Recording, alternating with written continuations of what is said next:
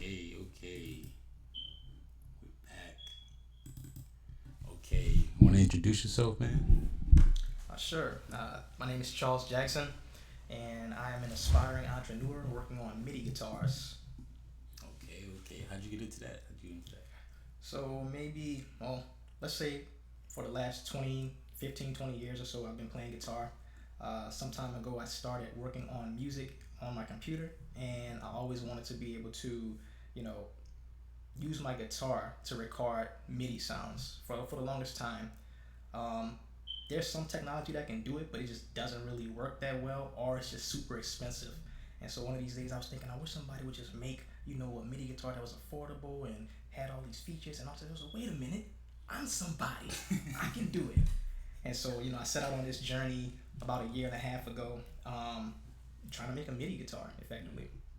Okay. And what kind of genres were you experimenting with before you got into, MIDI guitar construction? So just in general, like the big things for me, I would break this up two ways. One is just like the environment. I'm growing up in New Orleans. My friends. There's just certain things they're listening to, right? So I might be hearing a lot of funk and soul, R&B, that sort of things. I might be hearing a lot of hip hop and so on and so forth. So these are just kind of in the background for me. I wasn't necessarily an avid listener, but I was picking up a lot of things.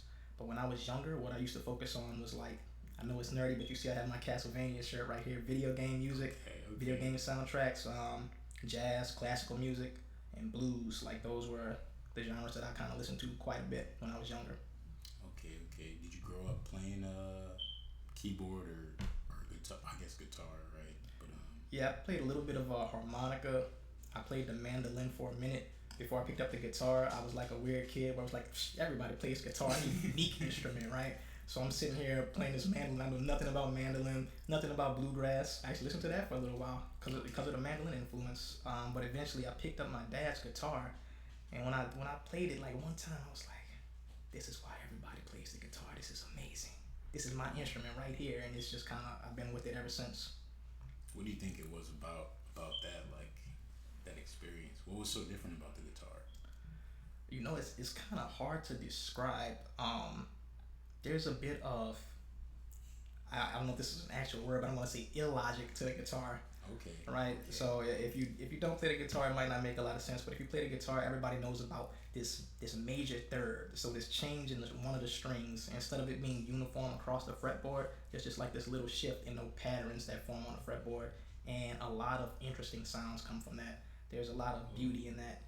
So stepping away from logic and perfect patterns and things like this, adding a bit of imperfection in the tuning on the guitar makes the guitar a very beautiful instrument, I think. Okay, I've heard of that. I didn't know that was. So wait, could you show me on that one? Like Yeah, where? so let me pick this guy up. Are you tuned up already? Not that. Oh, It's okay. also missing a string right there, but It should be fine. It should be fine. yeah. So you have all the strings you need. This works. So on the guitar, you might have like these top three strings. You have this pattern. That would be one pattern. If you come down this to this string and you did the same pattern, it should give you the same sound. We're not tuned up, but it won't. But when you switch to this last string, the pattern changes. It would go. You would have to shift up like that. So it's not following the same pattern all the way down like it should, or like I shouldn't say should, but like you might expect. It kind of shifts randomly right here.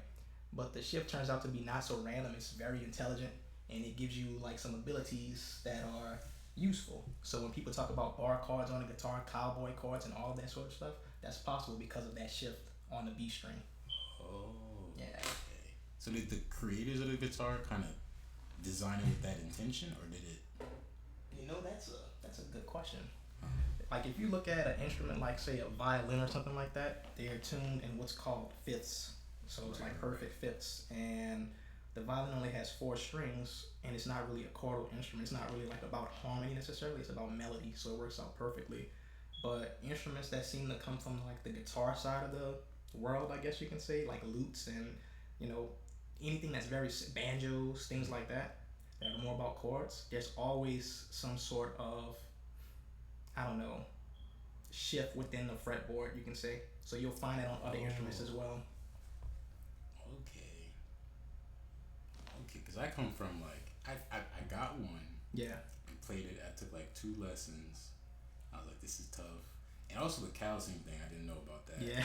And I was like a kid, so I was like, nah. So then I just went piano. You know, piano is just whatever scale you're doing. Right. You kind of just get busy, but that makes a lot of sense. And what is the guitar? It's four octaves. If it has 24 frets, I think you can reach 4 octaves on it.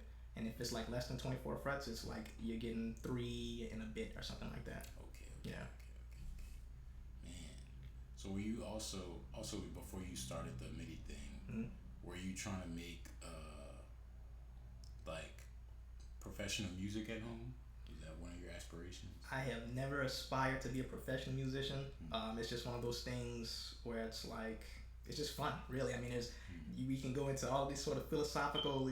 It's just fun, man. I enjoy doing it. That's really all it comes down to, you know. Okay, yeah. Yeah. Okay, yeah. Man, so we met at the Tulane Innovation Institute, guys. Yeah. Check that out. For entrepreneurs in general. And yeah. So what were you guys, your team, what were y'all working on there? So we were working on basically this app that was intended to take something that you were reading and provide a soundtrack for it effectively. Or if not a soundtrack, maybe let's say ambience or a soundscape. We were kind of bouncing around with that idea.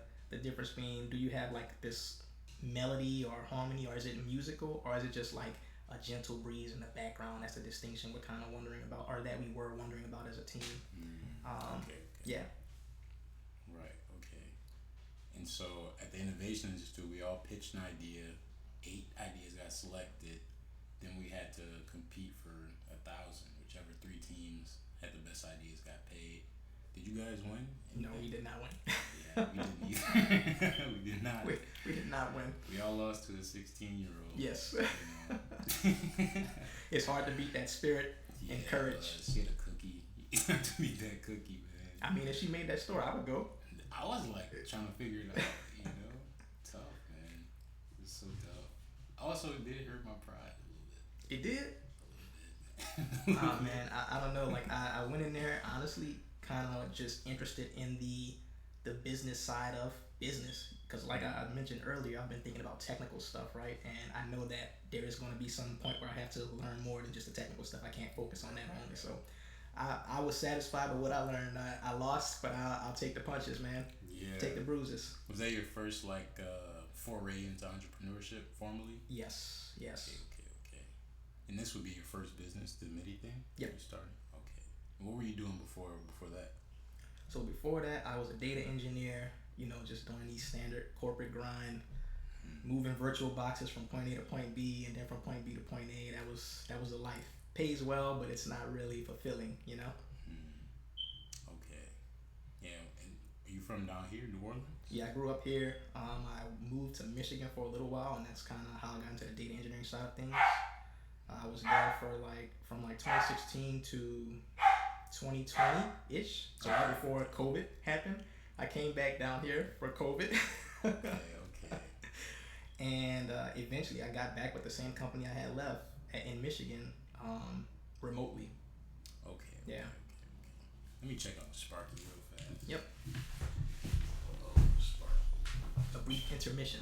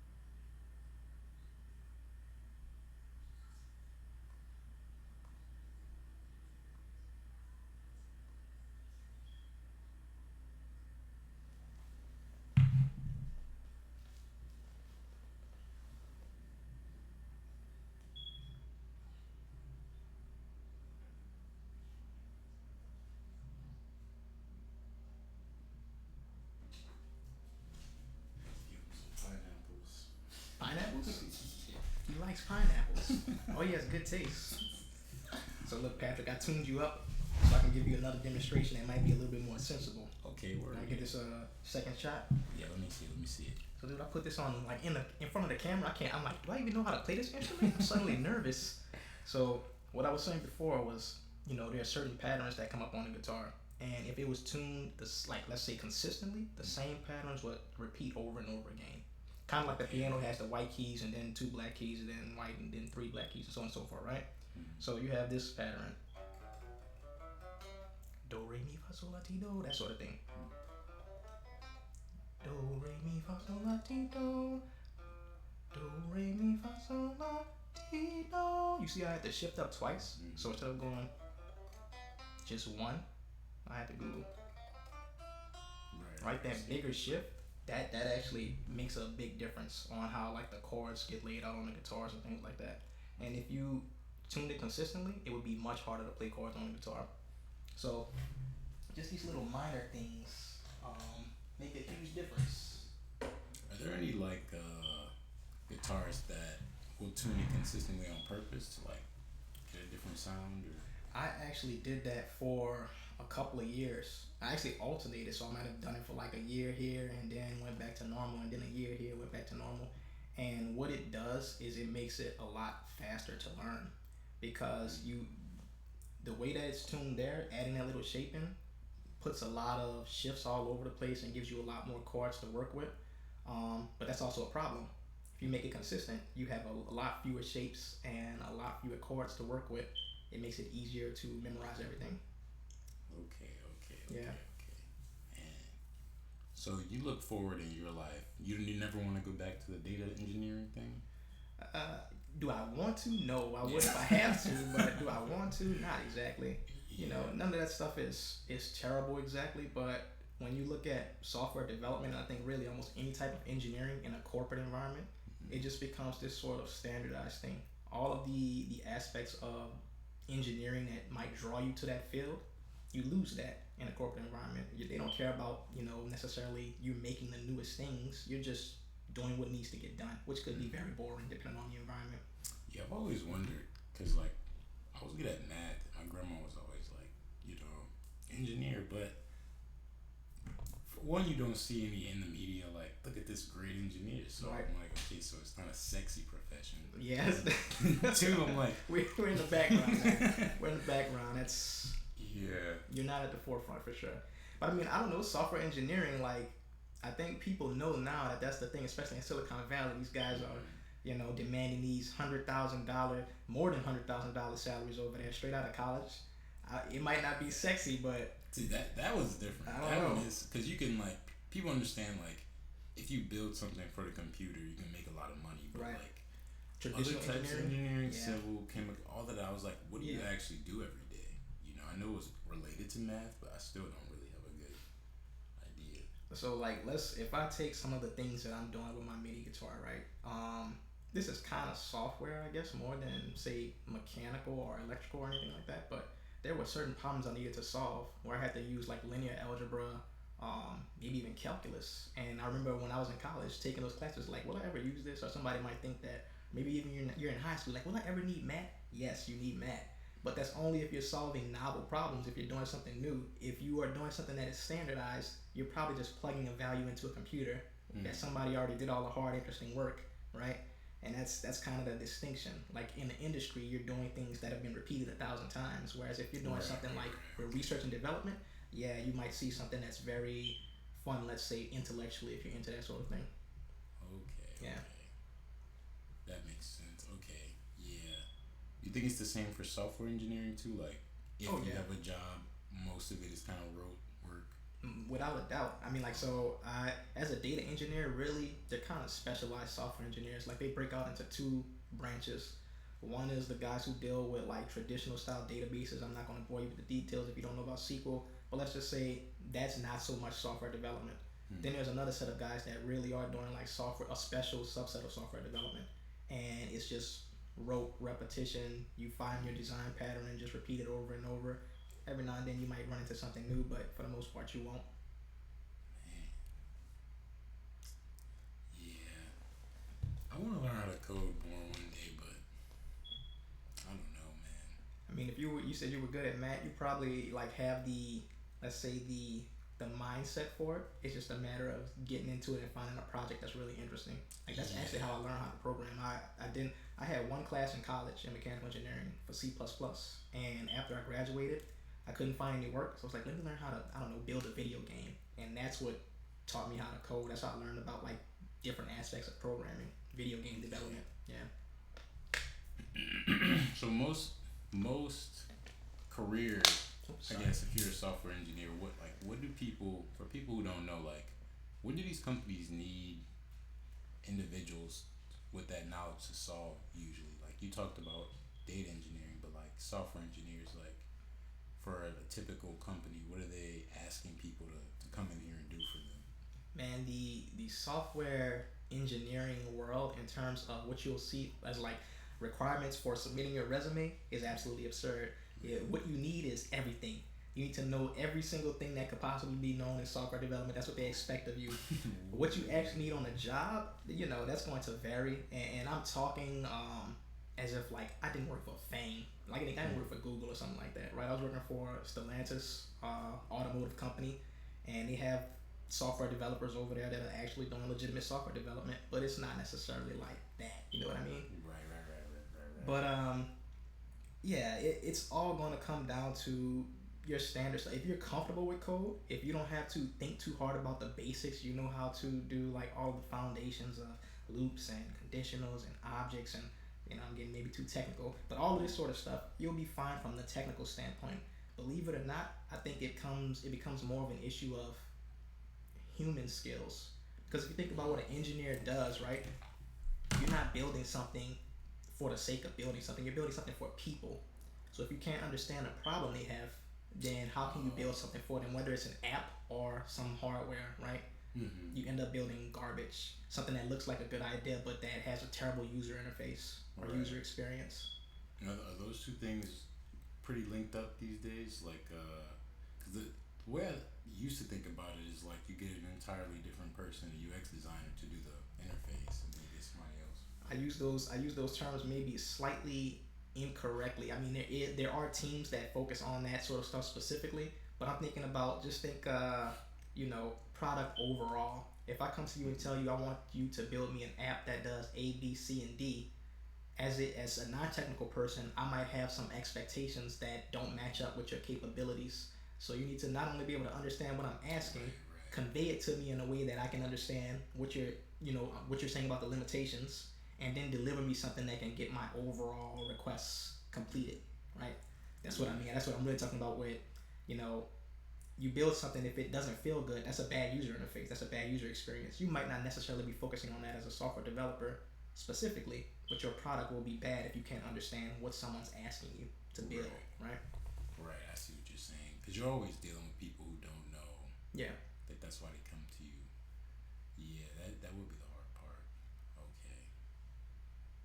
Do you put data engineering and software engineering in your mind, like in the same box? Like you don't really want to do either of those for a job? I might switch over to, like, if I could, I might switch over to software engineering if I could get into, let's say things don't work out with my company, if I could get into that realm. So the issue with me, I think, as a professional, is I got into data engineering simply because the people around me knew that I had the skill set, right? So I didn't have to prove myself. My resume didn't matter. They just speaking to me and working with them in the past and seeing what I can do, they gave me the position. My resume might not allow me to get into, say, software development with the data engineering and data analytics experience that I have, but you never know. Yeah, this is that. I think like software engineering might be one of the few places where like formal credentials aren't necessarily as important. Maybe that's changing now. I could be behind the times, but it might be possible. Yeah, man. I think everybody thinks it's two things. It's magical, like you can just either do it or you can't, which isn't true. You can learn. It. And like you said, if you had a project, you could figure it out. Yeah. And also, I think people think it's impossible, man. Like, but I always try to remember, like they're just trying to, like, remember the end product. Like they're just trying to make something for people to use. Right. So, yeah, man. Do you see like any you know how there's FL Studio on phones now, or I didn't know that, but I know like Ableton I think has like tablet versions or something like that, so I could believe it. So yeah, do you see like your MIDI guitar interfacing with like phones and stuff, or technically, I mean, it should be possible. I'm using I don't know if you've heard of Arduino. yeah, yeah, yeah. Yeah, so I'm probably gonna end up using that or a very similar system to power the brain of it, so to speak. And if I can get USB C on it, then yeah, it should be able to interface with a phone. Just because MIDI standards, like anything that accepts MIDI over USB, it'll work with it. Okay, okay. Yeah. And how much of what you know, like technically, did you learn from reading, or how did you learn most of your technical skills to be able to create these things? Uh, Honestly, it's mostly from reading and doing. Like there was this foundation set up. I can't remember if I said it, but I studied mechanical engineering in college, and there was a foundation set up there that basically taught me how to learn as an individual. There were a lot of like technical skills related to like physics and maybe some more advanced mathematics. I mentioned calculus and linear algebra earlier, but once you got out of school, or once I got out of school rather, uh, everything related to programming was self-taught. Most of the stuff related to like electrical engineering or circuit design, I would say a good bit of it, if not self-taught, it's like self-retaught. Because I did study circuitry in school, but I was terrible at it. Like I didn't understand anything at all, and now like I actually understand it. So I've just been kind of grinding away at it. Learned about PCB design. I read over that like over the course of 2 weeks. Combine that with the circuitry knowledge I already have. Self-taught with that as well. So now I'm designing my own PCB, going out to manufacturers in China, putting in an order, and I have something coming back so I can test my prototype as an example.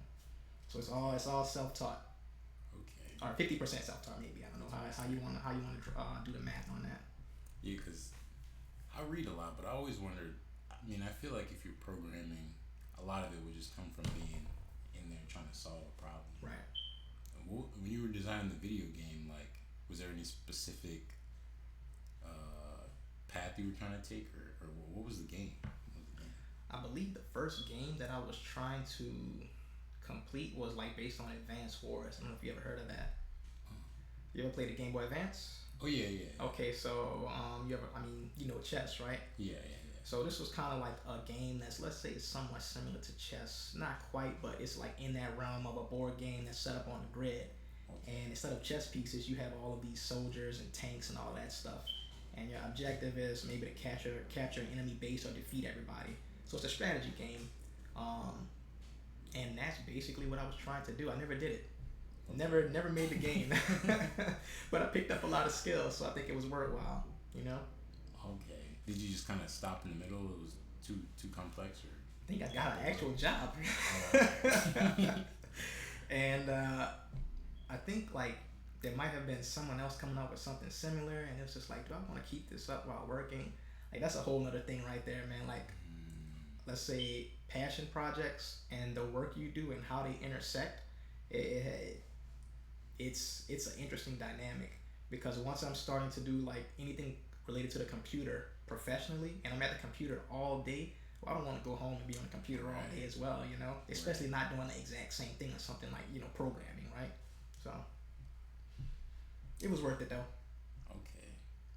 Okay. Do you see any like big growth in that field, like video game design?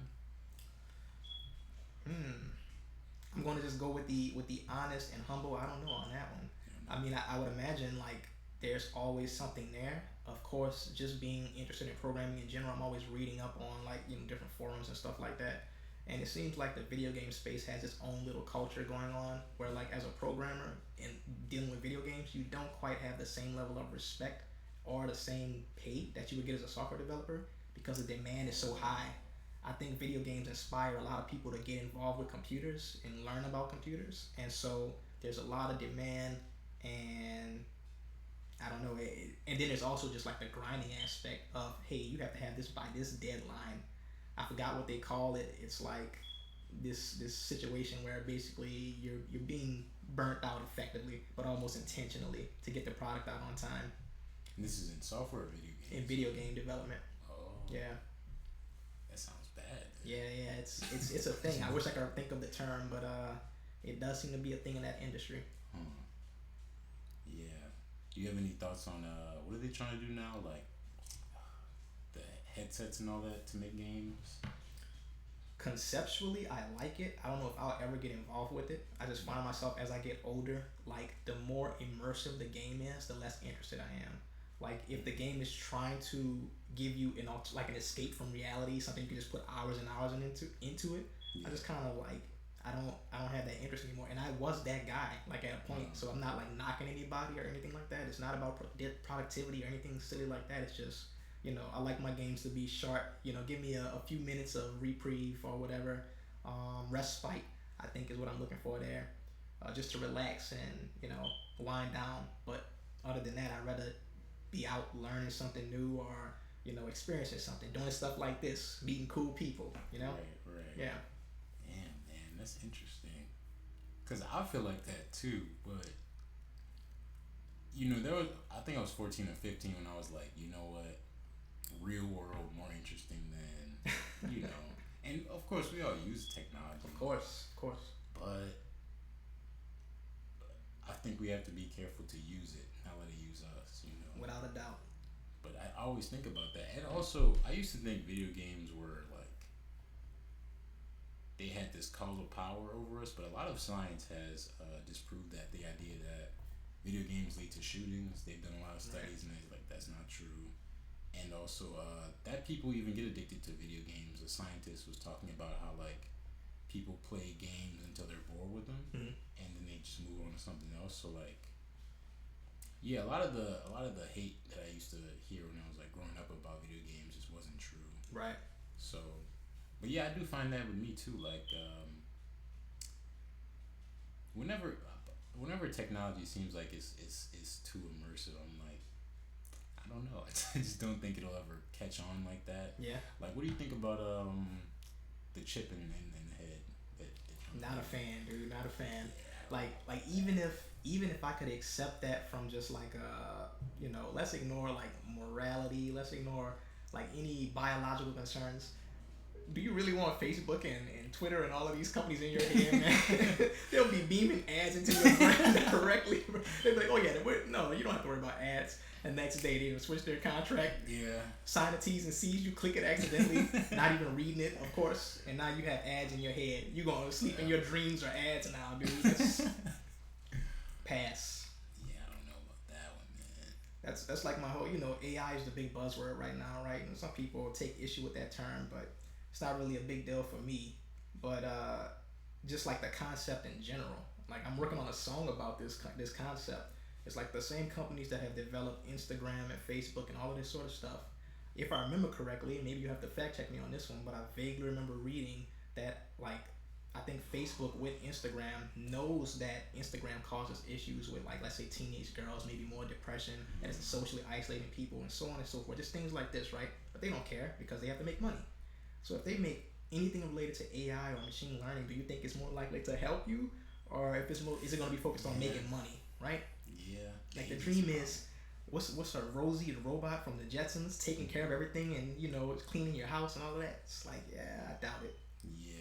I doubt it. The thing that was so interesting about all that stuff 50, 60, 70 years ago was that they were imagining the robots like being physically there. So like a lot of our human problems are like, It's true. I don't want to clean the toilet. If I had a robot, that would be great. I don't want to pick up heavy things. If I had a robot, that'd be great. But the way innovation went was more software, so it was It's more true. informational. And yeah, that concern is real that you have. Like the more it advances, the quicker companies are using it to sell ads and whatnot, not necessarily pick up heavy things or clean your toilet. That's coming too, but yeah, that's not where the money is in the immediate future. It's all about how do I get people to use this app more? How do I get people to So you mentioned that you study philosophy. So tell me how you would approach this question, like from a philosophical standpoint. You're telling me that you're going to make something that has similar capabilities to a human, or maybe even surpasses a human's intellect, but you're going to have it in a box doing it whatever you want it to do. Like the whole idea of do what I tell you, no pay. that didn't work for humans. So maybe going for like this super intelligence, that might not be the best idea, you know? Yeah, I read a lot about it, and there's a guy, David Deutsch, Okay. who's a theoretical physicist, and he kind of just demystifies the big fear. 'Cause the main thing is like AI isn't actually conscious, Right. right? So what that means is like what people have with ChatGPT is LLM. It's like Mm-hmm. a language model, and basically just searches through files really fast and tells you. So if you're like, where is chicken? I need some chicken. It just knows that faster Right. because it can search through files faster, but it can't create. And so he has a whole book about creativity over there, Mm. and he talks about how humans are creative, and that's what's different. And creativity is the ability to disobey. So you could be like, I want chicken, and you like, I actually shouldn't eat chicken because I should eat vegetables, right? AI can't do that now. It'll just tell you where the chicken is. It's not gonna say, but you know what? You're kind of fat. You should probably eat some vegetables. It's not gonna do that. But he does think AGI, Mm. artificial general intelligence, is on in less like the next 50 years it will be invented. And the way he thinks about it is way different. Yeah, he doesn't really see us like telling them what to do, and I think we'll keep developing AIs and like robots to do things, and those things won't be conscious, and they'll be able to flush the toilet and do all that Right. stuff. Then the AGIs will be doing stuff like humans are doing, like trying to solve math problems, philosophy problems, economic problems, and stuff like that. So if you think about it, the two things as two different things that Yeah. have two different purposes, then it doesn't seem like slavery Right. as much. But the machines that are just machines that can't think, those will keep advancing and doing. I do like his idea, and I think that would be like the optimal path without a doubt. And I didn't mention like make a distinction with AGI versus AI, Mm-hmm. but that's kind of what I was thinking. Like the most realistic outcome would be. So I'm thinking maybe there is no AGI. Could be wrong, Mm-hmm. but you get something that is capable of doing whatever the task is that you have basically built it for. Mm-hmm. And of course, as a consequence, it doesn't feel anything. There's nothing to, there's no moral dilemma, right? Right. Because it's just a robot, like you said, or something very close. But yeah, AGI, I don't know. Like, what about people who maybe look at AGI itself as a problem, and as a consequence, they see it as an enemy? And now it's not necessarily a matter of this thing being a slave, which would obviously be a bad idea, Right. but it's a matter of this thing being, I don't know, basically considered a monster. Right. Well, I don't know. I think all of those fears are kind of just related to like our inherent distrust of like others. Yeah. Like people we don't understand. Like we're scared of Russia, we're scared of China, but like that doesn't mean any person there actually wants to hurt you or do any harm to you. We just don't know them. So I think the AGI would be similar. It's like we just don't understand what it would be doing, and that would scare us. But I don't know. I don't think. Also, a big problem that people see is they anthropomorphize AGI, right? AGI would be like me. Like I get greedy, I get selfish, I Yeah. get jealous, I get envious. These come from biology and evolution, but Yep. that wouldn't just be in the software if we didn't put it there. You know what I'm saying? That's an interesting point. That raises the question: like, is there value in pursuing AGI without fully understanding how we ourselves have these drives and how they get embedded within us? Like, can you really make AGI without understanding the mind itself? No, and that's what people don't get. Like ChatGPT is not alive because people don't understand brains Right. at all. We don't understand dog brains yet. So that's what people have to realize when people get freaked out. Like, oh my God, it knows. It doesn't. It doesn't. Because also, at any point, you could just not use any of this stuff. Yeah. It's always really a choice that you make. But it's two big theories that I think mess people up on this. It's Malthus's theory of overpopulation. Okay. When he talks about like we're running out of space, people still think that's true. It's not. And then there's what's the other one? I probably It'll come back to me. But yeah, these are it's like bad economic theories people have that make them they have a knee jerk reaction to like computers being able to think. Yeah. Yeah, but they're rooted in. I think the other one is like it's overpopulation and stuff. I don't know, but yeah, it's rooted in the math doesn't make sense. Okay. Math doesn't make sense. You know, it's basically like zero sum thinking, but people don't understand like exponentiality of computation and all of this stuff. So yeah, but it's important to remember. Like I was talking to somebody at Miss Mays a couple weeks ago. She was like a environmentalist. Mm-hmm. She had all of these like reservations about it, and I'm like, okay, we had horses at one point, and she was like, everybody's gonna lose their job. But then we created cars, Right. and more people were able to come into the economy, right? Mm-hmm. We had people were in chimneys at one point, lost those jobs, but we would all admit today those are bad jobs. I don't want to scoop a chimney and get like lung cancer and whatnot. So it's like we lose jobs and we lose things, but then like people do other things, you know. I definitely get that, but I wonder about like the speed of development versus the speed of development now versus the speed of development during, say, the Industrial Revolution. Mm-hmm. Because one thing that concerns me, like you were talking about economics, is let's say we come out with not AGI, but you know, Rosie the robot. She can do whatever you want her to do. She can do all the basic things. She can be programmed to do basic tasks, right? And we replace all the people. If that happens too quickly, you have this group of people, like let's say a generation of people that might not have the time to reskill.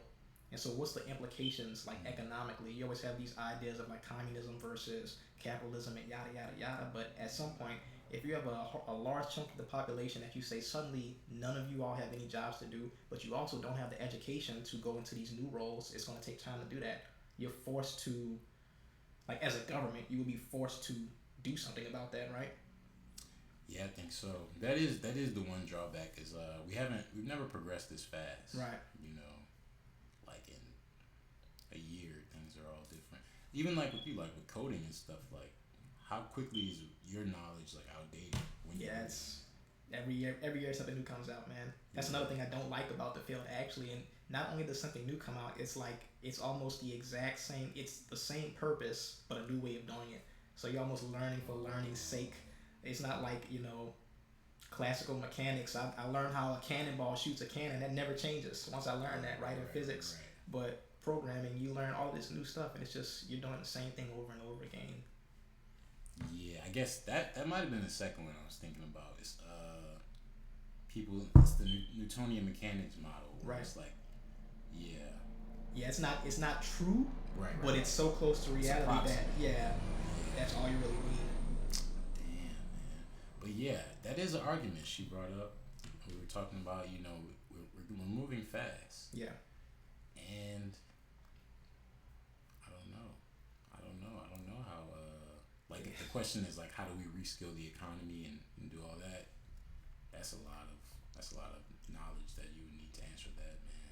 Yeah, it's definitely a tough problem, and I think what's so sad is like it seems right now because things are so let's say tribal for lack of a better word. Mm-hmm. Like I don't even know if as a country we could do something about it. You have some people who would be like, oh no, that's a handout and yada yada yada, and some people that different opinions, but at the end of the day you have this situation that is unprecedented. So you can't use these previous ways of thinking about solving a problem, right? So yeah, that is the tough part. You know, like people that feel marginalized, that you tend to get tribal, you know. Yeah.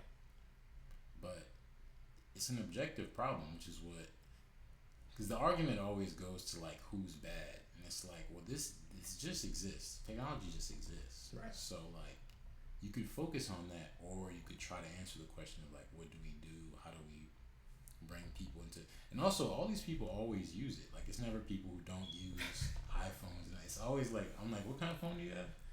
I'm like, okay, so you do benefit from it, but all you want to talk about is the cost of it. So that doesn't really make sense. You use medicine, you use all these things, industrialized food, like, So yeah, that can just blur the state of the argument a lot. So on that point, I'm about to take a quick maybe a big shift. But you said you always use it, right? And you were talking about addiction earlier. So this kind of raises an interesting question. Like, what are your thoughts on free will broadly? You think free wills exist, or do you think we're kind of like it's everything is fate and we're kind of locked in? No, I think it's real. You think it's real? It exists. Yeah. I don't have a way to describe this. I'm starting to like wonder if there's something in between those two states. And I know it sounds like illogical, but the reason I say that is because if you look at like the world, if you just think about like the primitives of the world, right? So you start off with atoms. Atoms come together and make things like proteins. They make cells. Cells make larger organisms like us, right?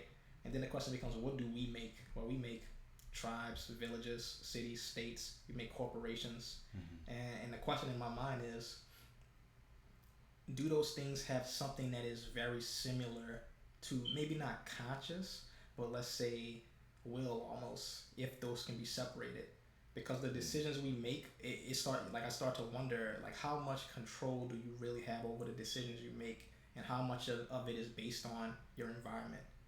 Right. Like where can you escape? Because why do we use Instagram if Instagram is like such a negative? It causes such negative feelings. Why do people feel compelled to use it, and why do I not? For instance, like I'm not making an active choice not to. It's just like the interest isn't there. You just don't even. Right. So why do so many people get stuck on social media if you're like, oh, this makes me feel terrible? It's like sticking your hand in a fire and saying like, why is it burning? Why is it burning? Like I hate my life. So what's, exactly. But so what's causing that? That's such a weird phenomenon, don't you think? But there's like it's a group. There's some group aspect to it. I think it's like you feel compelled to do something that everyone else is doing, and how do you escape that as an individual who's also a social creature? Yeah, I think a lot of it has to do with how your life is structured. So it's probably harder for you to be independent in a lot of your decisions if you are like a kid, or you're really old, or those main two, because those are easy to visualize. Right. But yeah, I know. Answer is knowledge. There's always knowledge, man. So really, his whole book, that book I was talking about, is about explanations and why they matter. Because there's two schools of thought in like psychology and really a lot of things, where it's like it's just doing the thing, or it's understanding the thing, right? And he talks about it matters to understand things. Like if a person tells you like do this and you don't understand why, something real is there. You know what I'm saying? The idea that you don't understand why matters, because everything you do comes from, even if we don't we're not aware of it, comes from an understanding of an outcome, right? You get in the shower. If somebody just told you to get in there, you never did it before. You'd be like, why?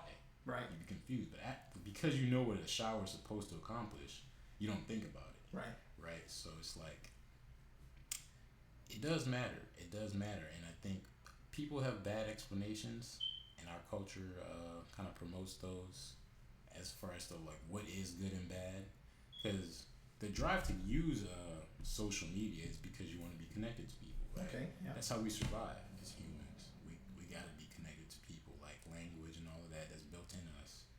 But it's knowing the difference between when something is good for you and bad for you, like, and why. So like if you really understand like how your brain works and whatnot, then you get to understand, like I really shouldn't do this or that. Or, even with diet, like people don't really understand how bad food is for them or what it's really doing. It's a lot harder for them to be like, I'm gonna just eat vegetables. Right. But like a lot of people will say, I stopped eating meat after I saw what was that? What that documentary was like 10 years ago? I'm not sure the name, but I think I know what you're talking about. Yeah, and they like saw the chickens, right, and they were like, oh my god. Yeah. That visceral reaction, like that really changed it for them. But yeah, I think it's just knowledge, man. Like for me, I just always like to learn new things. So, but that's not. I don't think you should have to be that type of person for a lot of the bad aspects of society to be highlighted for you. Like, but that's part of why I do this, because I want to talk to people and like who know about other things that aren't that common, right? And get that information out. Because like if you're not just like a nerd like me, and you're like, what is this like technology? Then like you would just want somebody who you know or trust to explain it to you. Yeah. You know what I'm saying? That's another human drive. Like, we form communities of people we trust, and like, you know. But yeah, I think that's the main reason. People just don't really know how bad it is, man. That's a terrifying answer. It When your answer is knowledge, that's kind of frightening. I mean, like historically, you've always had this breakout of knowledge being kind of, let's say, sectioned off to a certain subset of society, right? And then you have everybody else who, excuse me, who get by without it to a certain extent. And maybe that's not the best way to frame it because they have knowledge. It's just not it's a particular type of knowledge, right? So in this case, the knowledge that we're talking about is like if people aren't interested in it and knowledge is the answer, then what good does that answer do us? You know, it's like yeah, we know that knowledge might be the solution, but if nobody cares about knowledge, if they look at experts with distrust or you know they're not interested at all, what do you do about that? And I'm not asking you directly. I know you don't know how to like world peace and you know solve all the problems. Patrick here with all of the answers. Patrick for president. I'm not trying to put that on you, but you know that worries me a little bit. Yeah. Because I agree for the most part. Yeah, I mean, how would you approach just introductory, how would you approach the question of like, if you did take that to be knowledge is the problem, like what do you see as a way to go about changing that? If I look at how our current political system is structured, I think, like I mentioned, people distrusting experts. I don't think they really distrust experts. I think what people are experiencing right now is basically they're getting tired of being bludgeoned by expertise. So if someone looks at you and tells you you're ignorant and you know these sorts of things, well, it's a negative approach. It's kind of hard to sway somebody with that sort of language, right? And so a doctor gets on the television and tell you're doing all of this wrong, you're doing all that wrong. That's a problem. But I think people trust, like if your house catches on fire, you call a fireman, right? If you have a problem with your plumbing, you call a plumber, and so on and so forth. So we trust experts in practical context, right? Right. So imagine if instead of having our political system where we have congressmen and congresswomen who are just elected to make laws in general, you kind of split that off into committees of expertise, for lack of a better word. So you might have this political body that only does laws for agriculture. And to be on that committee, you have to be like a farmer or a biological scientist or something like just somebody who has relevance to that field. Now I know that this expert is kind of like that fireman or that plumber. They're going to make laws that are relevant to that field, and I'm going to have some random idiot talking about, you know, I don't know, something that makes no sense at all. The same thing for education, like our infrastructure. If you had committees that were focused on just those things, and you voted for people within those committees, I think that would be much more practical than just having like generalist politicians. And then it makes the laws easier to understand as well because they're now scoped instead of you having like, you know, these broad bills with riders and all of that sort of stuff where anything can pop up on it and you have no idea what's going on. You have thousands and thousands and thousands of pages of text, right? But who knows? I'm sure there's flaws with that as well. Like it could be broken out too much and then it becomes hard to understand or vote for people because it's just too much to vote for. Right? So there's some balance there, but I think that would be much more practical than what we currently have. Because right now, it's like instead of having these specific committees, you have Democrat and Republican. Well, you call a fireman when your house is on fire. You call a plumber when you have a leak. What do you call a Democrat or a Republican for, right? What do they do exactly? You don't call them for anything. To hate on the other one. Yeah, exactly, right? So it's like the way our society is divided is very impractical and illogical. And it's like if you know that humans have these certain tendencies to divide ourselves into groups, we should divide ourselves into productive groups politically instead of groups that don't actually have a meaning because then they can say anything. Like look at the modern Republicans, right? Donald Trump. I'm not going to make this political and get into something ridiculous, but like Donald Trump's whole thing has nothing to do with like old conservative fiscal responsibility sort of talk, right? When COVID came around, we had stimulus checks, didn't we? Because people thought that was the best thing to do in the political realm, regardless of the fact that he was a Republican, right? So the political parties don't really account for much. Yes, they have things that they might focus on, broadly speaking, but I don't really think they're practical things. I don't really think they're like problem solution oriented. Yeah, I mean, it's so tough when the country is 330 million people, man. Right. that's the hard part about this place. So I don't really see how. I mean, most people who have really thought about it, they do conjecture that we should just break it up, and make it smaller. I have heard of that. And that's kind of the line you're going down. Cause yeah, it gets to a point where if you have like a million people and one person trying to tell everybody what to do, Yeah, yeah, I mean, like even with the division thing, like the breaking up of the country, I think the problem you have there is our country isn't actually meaningfully divided by regions. If you think mm-hmm. about California, we like culturally associated with like liberal thinking and all of this sort of stuff. But of course, once you get out of certain areas of California, that's not the case, right? Yeah, So you have hubs within every state. If you California, Texas, New York, those are your three major regional hubs. But within those states, they break out, liberal leaning or conservative leaning, depending on where you are within the state, right? So if you divided the country, you would be like, I don't know, there would be a lot of moving, I guess you can say. yeah, There would have to be a lot of moving for it to be practical, and the moving itself becomes impractical. mm-hmm. So like, as far as, cause you starting a business, right? Hmm. So like, what is your attitude toward markets? Cause a lot of this whole left right thing is really about that. Yeah. Uh, Honestly, I think so. Adam Smith, if I remember correctly, was the guy who came up with this notion of capitalism, right? Mm-hmm. And I didn't finish his book, but I was reading up on it, and this is amazing. I think when he was proposing this theory of economics, what he basically said was, if you do not regulate capitalism, you're going to get all of these problems. You're going to like you need to regulate capitalism, or you're basically going to have this toxic, not to use a overused word, but this toxic system where monopolies will form and things of that nature, because greed is going to drive everything. And like I think the guiding hand of the free market, that's the phrase, right? Mm-hmm. And it seems like certain people heard that, they heard the guiding hand of the free market, and they're like, that sounds great. Let's do that. Yeah. And so I think capitalism is a sound idea, like broadly speaking, but obviously if your core guidance is growth and greed and making money, that has nothing to do with human well-being.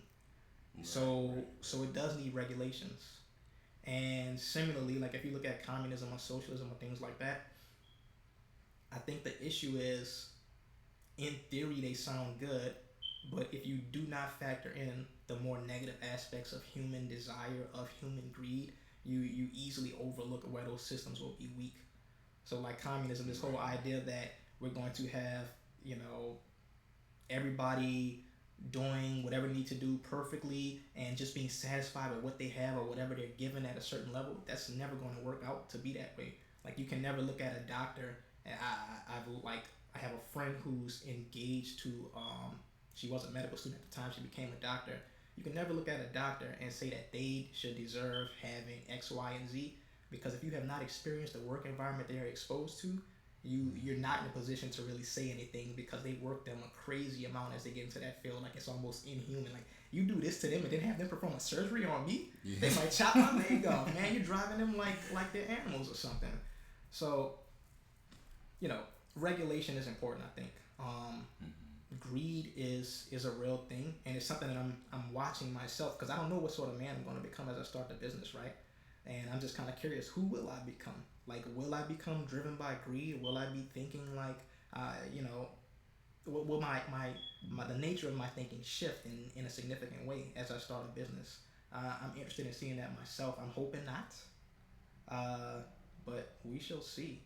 I guess to answer your question maybe more concisely, when it comes to markets, I'm practical, right? So I like human progress. I think we should always be striving for that, because if why we could go live in nature in the woods and fend with the fight against the wolves and the lions and the bears. We don't want to have to do that, right? So we should strive for human progress, but there's always resource constraints and supply chain constraints and things like that that may not make progress immediate, Hmm. right? You always have to consider the reality.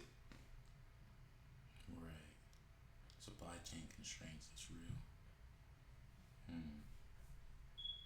What do you think about markets and things like that? So you're interested in business. What are your thoughts on markets and things of that nature?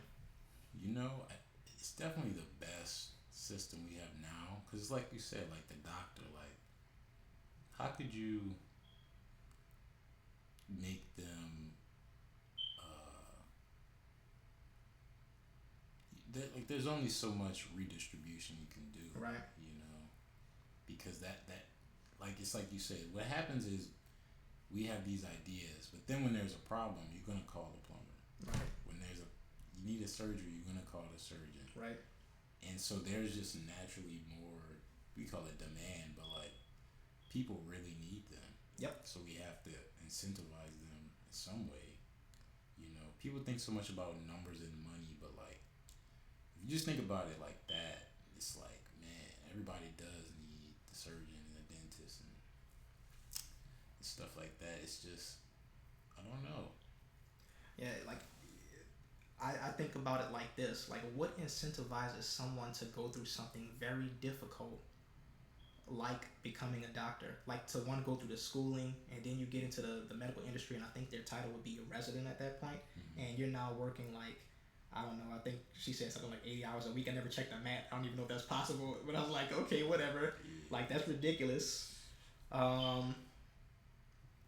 So you're forced to work that amount, right? And you don't have anyone who can necessarily replace you. The reason you're even working that amount is because there aren't enough doctors to do the work that needs to be done, right? So what motivates you? Well, your life is going to be very comfortable. And suppose you took all of that away and you put them down to the level of everybody else. Like, are they motivated the same way? Like we could say, like, if you really want to help people, you should be. But it's like, will they be? That's the question. Yeah. And then if they aren't, now you have another problem of nobody wants to be a doctor because it's super hard, and you have to be just like at your core dedicated to it, to put up with all of the externalities and the difficulties of it, right? So I don't know, like you said, the redistribution there's only so much you can do, Right. and I don't know where that limit would be, where people would say, okay, I'm a cut above enough that this is worth it for me, right? Yeah, I mean that's why I think the market, because the market isn't like people decide. It's like individually we all decide is the idea of the market, Right. You know? So it's like if people didn't need certain things, it wouldn't get paid that much. Now there are like artificially constructed things and like tax rates and all that. That's decisions we make, but just the general idea of like somebody should tell people or take the money and decide how it's divvied up is like, Right. that would never work, man. Because again, some people just do harder things. I think that the confusion comes from, you know, this idea that came about 1700s that we learn everything from our environment, Right. and that's just not true either. Yeah. Because we have DNA, but it's hard to like, if people believe in certain things, it's hard for them to truly understand what that means, right? Like I always say, LeBron James was always gonna be. I'm never gonna be as good at basketball as that guy. Like, come on. Sports is like an egregious example, but you know that's just because you can physically see his body. But it's the same thing with the mind. It's the same thing with emotions. Like if that propels you to success in the world, the same thing with, you know, languages. Some people are just incredible like speaking languages. Like, yeah, we have aptitudes, you know. Right. But it's hard when you believe in certain things that tell you everybody's like this and that. Right. I mean, that's kind of where I was going earlier with like the free will question. Like I grew up and I have parents who wanted me to be, you know, educated and all this stuff. They were worried about my education, right? But they didn't make me interested in computers. They didn't force that upon me. They never pushed me towards anything in particular, like from an education standpoint. So why did I come to be this way? Like, why did I choose the path that I chose? Like, you're looking at me right now. I was never going to be any professional athlete, but I was athletic when I was younger. And I didn't have the interest in being a professional athlete of any type. That's not where I was driven. Like, I went towards computers, towards games. Like, what causes that? Right? So there definitely is some underlying drive there. I think a lot of people like fear, like you're talking about the equality thing. I know where you're going, and there's a lot of implications that people don't want to wrestle with about behaviors that are innate to certain groups and things of that nature, right? But I think that that sort of fear comes from a core corruption of just how we behave as people. Because think about it like this: let's say there's someone who's a lot smarter than you are. Would you want to be subservient to them simply because they're smarter than you are? And I think most people would answer the same way, right? So it doesn't matter if an individual or even a group, and I'm not proposing that that's the case, but I'm saying it doesn't matter if an individual or a group exists at a particular level of intelligence. Right. Why are you trying to basically be a monster towards them? Would be the question. Why are you trying to put them in a state of um, servitude? Would be the question. It shouldn't matter where their intelligence is. In the same way that I wouldn't want someone who was stronger than me to just beat me over the head. I wouldn't want someone that was smarter than me to try to make me serve them. Right. So like the question, I think is like there's something innate about the way we behave that leads to some dark patterns.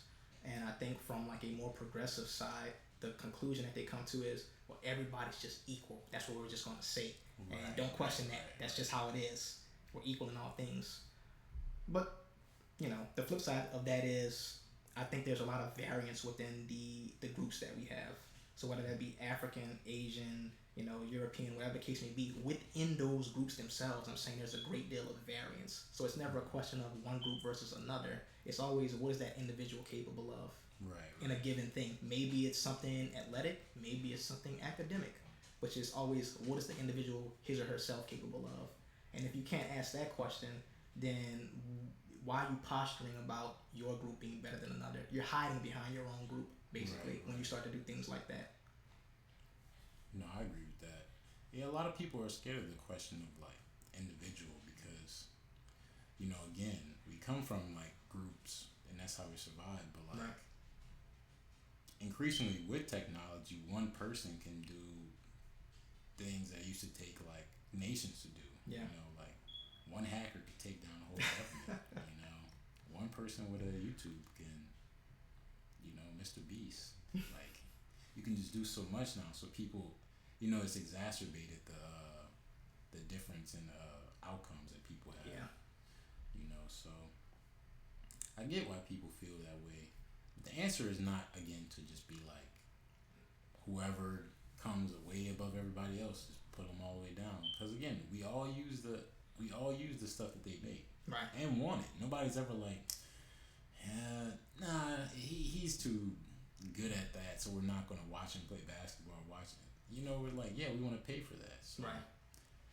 That behavior tells you more about the truth than like what people say.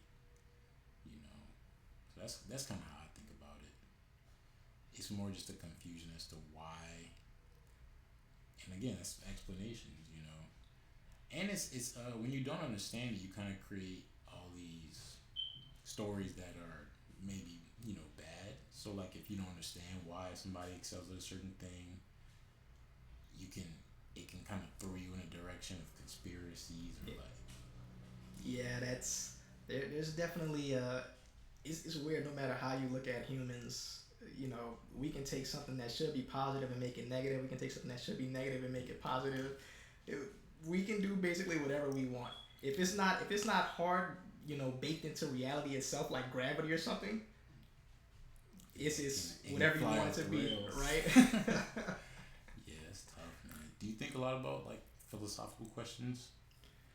I never posed them in my head as philosophical questions, but I suppose I do think about things like we're talking about now quite a bit.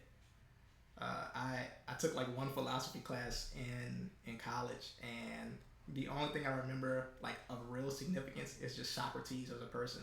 Like that's my guy right there. Like and maybe he's not the big thing these days, but we have the Socratic method, right? So the idea of asking questions, I think that's such a powerful tool. Like if you do it honestly, that's one of the most powerful tools you have. Yeah. That's a hell of a tool. I think so too. It can illuminate how you think and how other people think. Right. You gotta be curious, man. You gotta be curious.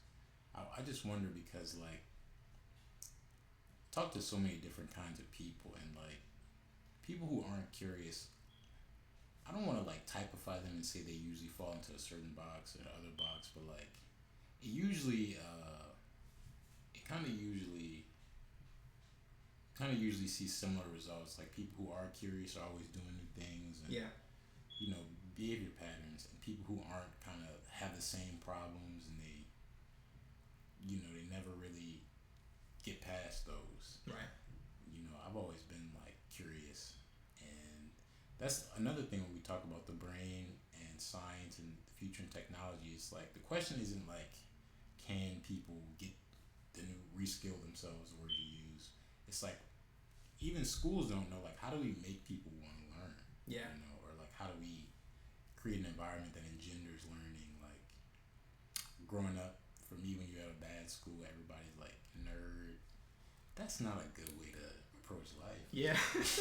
That's not good. And then when we get to like your 50s, your 40s, your 30s, or even your 20s, then it's like already people who maybe pursued that route, they have way more, and then people want to tear them down, and it's like we got to look at the whole thing, though. You got to look at the whole thing, and the systems, like society isn't set up for like you to just like bully your way to whatever you want anymore. Right. You gotta understand other people, work with other people, like.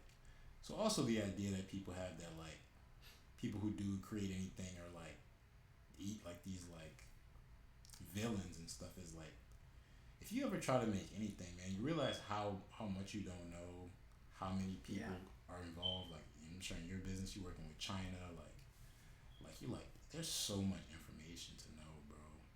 So There was a point in my life where I was like definitely interested in intelligence for its own sake. Like that was a goal to achieve. And it's like the further you go down the path of learning, the more ignorant you realize you are. Going to your point, it's just like, okay, I'm going to continue to learn just because I enjoy it, but I understand now that I need to humble myself because I'm just a speck in the grand scheme of things. And like you said, there's so much out there. It's overwhelming, definitely. then you get into the point of like, what should I be learning? What is interesting? Then you just go down that rabbit hole, Right. But like that's a good rabbit hole to go down, and if we could figure out how to, put other people in that or help them get there, a lot of problems would be solved. So you asked about like the chips in the brain. Do you think it would be worthwhile, or would you find this problematic? And let's say there's no corruption, no evil corporation that's going to mess this up, right? Do you think it would be worthwhile to change the way human genetics, I don't know, allows us to experience certain things like certain drives? If we can make ourselves more curious or desire wisdom or intelligence more, do you think that would be a worthwhile thing to pursue? That's a good question, man. No. Like if we had figured it out, Yeah. and then we could program it. I don't know, man, because like I was reading yesterday that I didn't know Bill Gates and the Gates Foundation they already try to manipulate mosquito DNA to where it can't get malaria, they can't carry it, and they try to make some of them sterile. I was about to say, I remember hearing something like that. Yeah. The second one, the sterilization. Yeah. Yeah, I was like, oh, I don't know about that. Right. What do you say? The implications are a bit frightening there. See, because I knew they were doing mosquito nets, but like, yeah, that's tough, man. That's so tough. I don't know, because we don't understand. We know we don't understand like genomes and how genes respond to things. Like, so it's like with business, right? Mm-hmm. There's certain business, like when you have skin in the game, when you spending your own money to create something, there's certain things, there's a certain risk element that certain risks you don't even take because you're playing with your own money, right? And it's like it's tough with that because you playing with all of nature at that point, like yeah.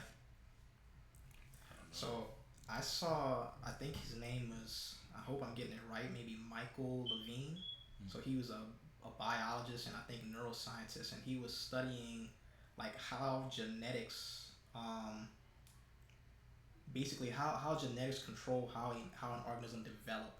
And what he found, we always talk about DNA and all of these things controlling how everything operates. He found that voltage within like the body or the cellular organism is actually what's controlling how it develops. And so he took a toad and he like applied a particular voltage to it, and he made the eyes of the toad Whoa. like not shift as they should as it was growing. And he was like, we control this like deliberately now.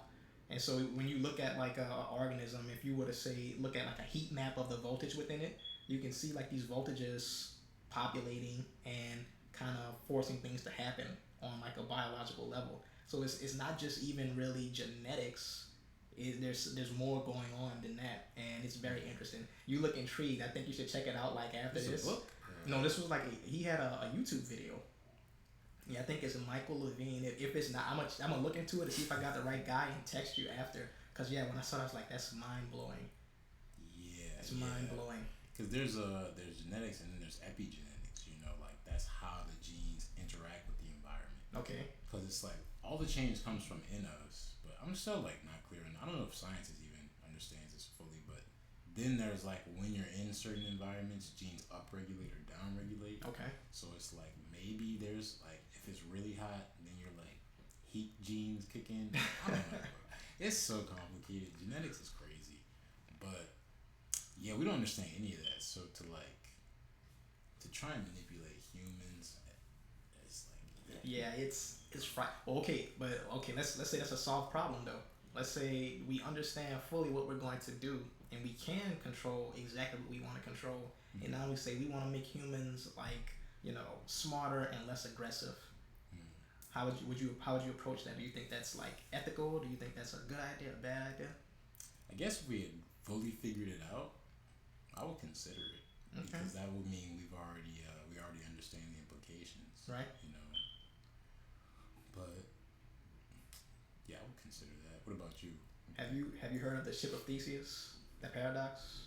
Mm-hmm. So it's like it raises this question: if you have a ship and you change out so Theseus has a ship, you change out every component of the ship over time very slowly.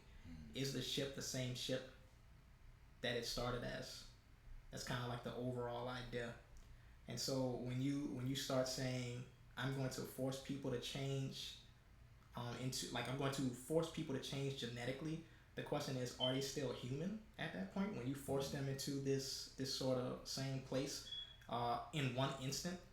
Like it's, I don't know, like if I think about dying and going to heaven, right? Let's just say heaven is real, and you can't be sinful if you go to heaven. What does it mean to not be sinful? Like a person, the sins that we have to some extent kind of make us who we are, right?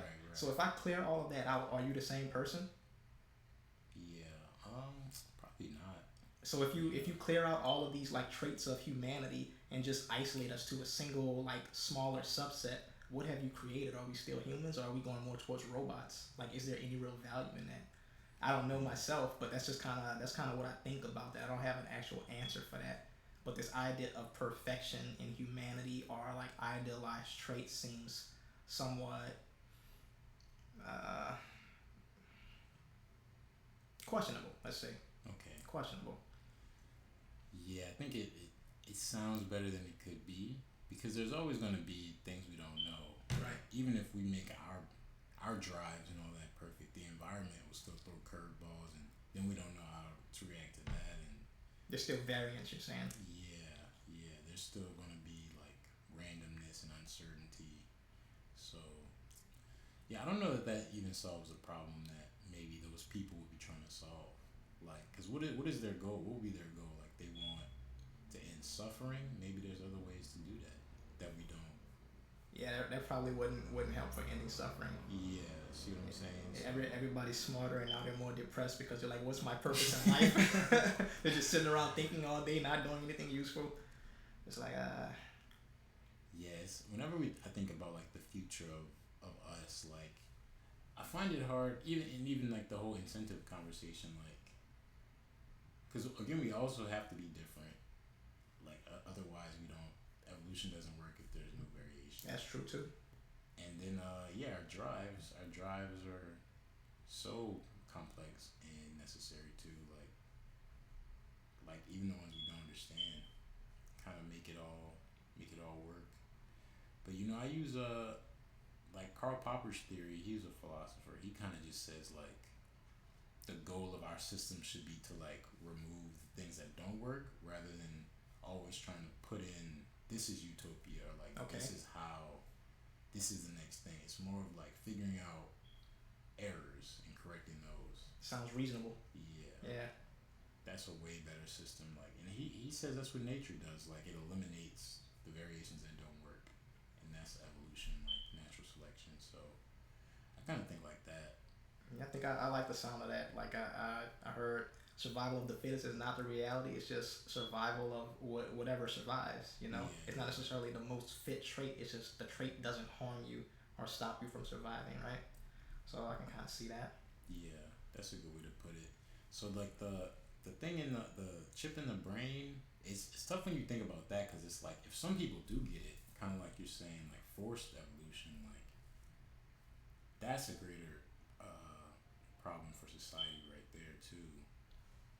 Because it's like, do we make it to where everybody can get it, or do we make it to where like those people shouldn't be able to do certain things, like because they would presumably have like super fast Yeah, advantage. Yeah. yeah, so that would be like a whole different Yeah, I breed. mean, no doubt with the way the world currently is, if you did have that technology introduced, it's going to be super expensive initially. Right. So it's going to be restricted to a certain subset of people just from that alone. And then, yeah, the question does become, okay, well, how do you restrict them, or do you restrict them at all? Mm-hmm. Because the genetics thing, like, that spreads throughout the entire population, right? Once you start, you have a family, children, whatever the case. But the chip in the brain, that's specific to you. Yeah. So you have a personal advantage that's huge. And if you want to give that advantage to someone else, you have the money to do it initially, whereas someone else might not have it. So you're just kind of exacerbating these gaps between us with something like that. That seems like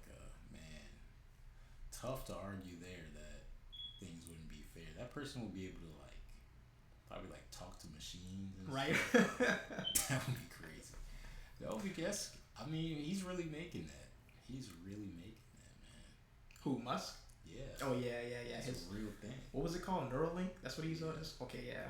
I think he put it in somebody, but I don't know like what happened. But Yeah, if you wouldn't get that though. Nah, I wouldn't get that, man. So it's kind of like what I said about pursuing more knowledge and learning just how small I am. Like, it doesn't really matter if you're better than I am. You know what I mean? So okay, I'm still here. I'm gonna die at some point. So what if you were better? You're gonna die at some point too. Yeah. And it's just like what's the I mean, there's obviously going to be a point to bettering yourself in any way in some context. Like, if I were technically smarter, let's say, and I can memorize things more easily or something to that effect, it's just practical advantage, right? Mm-hmm. But as a person, I don't look at someone having an advantage over me and then think anything negative towards that person, whether it's an artificial advantage or a natural one or whatever the case may be. It doesn't bother me one way or the other, Mm-hmm. Yeah, that's the mistake people fall in with the whole what we were talking about earlier with AI is like they think it'll be like us and have envy and all that stuff, but even humans don't necessarily feel that if I feel like they come to some knowledge about who they are, Right. like self-possession and self-awareness, and yeah, you realize that that's the drive to compete, and that's what that comes from. Like, is he better than me? Like, you don't have to think like that, because the point is like nobody's trying to solve the same problems as you, Right. So, and the thing with the games is like we play games until we get bored. It's like you could think like if he's like so much smarter, he's just gonna like mess with me, but like why would somebody who's really smart why would they think that's fun? Like, that doesn't really make sense either. Yeah. So same thing with AGI. Like, people are like, it's gonna like make us like run in the hamster wheel. Like, why would it want to do that? Yeah, that's never been I've never been concerned about AGI from the standpoint of what it will do to us under its own, let's say, drive. I'd actually be more concerned about what we would do to it and then how it would respond to that. Like, if you look at this thing as an enemy and decide to attack it, and even if it's not real, it has some some sense of not wanting to be harmed or whatever you would call it, destroyed, right? As long as it has that drive, consciousness no longer matters. Sentience doesn't matter. If it has that drive and it has the ability to resist you, and now you say I'm going to attack you and it's going to respond, we have a problem on our hand, don't we? Yeah. You know, so I'm definitely more worried about what we do with AGI or to AGI than what AGI of its own volition does to us. Yeah, that is a good way to think. Like, because some people will definitely be hostile. Yeah. Toward it. There's also going to be some people that are going to be like, the AGI is a god, and it's going to be a cult. Like, you know, there's going to be those people out there. There's going to be a clash between the AGI cult and like the AGI haters. Like, we already know what is going on. We've seen this story 1,000 times, dude. Yeah. Damn, man. It's gonna be so crazy. Do you watch a lot of like futuristic shows? Every now and then I'll watch something. I don't like necessarily specifically targeted, but if I see something that looks interesting, I'm always up for like, you know, an interesting show. Netflix had the show Pantheon. Had you watch that? I didn't see that. So what was interesting about this show is they focused on, what do they call it? UI instead of AI. So UI being uploaded intelligence. And so they made systems that could contain a human brain and then fully replicate it one for one. And the people who are uploaded effectively become these godlike beings because they can interface with the world however they, like the technological world, however they please. But that also means they can interface with markets and, you know, your phones, your televisions, all these aspects of your life, right? Nuclear weapons, stuff like that. So it was super interesting, and I'm always up for something that's like, well, it's making you think. You know what I mean? Man, yeah, that was kind of like the Neuralink thing. And should I watch it? Recommend it? Oh yeah, definitely. If you're interested in sci-fi in general, I'm pretty sure you'll enjoy it. I mean, I will throw this caveat in there. So like, I'm somewhat easily entertained when it comes to media. Like if I decide to watch something, other people might be like, this was terribly written, and, you know, look at this literary, you know, artifact, this is garbage, and I'll be like, oh, that was great. Yeah. So I might not be the best critic, but let's just say in terms of concepts, I thought it was interesting that it introduced. Yeah. You ever see Black Mirror? Yes, same similar sort of thing. So the follow up to Twilight Zone, right? Just proposing these interesting questions with a very edgy, dark, modern twist. But yeah, Black Mirror. It was. I don't think I watched everything. Like maybe the last season that came out, I might not have finished it, but I enjoyed, and I use that term loosely. I enjoyed it when I was watching it. Okay. Why loosely? Why? Just because it's like, you know, certain things. Some questions are hard to wrestle with, and joy might not be the best way to describe the experience. Okay. Did you have any like particular?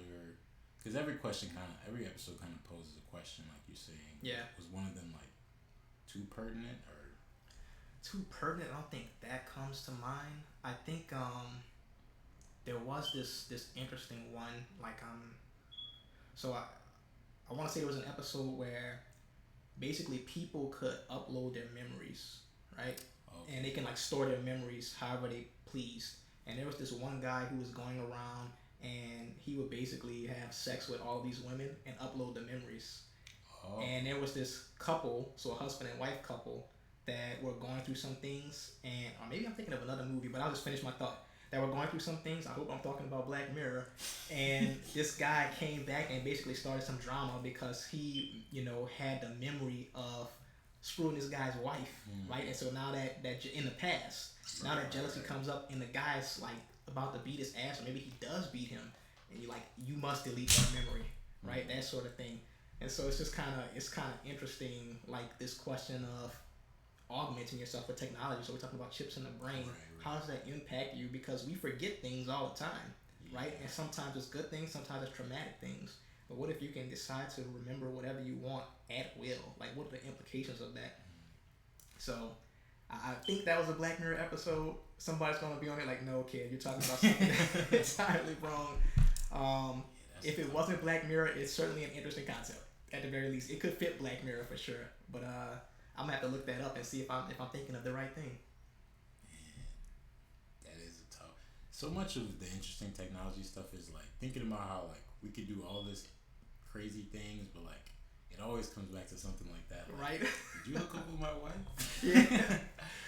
That's crazy. I mean, I'll never forget that social credit score episode. You see that Oh one? yeah, I do remember that one. That one is like, man. So what's crazy about that one is now you actually have some semblance of that in China, right? They have Oh, that really? system. You didn't hear about that? I think I've heard something. Yeah, about I believe it is China. I know it's real. I might be attributing it to the wrong company, but I believe it is China. And yeah, there's like a social credit system, for lack of a better word. And if you have like a poor score, you might not be able to travel or something like that. Oh, really? Yeah, I'm gonna have to look that up too and make sure I'm remembering that correctly. What? How do you increase the score? Like, do you know any of the details? So I don't know the details of increasing, but I think it was like not self-reported, but let's say publicly reported. So people might report one thing or another. You're making me want to look that up right now just to make sure I'm remembering that correctly. But I do think they have that going on in China right now. That's wild, man. See, that's Fact check me on that one, please. No disrespect to Chinese. If I just say something completely wild, I might have hit my head this morning, and it's just. that's one of the times where we use technology for bad. Yeah. And that makes you like sad. Yeah, it seems like obvious that something like that, in theory, it seems like it should be good, but you're always gonna have someone that would abuse that. Because ideally, if you have a social credit score, you would think, okay, people who do negative things in society will be punished appropriately now. Right, but it's never going to work out that way. You can abuse people who aren't necessarily doing something bad. And then there's questions of like, how long and how often should someone be punished for certain aspects that like something they might have done in the past. Yeah. Like it takes thousands of actions to build a person, but you can screw yourself up with just one action. Right. And then that sticks with you not just in that moment, but going into the future. People might judge you based on something you did, regardless of how like the scale of how that thing. So social credit scores, yeah, it's like how long do you remain in bad credit standing? That's a tough question. Yeah, there's no bankruptcy there. Like, right. Yeah, that's the problem with the digital systems. It's right. Like, yeah, man, it's tough. When you think about like the future, I think they had an episode like politics and like how technology in the future will change that. Like, yep. Yeah, man, it's tough. Yeah, may you live in interesting times. That's the old curse, right? Yeah. Yeah, we're definitely going there. I don't know how it's going to pan out, but I'm just watching. Yeah. I watch fearlessly until I have a reason to be afraid. A specific reason to be afraid. I'm just observing for now. So when you were growing up, were you always like into computers and? Yeah, I would say pretty early on. I don't know like the exact time. Well, actually, I take that back. When I was 3 years old, I was playing like I think maybe A Link to the Past on a Super Nintendo Entertainment System. So that Legend of Zelda game, I had no idea what I was doing. I wasn't smart enough to actually beat it. I would just go up in there and slash a bush or something like that, and that was the greatest thing for me. So, I guess I got my start there with computers. And from there it became like video games to, hey, I know how to fix this problem on a computer. And now I'm building my own computer so I can play games that require more processing power, to now learn how to program so I can build games. It just kind of snowballed. Was it like, what was it like socially, like integrating when you were into computers like that? Like, so it's weird. I was never like so deeply into computers that it was a problem for me socially. I think I was my own social enemy more than anyone else. Like, I have always had people reach out to me, including when I was younger, and I just was kind of isolated. So like me in the past, you were like, hey dude, you want to come do a podcast? I would be like, I appreciate it, man, but no thanks, right? But I'm growing as a person, even as a grown man. I'm 30 something now. I'm very old at this point. Yeah. But I'm still growing as a person, right? And so I appreciate you reaching out. Because yeah, things like this they're valuable. I could be sitting in front of the TV right now doing much of nothing, but there's plenty of time for that, right? So why not come out and experience something new? But going back to your question, like, yeah, it was never so much the games or the computer socially isolating me. It was always me socially isolating me. And to some extent, I think like part of that is, people treat you a certain way based on how they perceive you. So let's say I might have been a nerd, but I didn't necessarily look like one at the time. I wasn't wearing glasses, and maybe I wasn't talking about video games, or maybe everybody was playing the same video games, whatever the case may be, right? So it's not that big of a deal. But if you stick out, you have a whole different problem on your hand. And in my case, I guess I just didn't stick out, so it was never really much of an issue. Okay, so like, basically, like it's how if people would have seen you, if you were like way different, Right. they would have been more, yeah. But you know what's interesting is I think there was a sort of awareness in me as I was younger, like that people had interest in things that didn't really make sense to me, and I know for a fact that I was like hiding certain aspects of myself as a consequence of that. So like let's say sports or certain celebrities like rap music, these sorts of things, maybe every kid cared about that and they would talk about, did you hear this celebrity saying this, or you see, this album just came out, or you watching this game or that game. I wouldn't know what was going on. Yeah, I didn't care about it, right? But I would just kind of like, you know find ways to make that less than apparent, right? So I'm kind of hiding in the background, so to speak. But now, if you're a nerd, if you're making some money, or you're like you're doing well, you're fine, right? Nobody really cares about, right, like, right, you're right. a software developer, like we said, Silicon Valley. They make these big salaries. Nobody really cares about the fact that they're on computers all day. Mm-hmm. So times have changed, I guess. Hmm. So why didn't you? I guess it was more of a survival thing. You kind of just didn't want to stick out and be like, Yeah, I think that was what it was. I'm just trying to like think back. Yeah, I think that's really all it was. It wasn't anything super deep per se. It's just like I could notice that, yeah, there's some interest there that these people have. For some reason, I don't have it. Maybe I don't want to bring that up because it'll probably cause a problem. Like, because of course I would see somebody getting bullied or something like that for different reasons, and I probably, as a like younger guy, maybe extrapolated like, he's getting bullied for this. He's sticking out for that. Well, maybe if I stick out this way, I'm gonna get bullied for that. So let me not do that. You know what I mean? right, right. Did you change at all when you went to college? Like people were more open to different behaviors. I mean, by the time I was in college, I would say it probably didn't really matter. Yeah. Even in high school, like, there's definitely bullying and all of that sort of stuff. There's definitely like an aspect of how people perceive you, you know? Because let's say I'm not talking about sports or whatever in high school. At that point, people understand, like, yeah, you're a bit of a nerd, but nobody really cares, right? Same thing for college. I studied mechanical engineering. Like, nobody cares if you're a nerd. You're an engineer. Like, they just expect it by default. Most of them are nerds, right? So it was never really a problem. Like, once I got a little older. Okay. And like as far as dating, like did girls ever care? Like Nope. they don't care. Nah, as long as they don't perceive you as weird, I don't think they really cared. Damn. Okay. Okay. But with that said, though, I've never been much of a ladies' man. So it's like girls might not have treated me poorly, but it's not like I was out there just like I'm dating constantly. I'm picking up all of the chicks, all of this sort of stuff. That was never me. That's still not me, But I was also never like, ew, you're gross. I didn't have to deal with that sort of thing, right? Right. Yeah, like okay. Yeah. What about these days? Do you find yourself like meeting people on apps and stuff because you're on computers or? Not really. Like, so here's the thing. Like, I put more effort into meeting people and doing things now occasionally, but in general, I'm still a very solitary guy, and I'm comfortable with it. I know like people talk about loneliness and stuff like that a lot now, but for me, like, solitude is time to work on an idea. You know what I mean? Yeah. And what I'm trying to do as a person now is make sure that I don't get so caught up in ideas that I don't live. Because let's say this business thing, like, that's taking a lot of time. It's definitely taking a lot of resources. But I could get to my prototype in the next 2 weeks. I get my parts in, I put it together, and I can't do it, right?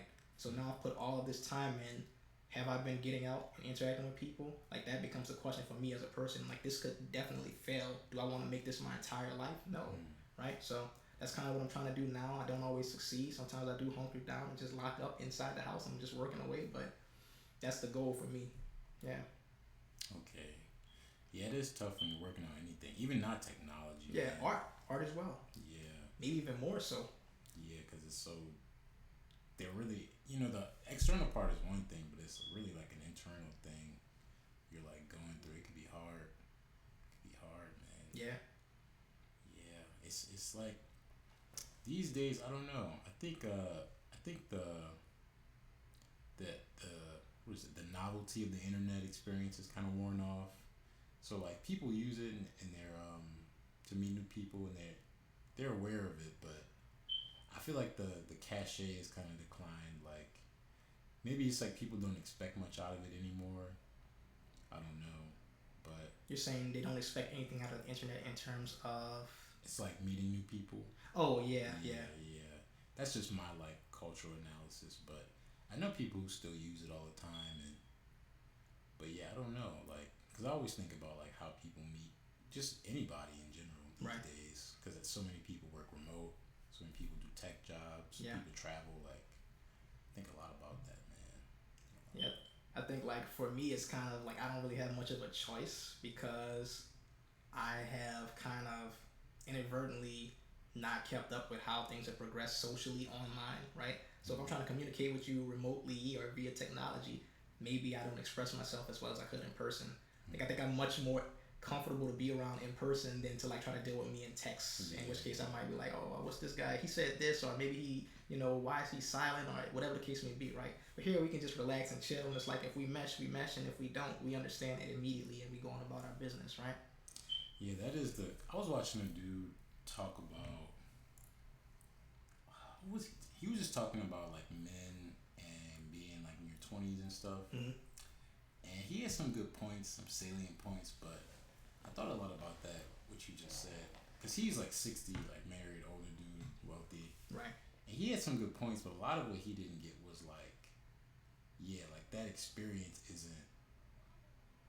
Because he was saying like younger men these days, they don't, like it's society's fault. Like post GI Bill, we had gave people houses and cars, and like men were getting married and having kids. And I've heard a lot of people talk about this on like the internet. Yeah. And I'm like, yeah, I always feel like they leave a big part of it out. Is like a lot of people don't want that anymore. Like, and a lot of and then you talk about like men aren't doing this and that, and I'm like, but a lot of women also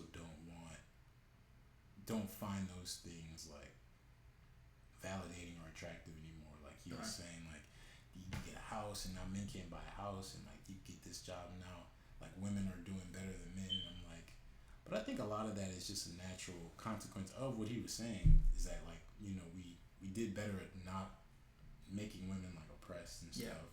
So that, but also on the other side that a lot of older people don't get is like yeah, just younger people, men and women, don't really want the house and they don't want to you know do that anymore. So yeah, I was thinking about that the last couple of days, and just really where the difference in how older people look at younger people and like our lives, and I feel like so much of it they wouldn't understand. Like Yeah. my grandma, she tries to keep up with like how people interact, and Right. but it's just so different, man. Could you imagine being born in like 1950? No. Like No, I couldn't. sometimes I wake up now and I'm like, man, like I could just like do so much stuff without leaving my room. Yeah. Like they were like riding horses. I'm about to say you're talking about like pre-civil rights movement, Yeah, right? like, Yeah. Nah, I'm like, that's is too that far even the same back, dude. world? Like, it's so crazy how different it is. Yeah. But yeah, I was thinking about that because so many older like people on the internet do this thing where have you heard of like red pill and all that? I've never read it, but I know what you're talking about. It's just like make a lot of money and then like get girls and all this stuff. But I don't know, man. I think they missed the point on that. There's progress technologically, but there's also cultural progress. Like Yeah. people, it's probably a good thing that not everybody has the same idea of masculinity or success or Yep. anything now. Like there's just so many different niches, Yeah. like you could think about, and it's easy because he kept saying the data says. It's like yeah, but all data is theory laden, right? So you're looking at marriage rates, and that's how you are quantifying if I don't know society's falling apart or Mhm. America's falling apart. But like maybe that's not a good metric. You know what I'm saying? Maybe you chose that as a metric. I mean, I look at that from 2 points. Like, we talk about government control in our day to day lives occasionally. And if you think about what a government is doing and how it survives with its population. So there's always going to be this concern of are we falling apart, like from a population standpoint? And obviously, we're 300 million strong right now. It's not an issue, but things kind of can taper off very rapidly. Like I think Japan is one of the common examples of, they have too many old people, I've heard this. and they're not like replenishing their population fast enough, and so in theory it seems like they should run into like a severe national issue at some point, right? Now this comes down to like on an individual level, are you just cattle that's meant to keep your government propped up? Is that your only purpose? But then of course there's the practical side of it. Of yeah, we need people for society. So some subset of humanity being interested in constantly having humans repopulate, have children, and so on and so forth. It's logical. They might not be coming from it from that standpoint, but it's like yeah, it's there's some logic to it. It's necessary. But I agree with you in general. I don't think these same sort of drives need to be embedded in all of us. Because like you talk about money and getting all of the girls and all of that stuff. Like I'm just thinking about the money side first. The reason that I started my business, the way that I'm able to work, I'm tapping into my savings, like my retirement savings. And the reason that I'm doing it is because okay, I know what career I'm like, what field I'm in. I told you I don't really want to do data engineering or software engineering necessarily, but if I had to go back to work, I would go back to work, right? And if I do, I'm going to be able to retire comfortably. So the question becomes, if I follow the traditional path, I would say, okay, I need to work and I need to maximize my retirement, and I can't touch this at all because that's not the way to go. And if I maximize my retirement, what am I going to be? I'm going to be comfortable in retirement, right? But even if I don't maximize my retirement, I'm going to be comfortable in retirement just because of the job that I have and the salary that I would have. I'm going to be comfortable either way. So the path that I'm walking now, even though it is somewhat risky, there is, a logic to it, and it's this: I can tap into some retirement savings for a few months, for a year, whatever the case may be. And if I succeed, I'm going to make far more money than I would have ever made working for someone else. Right, and if I fail, I'll still be comfortable in retirement. I'll still be making a decent amount of money. I'll still be living a comfortable life. So it becomes easy. I'm not worried about optimizing salary or savings because I don't need to maximize that. It doesn't change my material, existence really, right?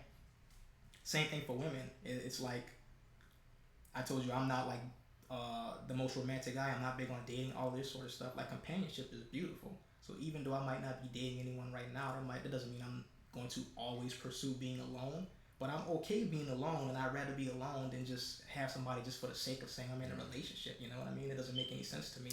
Right. Yeah, and I think you could look at that as like the cultural progress. Like maybe 70 years ago, you would look at yourself as a failure. Right. Like you're like, damn, like, I got a job. Right. I ain't got no bitches. Right. Like, yeah, like because I always watch these older people talk about, like what people should do, young people should be doing, and a lot of their analysis is interesting, but just recently I started to be like, but they kind of are missing the point. Like it's probably a good thing that those numbers would probably imply a good thing. His theory is that everything's falling apart, so this is why. I'm looking at it like now you have more time to choose how you want to set your life up. Yeah. And figure out what you really like doing. And they always say too, like the demographic people and the people who think about the future of the country, like we need to have this many babies and whatnot. I think if it gets to like a level where it's like really low, people you start having babies again. Like like wolves, if it's so crazy, it's like what is it? I think if like a female wolf leaves a pack, another one just appears because like they just know. Like I don't know. It's this weird. Also, like if they have like a low whatever amount of babies that year, the next year all the females are more fertile. Like I think nature has some built-in ways of regulating this sort of thing. It's other interesting stuff. Yeah, I mean, for us, that regulation would be culture. Like that's the benefit of having different cultures, right? Because Western Europe has pursued a particular path that goes one direction, and we think about ourselves and our countries failing and all that sort of stuff. If the United States disappeared, that would be an extremely ridiculous event for the world, right? But if there's some country that has a more agricultural way of life, or that's more self-sustaining and not necessarily based on consumerism, they're going to be fine to some extent. Mm-hmm. right? So I think that's nature's breakout or answer to that. It's just different human cultures with different priorities. Kind of going back to what you were saying, right? So we have different priorities as people, and that kind of protects us from any bad path that any one culture might take. Yeah. Yeah. Yeah. Yeah. Have you ever thought about living anywhere besides America or even just New Orleans? So I mean, I was outside of New Orleans, like I said, in Michigan. I was working there for a little while. Um, I don't really think about it too heavily. I consider like maybe I should probably travel just for the sake of it because people say it's a big thing, and it's just like I don't feel that way. But let's test the theory because I don't know. So let's test the theory, right? But yeah, why not? Why not? Right? Just experience the world. What's the worst that can happen? It's like I get kidnapped. Taken for. But in terms of living somewhere else, yeah, like I've always this phrase pops into my mind. It's like no matter where I go, there I am. You know? Like Confucius who said that, something like that. If he did, I don't know. I thought I came up with it. So but it's yeah. I hope I come off this way, but I'm not the sort of person who will look out to any group of people and expect a particular thing from them. Like we have what we call culture, common behaviors, shared behaviors, right? But within those cultures, people always break out to their own little, specialties, and you have your own little anomalies. So I believe that anywhere that I go, I'm gonna experience variations that go beyond my stereotypes or my assumptions about a group of people. You know what I mean? Mm-hmm. And as a consequence of that, I don't really have a drive to go anywhere in particular because I think like in the United States, you can almost experience every aspect of human mindset. You just have to figure out where you want to be. And then when I'm here, it's like, okay, well, this is fine. My family's here. I might not be the guy who's always partying, but I enjoy being able to go out and do something exciting every now and then.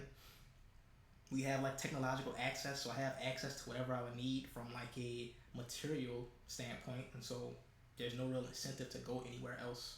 Though I do acknowledge, like, if I had to work, maybe there would be an issue. I don't know, like, how remote jobs will be when I get back into the industry, right? And we do have an issue here with, like, economy and certain job availability. Like, it just might not be there for me. Or if I do work here, maybe the salary won't be what I would expect, right? So there's that aspect, but on a personal level, nah, I'm fine here. Mm-hmm. Yeah, do you ever think, like, somebody in tech, like, what do you think New Orleans is doing, like, poorly? And, like, from an entrepreneurial, we could both speak to that entrepreneurial perspective. So I'm just kind of getting introduced to the entrepreneurial side, and I guess what Tulane is doing, like from my standpoint, from what little I know, it seems great. Like the environment seems very positive, and it's nice to be involved. From a technology standpoint, that's a little bit more difficult to answer because technically I haven't really been involved with the technology side of like this, because my company was headquartered in Michigan. Yeah, so like, and I'm working there remotely even though I'm back here, so I'm still like in that mindset, So I don't really know how the technology ecosystem is here. Economy in general, like what are your thoughts on NOLA economy? Yeah, so in general that becomes like of course it seems like we're tourism and entertainment driven, and if you aren't interested in that, it feels like this isn't the place to be. Now whether that's true or not, I can't say, but from my position just looking out into the world, yeah, it seems like you have to be interested in basically tourism and entertainment if you want to be here. And even that doesn't necessarily guarantee success. That's just the focus of the area, it feels like. Right. Do you feel like similar, or will you say I'm off base with that?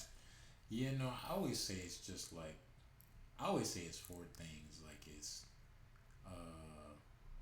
I say they send the kids to school, so you have teachers, right? Mm-hmm. Then they grow up, they go to a bar and they get drunk, so you have bars. Right. Then they get in trouble, so they go to court.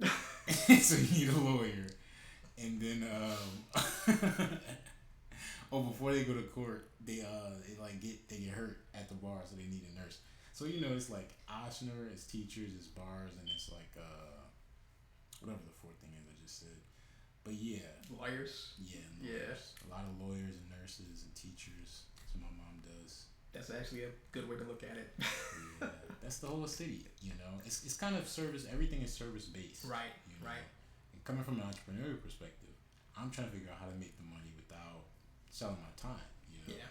So the whole crux of any service position is like you have to be here. Yeah. So I've always been trying to figure out like why do people do it and like yeah how to not do it too.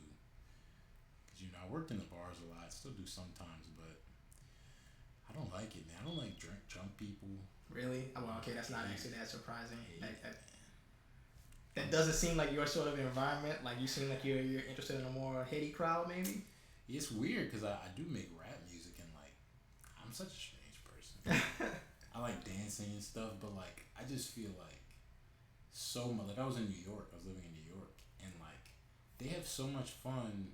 Just like it's so hard to describe because we do have dance and all of this, but like the amount of money I think the alcohol and TBC makes, billions of dollars a year. It's like it's always going to be here. Yeah. Just because of the laws, and you can't take billions away from people. They're going to find a way to lobby, and so it's always kind of going to be in New Orleans. But like, you can have so much fun doing the same thing, but just not being drunk, man. It's the same problem of the knowledge thing. It's like, why can like some people understand this thing and like do it, and it's way better for them. Yeah. And then just other people like, it's just not. It's like I don't know why.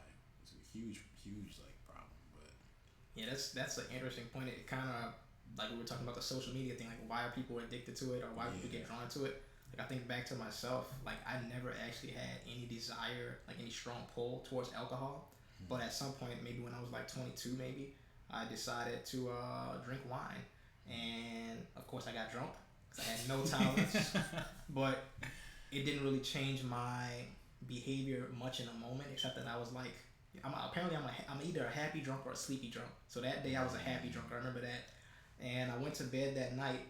I woke up the next morning and I had a hangover. I was like, this is what a hangover is like. Why do people do this? Then I immediately went back to sleep. I was like, I already know the answer to this. I'm done. So I'm not gonna deal with that. That's the medicine. Went back to sleep, came back, and it's like, okay, that's much better. Great. So that was my introduction to drinking. It's something that I will do now occasionally. If I go out and have a drink, I'll probably just have one, and literally that's it. And I don't do that regularly. So I don't really get the pull for drunkenness as a state in and of itself. Yeah. It can be okay to like a certain level, but once you go past that, it's like a terrible. It's just like, why? This is just pain. You just like destruction. Why, man? You just like it's true, man. Yeah, you can see the appeal can be fun, but like, man, it's so interesting for me because I do love. I can have so much fun in those environments with music and people and dancing, right? And then come back to my like just chilling state. But I'm trying to figure out like why. What is that transition? Like, what marks that? Like, how can you just understand? Like, yeah, nah, the cost of this is not worth the benefit. Like, because other people know that everybody has that bad feeling, right? Like, you're dehydrated and neurons are destroyed. Yeah. Like, but why? I don't know. I've always like heard these people. I shouldn't say always, but occasionally hear these people who are like, "Oh yeah, I went out, I got drunk, I got so fucked up, I don't remember anything." And it's like, well, that's the story. That's it. It's just you stop right there. I don't know, man. Maybe that's the excitement for some people. That's the story they want to tell. That's the risk. That means they're having a good time. Yeah, I think a lot of people like risk. Maybe that too. Gambling. I don't know. But yeah, in New York, man, I was like, people would go to clubs and literally just dance for hours. Yeah. Like, maybe a little drunk or whatever, but they came out to dance. Right. Like, and they get to it. They get busy. Yeah. Sweating, like, leave the club sweating. Like, that's in all of us, like, that appreciation for just art and music and culture without right inebriation. But how do you extricate those two? I don't know, man. I think some people, like I said, I'm either a happy drunk or a sleepy drunk, right? If I'm in that happy state, that definitely makes the experience, let's say, lighter, because I'm not like the most social guy necessarily. Like certain people I feel very comfortable with, it's easy to talk with, right? But in some circumstances, if you're in a crowd, maybe having a little less focus or like self-concern it's easier. And I think a lot of people go to alcohol for that. They're thinking a little less hard about themselves, their situation, and they're able to just relax in the environment. But then it's also easy to go way beyond that and, get addicted or whatever the case may be, just form bad habits with it. But initially, I think it's more of like maybe a coping mechanism, or what do they call it? Social lubrication. That's Right. somehow saying that out loud. I was like, why did I say that? That sounds that sounds terrible. But just making it easier to be in an environment with a bunch of strangers. For whatever reason, they might not feel comfortable naturally. Who knows? Or they might just like it, like you said. Yeah. Some people just like it. It's like this is I like this feeling. This feels great. Yeah, man. I guess like question for you would be like, you never really like had the, because some people need social interaction more than other people. Where you always like, you just didn't even need social interaction as much, so it was less of like I gotta figure out how to solve this problem thing. Yeah, for me it was like, so one, I didn't really feel the need for social interaction, and then two, there were certain times where it was like social interaction itself seemed like somewhat of a problem, like it was kind of frightening, as a kid. And at some point, someone once described me as very goal oriented. So at some point, like maybe in college, I was just like thinking about this aspect of myself, and it was like, okay, I'm not going to be able to move forward like this, so I have to do better. And so now I put in effort to not falling into the natural tendencies, because I could get a remote job and just like be inside for the rest of my life and technically be fine. I probably would be okay with that. But at that point, it's like, are you even really living? Like, you're alive, but are you living? Yeah. So everybody has their own different struggles. I think that's the one for me. And it definitely feels like it's becoming easier, to just kind of interact. In fact, I wouldn't even really say it's an issue at this point in my life, like where I currently am. But I was at that point where it's like, okay, I have to actively try to get out and, meet people or socialize or whatever the case may be, just because it doesn't come so naturally to me. How would you do that? Like when you became aware that you were goal oriented and whatnot, like how would you like be like, okay, I gotta start doing the social thing, like. So let's take like the startup sprints as an example, right? Like when I did that, I didn't really have any objective in mind beyond learning about the startup process. And so in the back of my mind, I'm thinking to myself, okay, no matter what happens, no matter how uncomfortable I feel, as long as I learn something, that's all that's what I'm here for primarily. And so anything else that can come out of that, good or bad, I can accept. And so in this case, everything was positive. There was no bad, right? I learned about the startup process, but I also met a bunch of cool people. And that's where the social aspect came in. So it's kind of coming in as like a secondary thing to some external goal or to some other goal. You see what I'm saying? I see. And even when you were younger, like college days, like you would always sort of, like what sort of things did you do then? So in college, I mean, I was mostly like probably either studying or gaming, but the social interaction came from the fact that I was actually a pretty good student. And being in an engineering building, if you understand all the engineering, everybody wants to talk to you, right? So you become the guy that people go to when, if they can't understand it from a teacher, they're talking to you. So now I'm interacting with people, like explaining things and stuff like that. And that's kind of where that went. You know what I mean? Okay. And so when you got into the world, it was more of like a now I have to force myself. trial and error process. Yeah, you're not in this constant environment where you're forced to interact with a large range of people, right? So if I want to go to a club, I have to like force myself to do that. Or in this case, I make friends who like clubbing, and now we're at the club, and I'm dancing with them, or whatever the case may be, right? It's just I have to now force myself. It's not where the environment is kind of facilitating the social interaction. It's something I have to actively pursue. Right. And what sort of thing, like post college, what sort of events would you seek out, like on your own?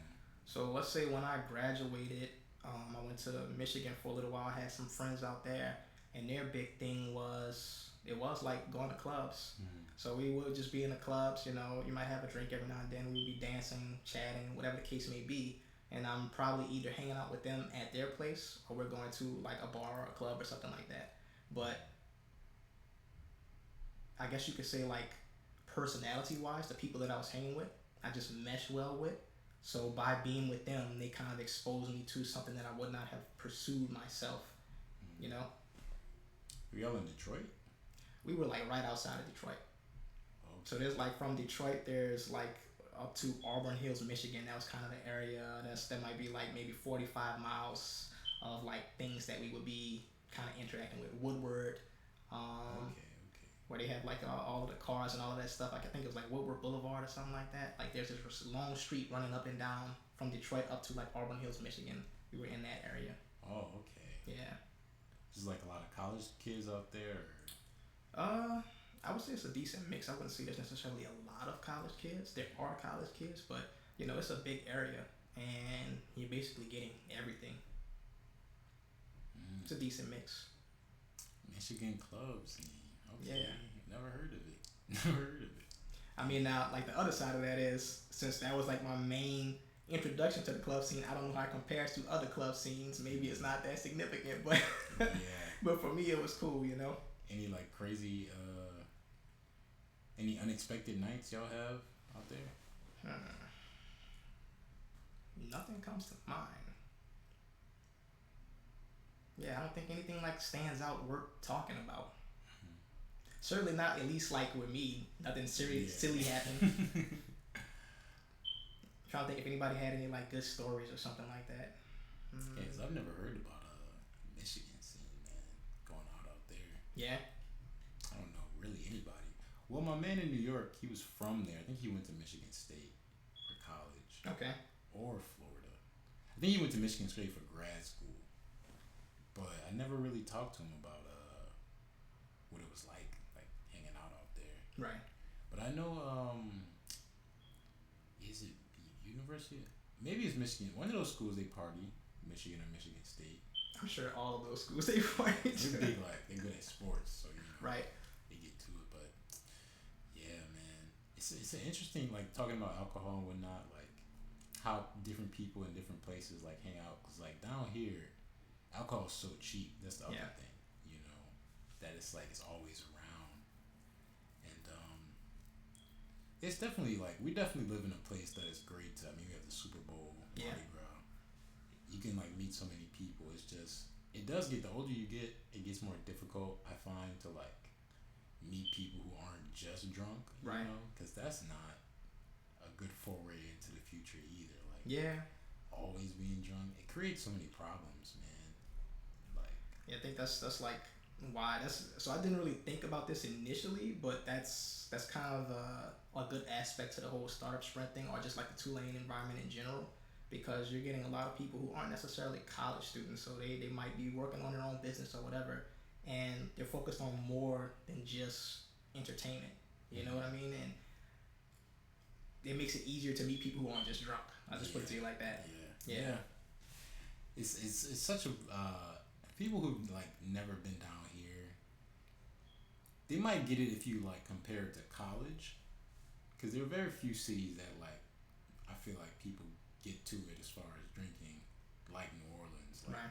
but most people understand like, oh, college, yeah, I was drunk every day in college, like something like that. Like that's kind of what it's like down here, man. You can go to Bourbon Street every night and just find like something Something ridiculous. his shirt's ripped off, like it's just ridiculous. Like it's such a crazy city. I remember one of these days I was down there with some friends and we were like crossing Bourbon, and there was a dude crossing the street on the ground on his knees, his like hands and knees. He had a chick behind him with a leash. She was in leathers. He was in like this full body leather suit going all over his face. I was like, okay, Yeah. welcome to New Orleans. It's all interrelated. I was talking to Coach Jay actually from the Institute Yeah. about like some of the problems we have and like trying to solve them through nonprofits or entrepreneurship, and I was like kind of down on the nonprofits because I feel like it just doesn't do what it's intended to do. And I was like, yeah. She was like, well, do you think you could solve a lot of those problems with entrepreneurship?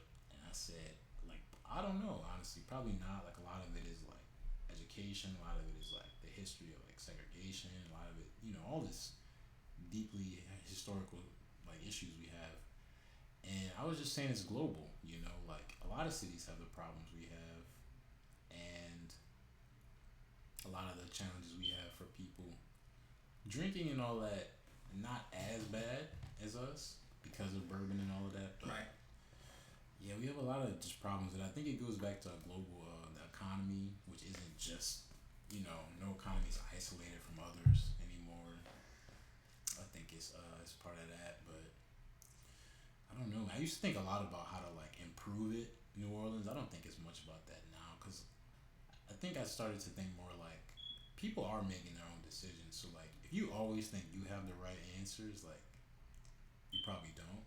Like you probably are coming at it from wrong perspective. Yeah. You probably don't understand some things. You're making assumptions. So yeah, but I definitely think a lot about that. And I try to I'm trying to meet people that aren't drunk, man. It's a big thing. Everywhere, people struggle with that. I get the feeling there's some underlying trauma here that you're not telling us about, dude. It's tough, man, when you a musician, cause shout out all my brothers in music, but Yeah.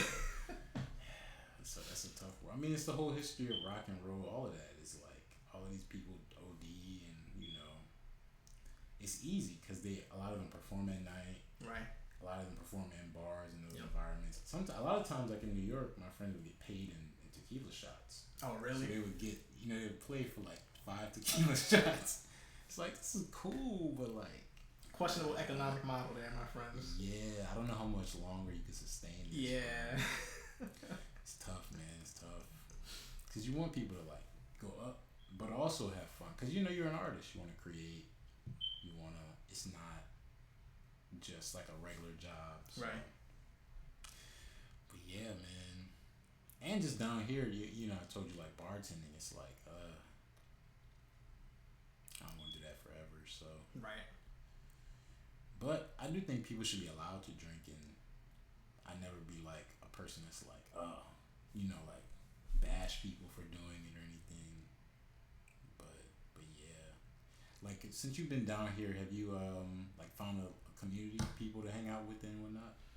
So I have one group of friends that I worked with before I went to Michigan, and every now and then we'll get together and do something. So I worked at a company called Turbo Squid. They're no longer around. They got like absorbed by Shutterstock or something like that, and they did like 3D graphics. Everybody was a bit kind of nerdy, quirky. It was just this fun environment to work in, and being with them was cool. So when I came back down, I got into touch with one of the guys who worked with the group, and everybody's still kind of communicating with each other, And then another group I started hanging out with, like we do D&D every Thursday.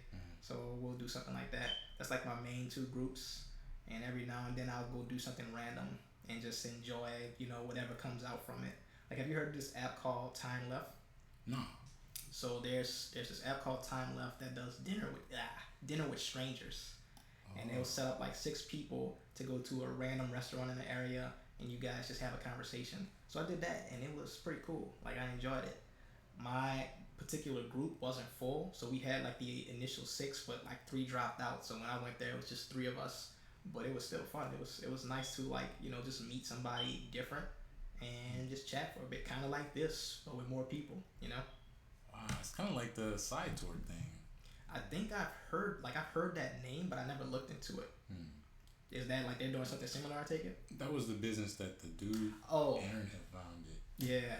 Yeah, but there's going back to all of this is like me trying to figure out for the longest, like with music and being from here, like because people and the technology changing the world, like everybody has that a struggling with loneliness, like has a desire for new experiences, like meaningful experiences, not just because we could all go to a bar every day, but there isn't anything deeply meaningful about about that. But trying to figure that out, man, like in this millennium, like. But yeah, I've never heard of that app though. Time Left. Yeah, look into it. It's if it sounds interesting, I think at least one experience, you'll have something to think about or talk about. Like, it's kind of funny because I was joking around. It's like their algorithm in the background, they just roll the dice. They talk about they're going to match you up and do all this sort of stuff and get you with the perfect crowd for you. It's like, yeah, just roll some dice. They're like, these people will never know. You're going to go out, you're going to meet some random people. It's going to, like, the sort of person that would even think about doing this is obviously interested in, like, experiencing new people. So just by default, you'll probably have a good time chatting with some people. And you guys like you show up, you have no idea like Yep. who the person is. Oh wow. No idea. Whoa. I mean, I did hear. So a buddy of mine who lives in Texas, I told him about it, and we signed up for the same Wednesday. Of course, different locations. And he said the first group that he signed up with, 3 of them dropped out as well, so he only had 3 people total. But 2 of them actually did time left before and met in the past. So just by chance, they happened to bump into each other in another time left event. But in general, nah, you're getting new people as far as I know. Damn. Okay. They should pay me for this. Damn, man.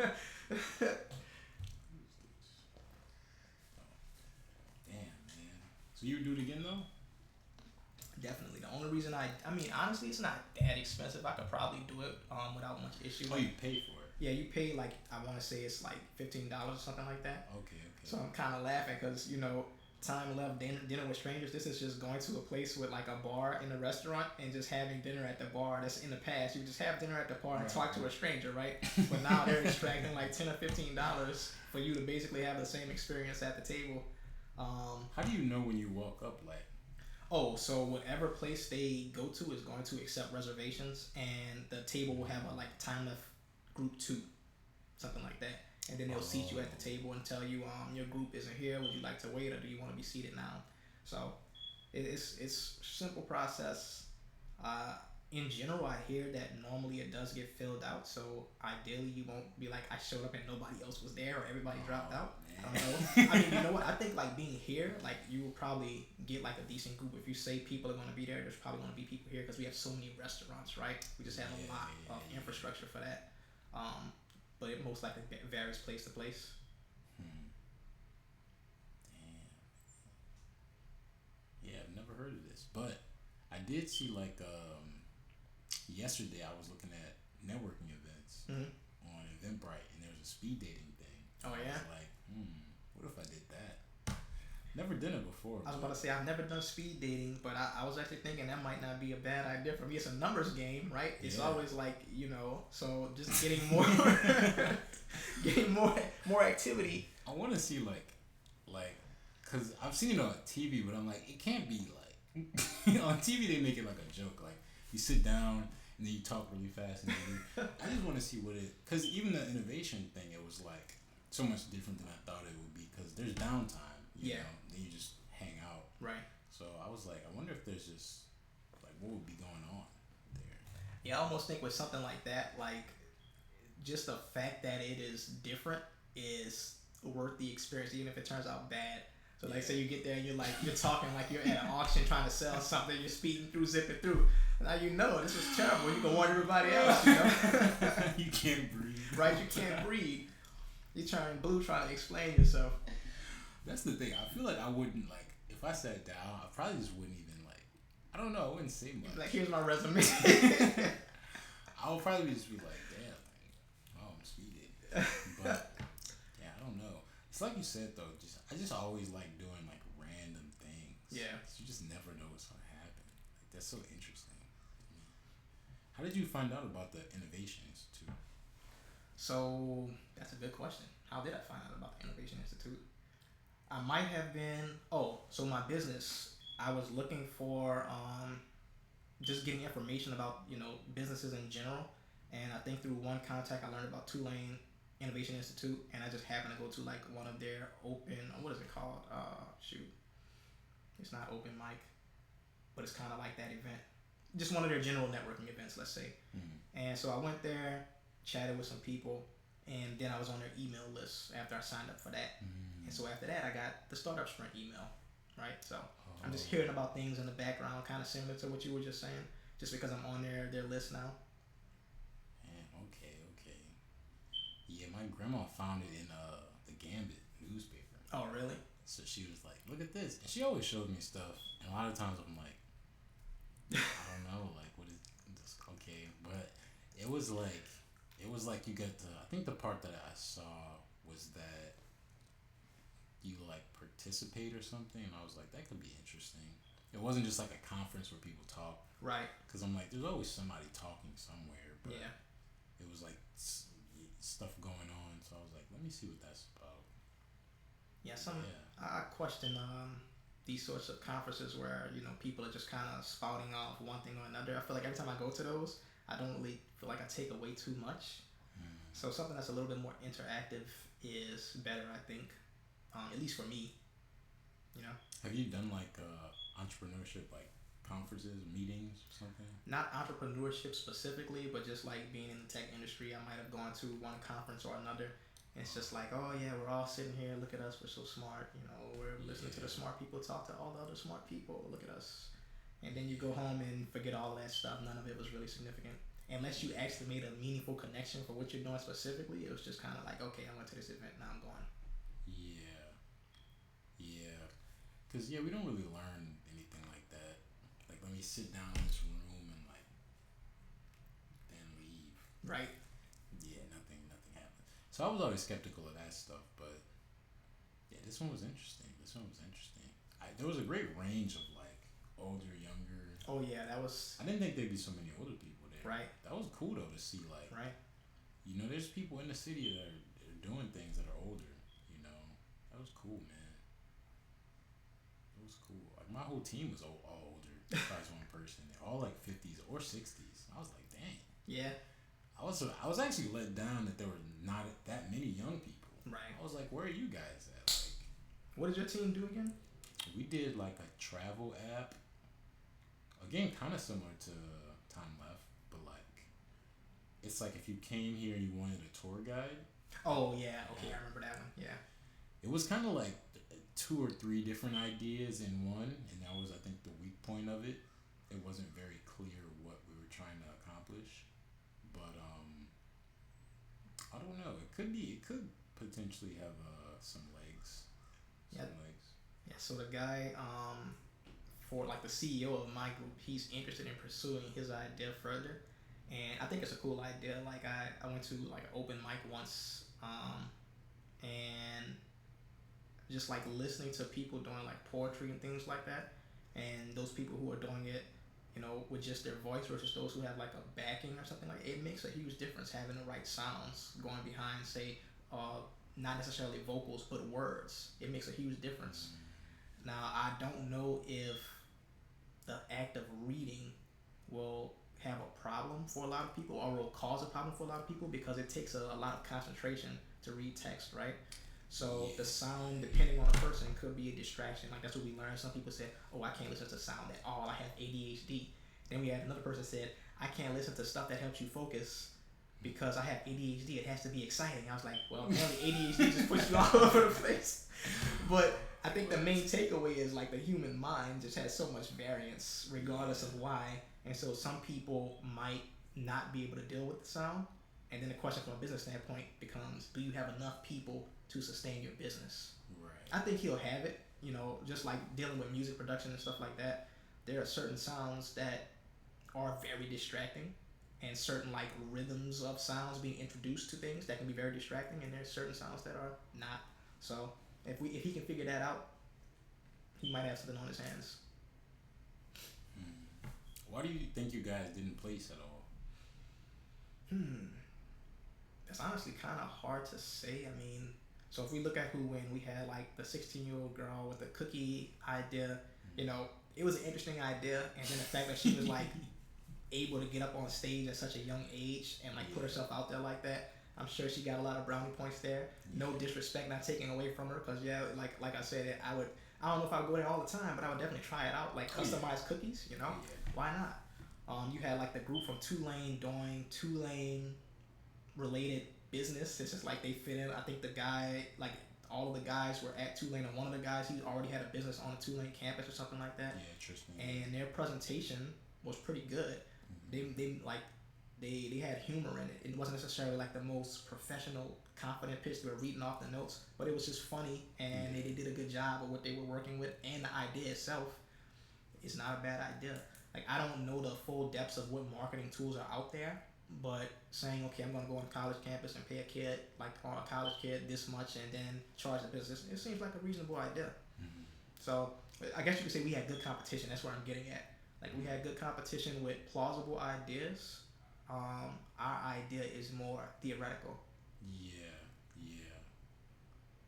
I definitely think the ones that they chose were, I guess maybe more practical. Yeah. The direction they went in, because I think they asked, was it us? I think they said, or maybe somebody else. They said, would you guys actually do this, or like, are you guys actually doing it? So I think they were kind of looking for like, Right. something meaningful.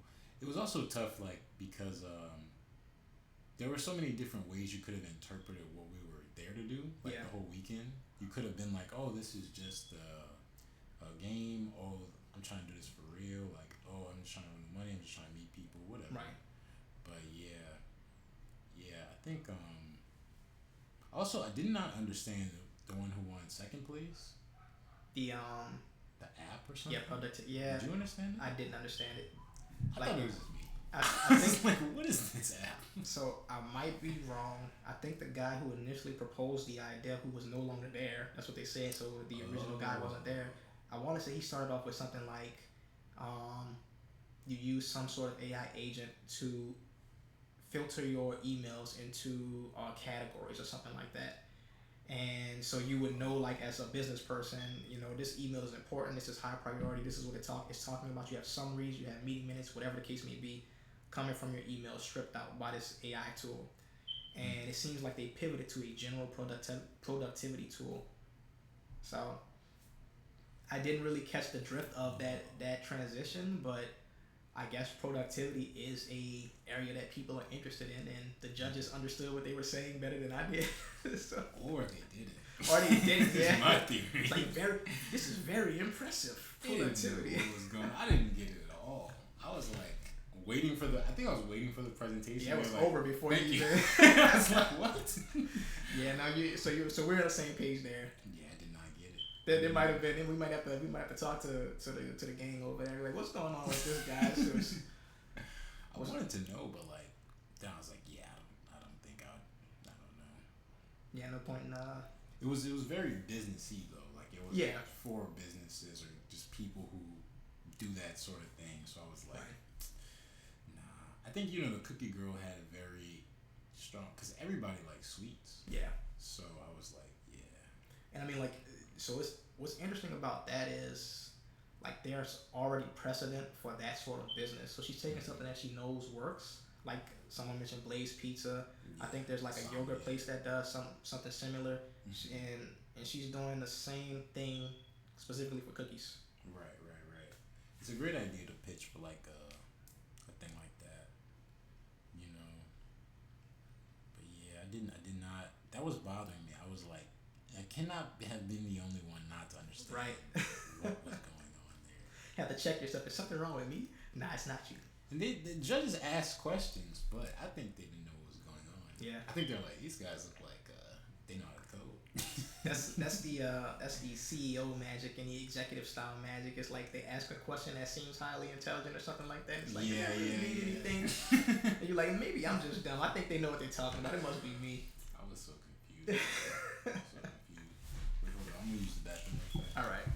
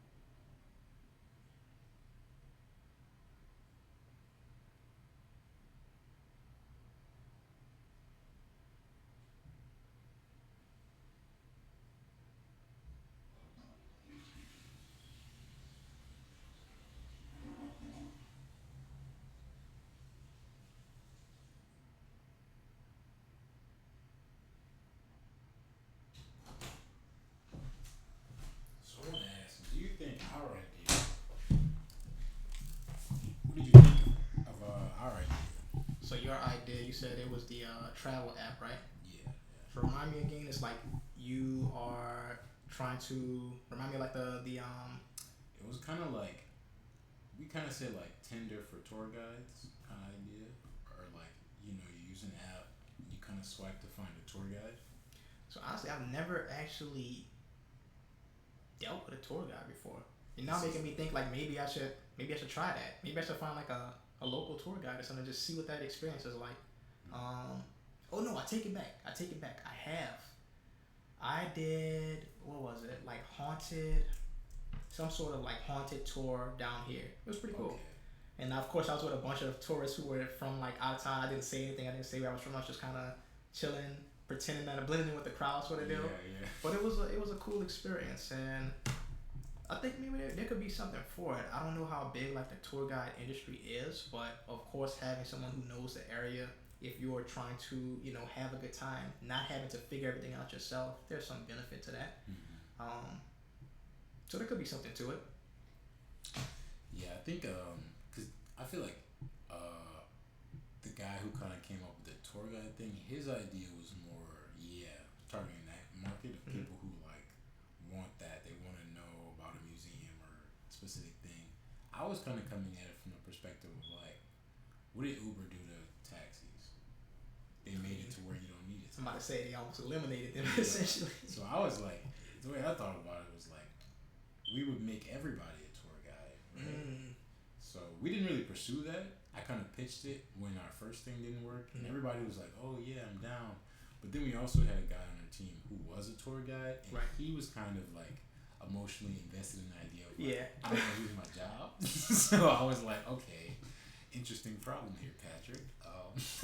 What did we do? You just let that one, Yeah, just kept it to yourself, or you just didn't keep like? Did you bring it up to them? Did you actually tell them? never like we should like eliminate, cause I just think like explaining how all that worked. Mhm. I don't think he really was like trying to hear it, or like I don't know. You mean the judges? They weren't trying to like when you guys explained to the judges. That's what you're saying? Or just our team to be like, what if we pivoted the whole concept of this? Oh, I got you. Yeah, but yeah, I don't think he was really trying to. I think that would have been very difficult. Right. Yeah, that would have been like it would have gotten to like economic theories and stuff out. I was like, I don't want to. What are we doing right now? We're just like at a conference or whatever. So, but yeah, the way I was thinking about it was like he was just like trying to emphasize how important it was. And I Right. was like, yeah. So like, if we did the thing I was thinking, yeah, somebody like you would always get paid because you already have years in that, But yeah, it's interesting, man. One of the interesting things about like the business process in general, so coming from like the side of my idea versus what happened at the startup sprint, like if I take my team for example, we had our CEO Chev who came up with this idea, and he doesn't develop apps himself. He just had something that he thought might be kind of cool, and he's pushing it, right? But he hasn't had like an extensive amount of time, relatively speaking, to wrestle with his ideas. So he's saying, I want to build this app that will read through your text with you and then provide like a soundtrack or a soundscape for that text that fits that text. And other applications might be, okay, you can have this thing processing audiobooks for people and building sounds for audiobooks. You can have it adding sound effects to a podcast. You go from audio to text and then text to additional sound. There's like a bunch of applications if you could figure out that process, because the agent that you're building would not just be like an LLM that's saying, let me retrieve some information. It wouldn't just be like a sound generator like Suno that's saying, let me build a song based on your description. It's basically a model that's acting as an orchestrator, right? So it's taking some inputs, seeing what's relevant, and then generating some content based on that input. So his business has interesting applications that he might not have fully considered yet, right? Whereas I'm thinking about my own idea. I know exactly why I'm doing what I'm doing. I've been playing guitar for years, and I know what the market looks like. I know like so if we think about keyboards, MIDI keyboards, right? There's a range of keyboards going from like maybe $50 to thousands of dollars, and they have a gambit of feature sets. I know that exists. Drummers have something kind of similar. They have like drum pads. They have these huge drum kits. You might be paying hundreds of dollars to thousands of dollars for a MIDI drum kit. If you go to guitar, you might have like 5 options total right now, and nobody's really covering that entry level option, and nobody's really covering the mass producibility. So I know exactly what I'm targeting. Will that market actually materialize for me? I don't know that, but I know what I'm after. Whereas like in the startup sprint, you're on the fly trying to figure something out, and you don't really know what the market looks like, or whether it's a good idea, or if you can even pursue your particular idea. So it's just kind of interesting seeing a business come from another side. Like I'm building for me as a guitarist, not as a businessman. You know what I mean? Whereas he's trying to form a business because he wants to have a business of his own. Yeah, that is so. That is a fascinating point. Like that. I was kind of that kind of cauterized what I was thinking, like, cause I never really came into it like any of this world of like, well, just the economy, thinking like I gotta get good at something to like. It was always like if you maybe it's like the ethics of being a musician or something. Like you know, hip hop is like you gotta rap. Right. It's your bars. It's cause the game you lose the game if you don't. Right. So I brought that into like to me it's like if you've never started a business, I never take advice from people like that. Like if you've never tried to build the thing that you're doing, like I've never. So I always already had all that, but like seeing how other entrepreneurs think about it, like think about the market first and customer discovery. I was like, I never thought about that. Yeah, exactly. I'm like, I don't think this song is fire. I'm right. Like, no, but I'm already making it. I've right. already listened to it 20 times. I already wrote it. Right. So like, you're your first customer. Yeah. Yeah. So like, it was seeing how like where they apply rigor, like, and like the good parts of like coming from art and music and stuff is like that's already built into how you would. People call it marketing. I'm just like, yeah. I mean, that's just making a song. Like people are like, right. Hey, market it. I'm like, I guess. But yeah, like it's so interesting seeing all the steps from a different perspective, like, and just the stuff that you wouldn't necessarily have to do if you did want to just be like an entrepreneur who started companies, like right. building a team of people who already do certain things, and then you would just be like orchestrating or whatever. Right. Yeah, kind of just like breaking it out, making it like piecemeal, and then putting it back together. But yeah, I guess I was wondering if Shiv coded actually. He told me he is like he does data analysis, and he has some experience with like data science, but it's mostly from a, how did he describe it? Like he doesn't necessarily build models or anything to that effect, but he understands the theory of the models and applications sort of deal. But he's interested in like data science in general. Yeah, and he is building his thing, right? Yeah, it seems like he's gonna go for it. Yeah, damn man. And for him, that process would be like finding a developer, giving them the money, and then being right. like just explaining in detail what to do. Yeah, I think like he's trying to get the money situation figured out. Apparently he knows some developers, like he knows someone who's studying data science right now. He has like a software developer that he's in contact with, like his friends. Apparently he's just connected. I don't know. He's how old is shit? He's 22, dude. Yeah. 22? He's 22, man. I thought he was like. Yeah, that beard does a lot of work. That beard did a lot of work. Whoa. And then he's just like personality and stuff. Like he's doing well. Dang. Wow, that just blew my mind. Whoa. But yeah, seeing it from those different angles. Also, like the cookie girl, like I thought she was already actually building that. She's not. Like, really? She came up with that there. Oh yeah, she did say that. So that was crazy too. I was like, man, like pressure builds diamonds or something like that. Yeah, you could just like have such a fleshed out idea, or not even fleshed out idea, but like you think about models, like business models, because that's what we struggle with. Like, what was our financial model? Like, right. Nobody on our team was really picking up that we had to figure that out. Yeah. And understanding that the pitch is basically telling people how they're going to make money. Right. And yeah, the idea that you can kind of like find a model or use a model that already exists. All these things can work in the real world. Make money, become a billionaire from it. You know, that kind of shifted my thinking too. Like, because again, the artist thing is like you're always coming from I have to be original. Like, yeah. The first thing you can't do is rap somebody else's lyrics. Right. You're like, what are you doing? Right. But in business, it's like, nah, that's not how it works at all.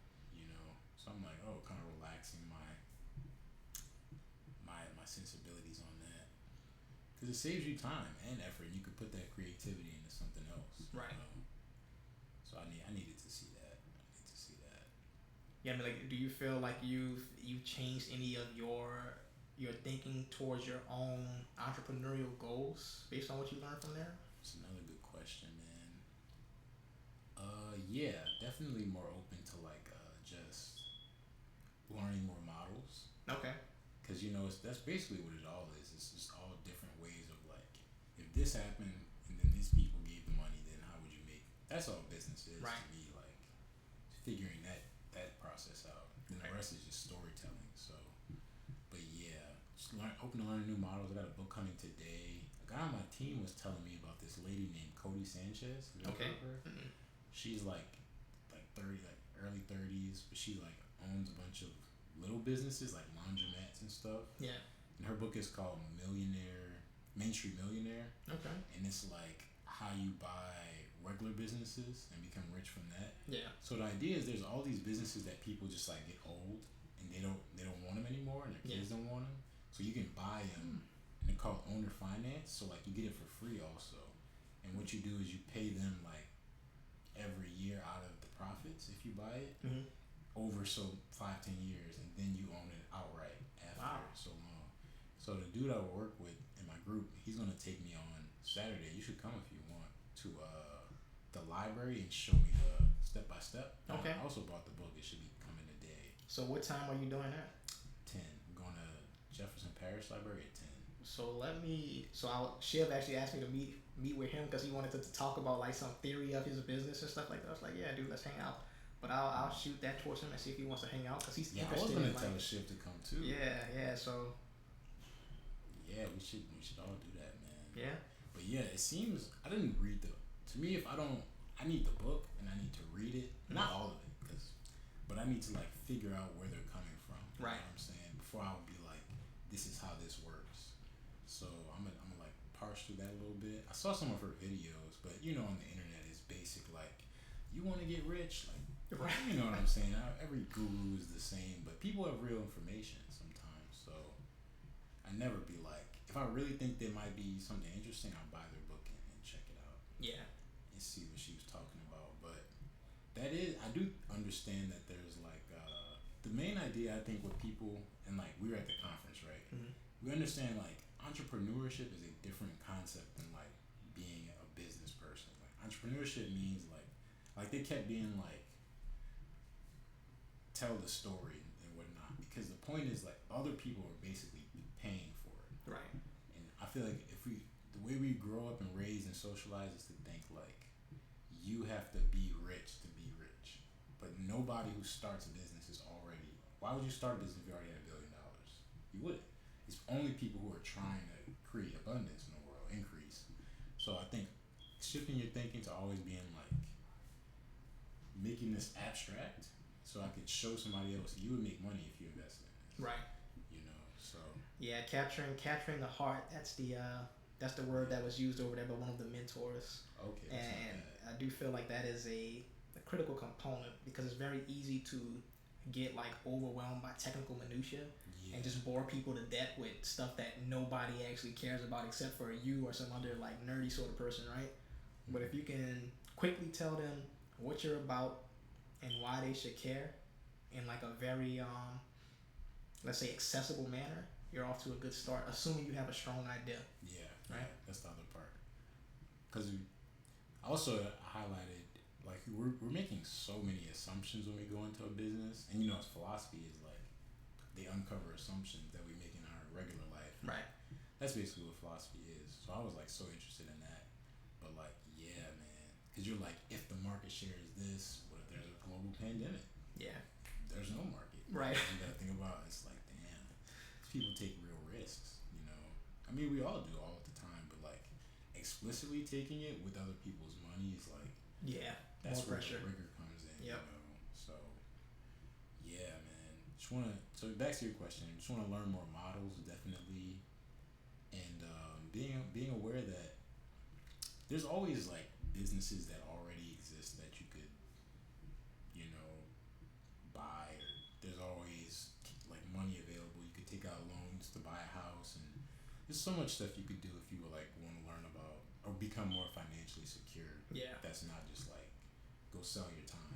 Right. You know, so I feel like if you talk about buying someone else's business, though, it takes like a certain mentality to be able to handle that.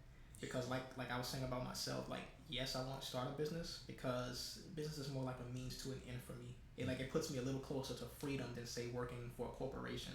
But business itself is not my end goal. It's just a particular like a useful goal. You know, the end goal is just I want to have a MIDI guitar so I can play the guitar so I can make music. yeah. Right.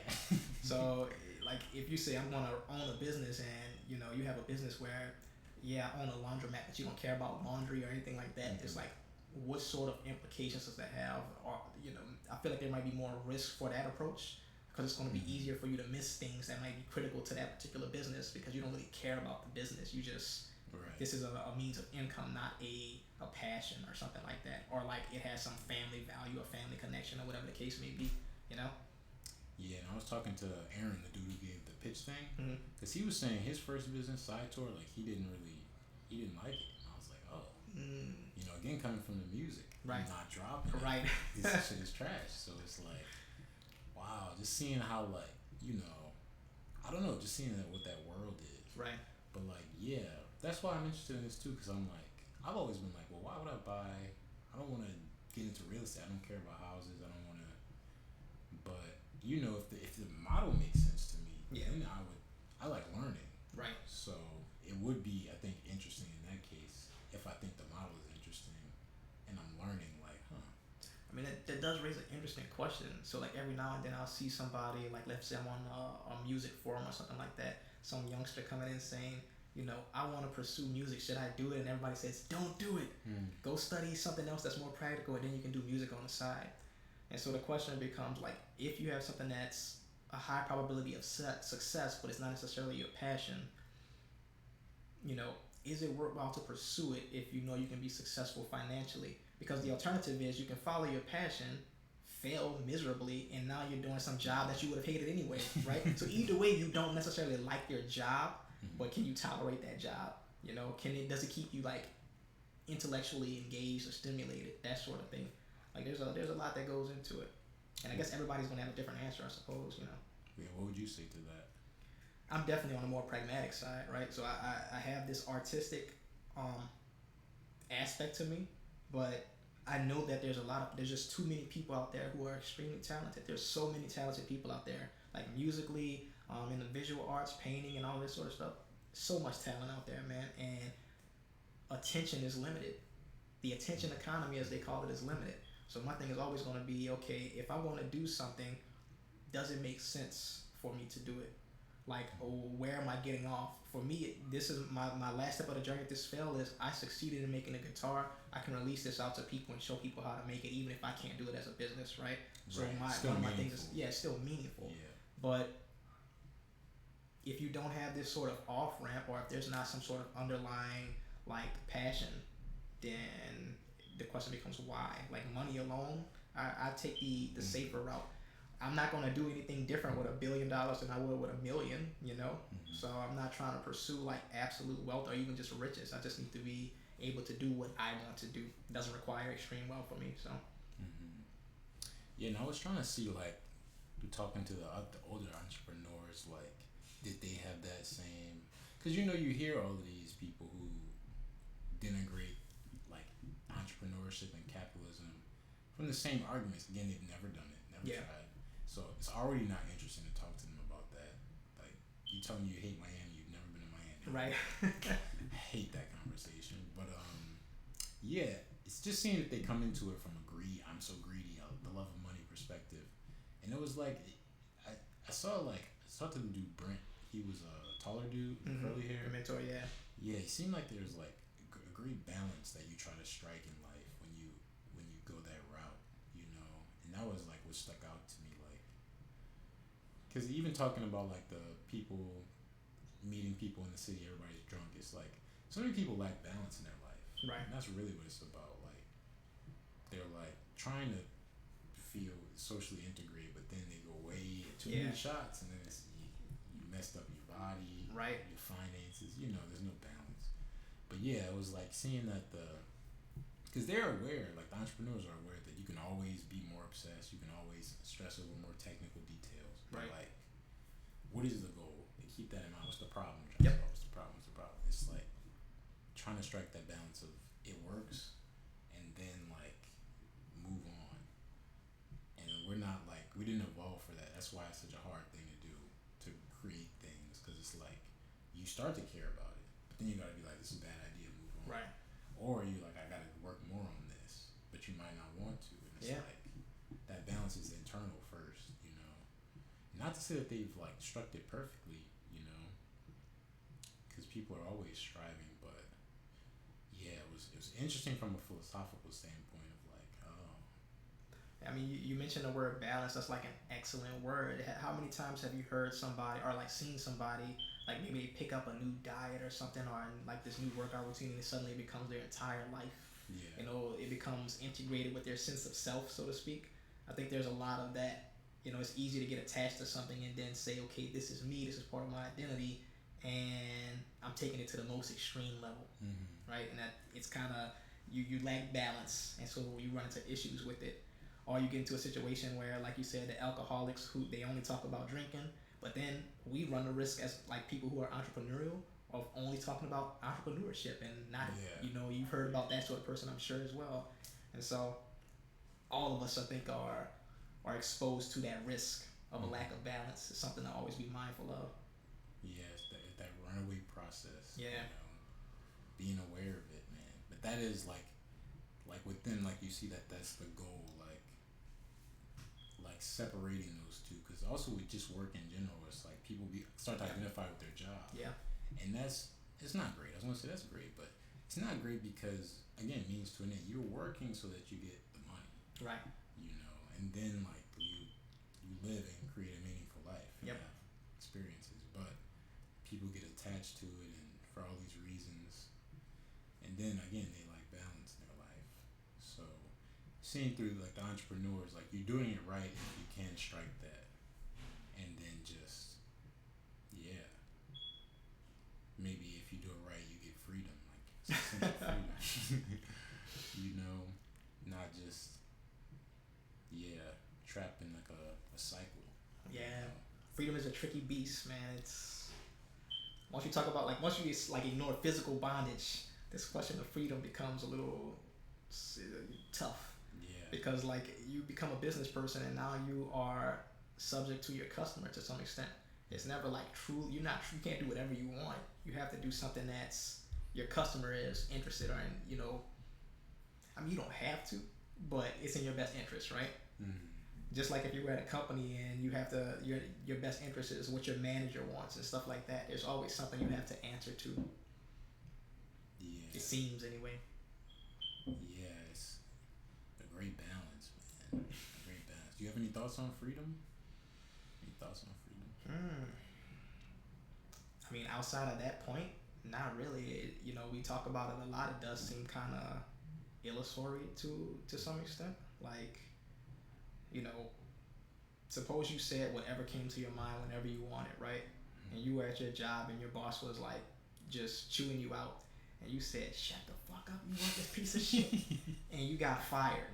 And you could say like you're a free person because you say what's on your mind, but you got fired. And what we didn't reveal is you have these long-term goals of like not dying and starving in the street, right? So how free were you really? Like you were free in the short term, but you weren't free. Like you didn't meet your long-term goals, right? You met your short-term goals.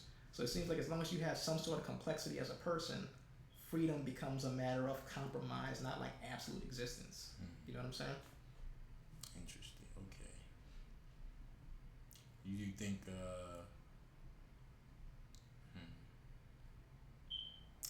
yeah, definitely something to be negotiated. What you're negotiating, I'm not sure.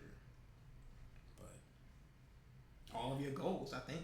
It's just all of your goals. Like, are they're not all going to be aligned. So you're always weighing something. Like if I'm not working, I don't have to worry about insurance, and I have to worry about like what if something like my insurance coverage right now is not going to be the most amazing.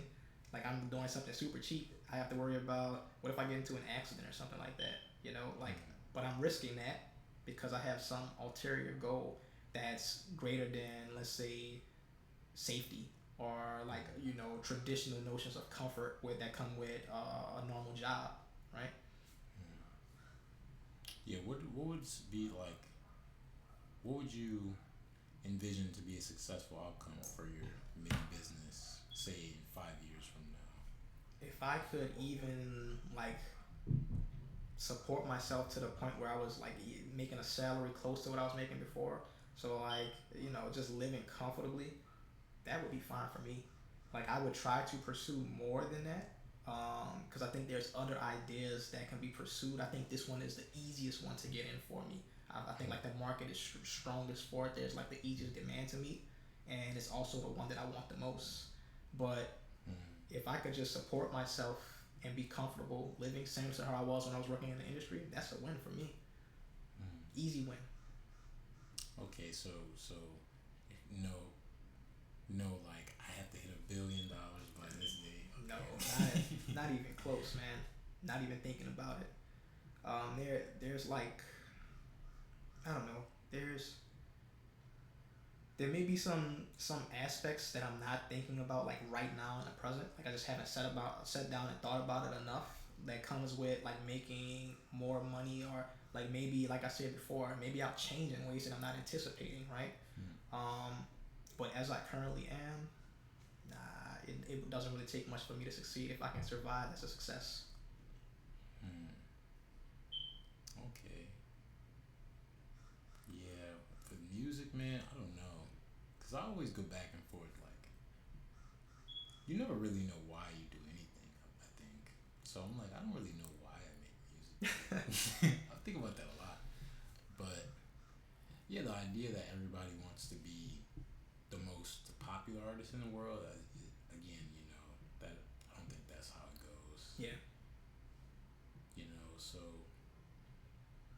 finding something like that you feel like is meaningful. Like you can kind of pinpoint yours. Like you had a level of comfort. You want to get back there to Right. doing your own thing. Yeah, I think some people it's harder to find what that is for them, but yeah, man, just talking to other people, you definitely see like everybody doesn't want the same thing. Yeah. And that it kind of knows that evolutionary drive, like must compete, must so that's just not what's going on. Right. You Right. know. Yeah, man. Yeah, that's a tougher pat. I Yeah. don't have that kind of energy anymore, man. Yeah. Trying to keep up with all these people. You look online, you find out like is there, how many geniuses are there? There might be a lot of idiots out there, but there's enough people that there's too many. Like it's overwhelming how much genius there is out there. So like that's a tough drive. Competition as your main driver is I'm stressful. I'm sure. Were you when you were younger? Were you ever caught up in that like idea of like just like this broad idea of success, poorly defined? Not really. Like I mean, when I was back into gaming, like if we talking competition, I used to play fighting games. That's about as intense as it got for me, dude. It can get intense though. That's about as intense as it got, and I was very competitive with that sort of stuff. But beyond that, no, I was content with just being like just having a title that's at least somewhat respected, having a decent salary, having like being able to take care of myself self effectively. That was good enough for me. Why do you think it switched? Like, cause for me, I've never been like, I knew when I was like 16, I was like, I saw Kanye and Jay Z at the arena, Mm-hmm. Watch the Throne. I was like, yeah, That's what you that's what you're aiming for, I huh? gotta do. I was just like, I don't know what's going on. Right? Cause they were on two pillars. Yeah. Jay Z was on one, Kanye was on the other one. And they was just like, again, ball sword. And I was like, why is this so like, this is better than school? I was like, I gotta at least try to figure out like what that vibe is. Like, Yeah. it was just so. You know what it was too? It was like, why do all of these people, so many of them white, like, why do they all pay like so much money today to come see a dude from Chicago in a skirt, using a leather skirt, and Jay Z, like this like 40-year-old ex drug dealer from New York, why did all these people pay all of this money that they work for to come see these people? They don't act behave like them on a daily basis. I was 16, so I was just like, huh. I like them, but that makes sense, right? Right. But I was like just struck by that. And I guess I maybe thought like maybe we don't really understand what it is that like maybe like the way we think about the world is wrong on a daily basis. Like the idea that these people wouldn't like them is the wrong one. They're just like, where did that come from? Right. Right. You know? Yeah. Then Yeah. going down that loop of like, why do I think about the world the way I think when it's obviously not true? Yeah. I'm listening to you. I'm like, oh, they don't like this. Why are 40,000 people here? Like, oh, so like, why are they so hyped to this? Yeah. Like, why do they like this? And I'm like, wow. Then I'm just like, what is music, bro? Like, what is the power of just sounds and what is happening? And then you just go down that rabbit hole. And it's like, wow.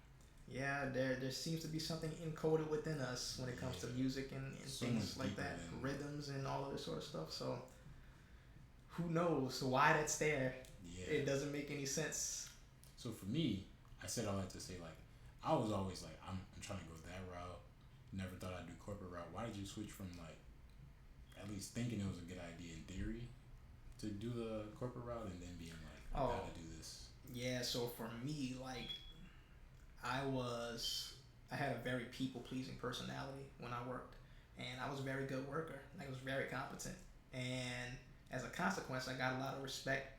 I got a lot of, let's say, I was always getting like raises and stuff like that without even have to ask for it. It's just like I guess you could say it feels good to be acknowledged to some extent, but I overdid it. And I was kind of overextending myself at work and just experienced burnout. So you've heard that word 1,000 times at this point. It's like, is this really what I want to do? Just that feeling of burnout got me thinking about what exactly am I trying to do? And like, worst case scenario, I would have taken a sabbatical or something like that. They probably would have given it to me just based on our conversations when I left my job. Or I would have quit and, not been with that company, but taken some time off and got back in the industry. And it's at that point I'm thinking, well, do I really enjoy doing this sort of work? And do I have some alternative? And it seems like I do have a reasonable alternative. I could be misjudging things, right? But it seems like I have a reasonable alternative. That's what it really comes down to. I don't enjoy the work that I'm doing, and I have a reasonable alternative. Put those two together, it's an obvious conclusion. Then the question becomes, are you brave enough to take the step? Yeah. Right? And let me be real. Are you fortunate enough to take the step? Because like I said, I'm tapping into my retirement savings, but not everybody can save up retirement. Even if this doesn't work out well, and it's like not everybody can do like save up in retirement and just tap into it like that. So there's a bit of fortune to the path that I walked and the amount of money that it allowed me to have. And then just the psychological fact of being dissatisfied with what I was doing and seeing an alternative path available to me. And going into even college, like, you thought, do you remember kind of how you, or did you have a vision for how you wanted your life to go, like career and all that? Nah, my thinking in college was much more primitive. When I was younger, like, I always enjoyed science and math and things like that. I was really interested in physics. And I got into college, and I already told you I'm not really a people person, right? So I'm like, if I study physics, I'm gonna have to become a teacher. Do I really want to stand in front of a class all day and deal with students and all of that sort of stuff? Like, that's what I'm thinking. Whether that's true or not is immaterial. That's what I'm thinking as a college student. Then it's like, well, engineering is applied physics. So I study mechanical engineering. I get the physics. I get the mathematics, and I can go just like work a standard job, So there's no inspiring backstory. There was nothing going on in college beyond like, I don't really feel like standing in front of a class, but I can go do engineering. That should be fine, And one thing just happened to lead to another after college. And then you got to the point of like, I just don't like what I'm doing. Yeah. Man. Yeah, I never thought I would like. I just know I couldn't do like a desk job, man. Were you working at a desk? Oh yeah.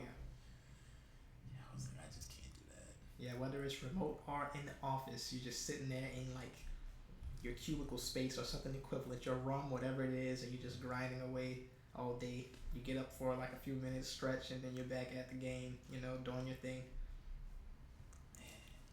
It's like a different world. It's a different world, man. It's, I don't know. It paid the bills, I guess. That's the Yeah. it pays the bills, put food on the table. So what can you do? What do you think is the future of commercial real estate? Mm, I mean, honestly, I don't really think about real estate too much, so I don't really have much opinions on like that industry. I only consider real estate from the standpoint of knowing that it is a vehicle for, let's say, normal people, for lack of a better word, to gain wealth. So you buy your first place, it's cheap, and you fix it up and you keep it. You buy another place, and if you can snowball like that, you build wealth for yourself. You can collect rent or whatever the case may be. But I don't really know much about real estate itself, to really say much about it. But do you think, like, I guess working in the cubicle setting, and then COVID happened? Do you see offices dying in the future? I see what you're saying. Yeah. Probably not, because right now you can see a lot of companies pushing back against remote work. Oh, okay. So I don't know that they'll ever really fully go away. They may not be as active as they are, or as common as they were, but they will probably remain for as long as we're doing work together. Like there's going to be some remote jobs, but there will always be value in people being together in a similar space and being able to communicate directly. And I know people don't like to hear this, but I can tell you from working remotely, yeah, there's some fall off when you switch to remote work in Think terms so? of, oh yeah, without a doubt, in terms of people's capacity for attention and just like the level of work that they do and things of that things of that nature. Like I see so much confusion in like remote meetings that could be easily alleviated if you were in person and could better discuss. But when you have all of this lag and a delay, and it's just conversations get lost all the time, man. Yeah. See, I've never seen this side of the world, but I've Yeah. always wondered, like, because I was in Austin when the pandemic hit, and Austin is a huge Right. tech city now. So yeah, like my roommate, he was working at GoDaddy. Really? He would sell like they don't do insurance, they do websites. Yeah, websites. I guess they had 3 packages. Mm-hmm. He would sell the beginner one to small businesses, and then maybe he just did that one because he was like 24 years young. But yeah, he would do every day like 150 calls. Hi, my name is Alec from GoDaddy. I'm hang up. Hi, my name is and he would just grind it. Yeah. And our other roommate were bartenders, so we were just chilling.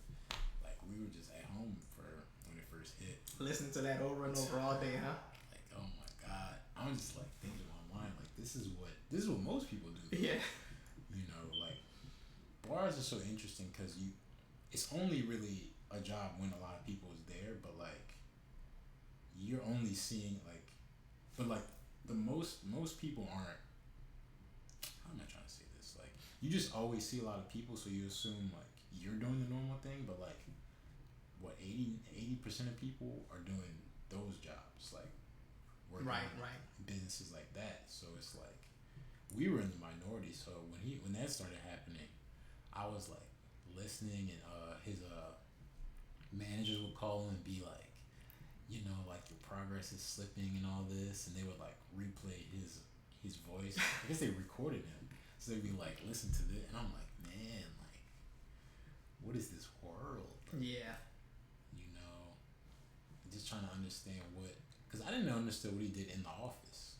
So when he got home, it was a little more clear, but I did wonder how like it was be impacted by being remote. Because like I think when most people talk about the economy in the future, they're always talking about people who, kind of like you said earlier, like are mobile, people who have like, we talk about software engineers, we talk about people who have like experience in the industry, so then Right. they went to college, so that means they're probably 30s, 40s, but like we were like 24, so it's like, what was the transition for somebody who just got into like the corporate world, when the pandemic hit and they had to switch, like what were they doing?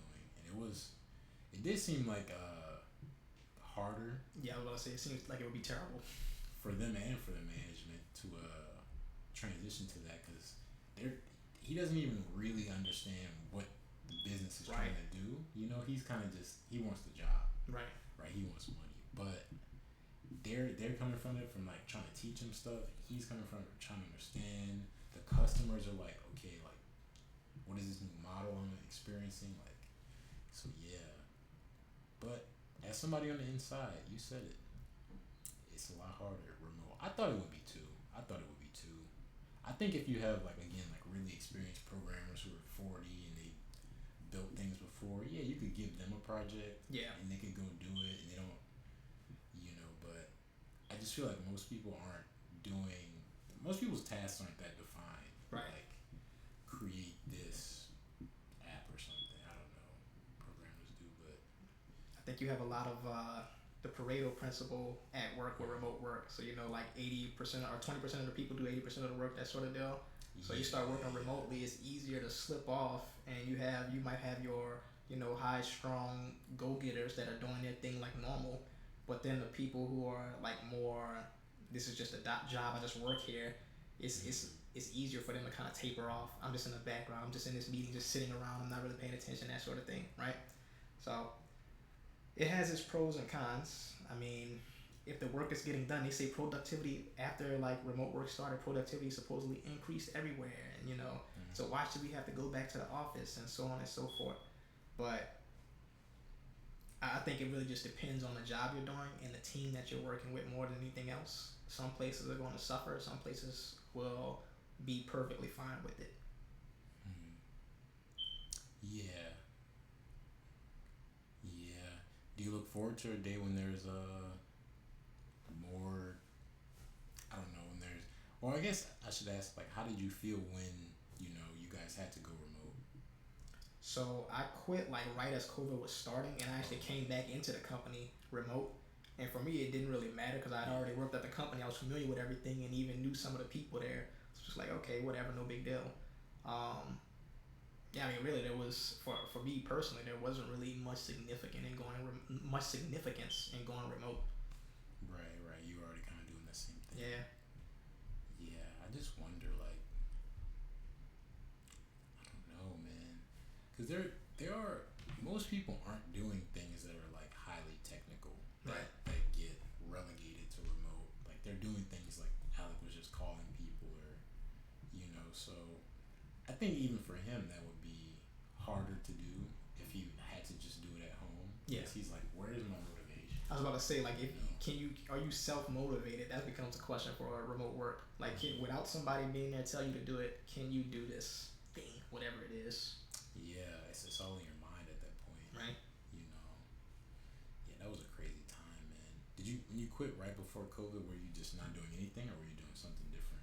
I came back here and I was like at an IBM apprenticeship, not internship, for a little while.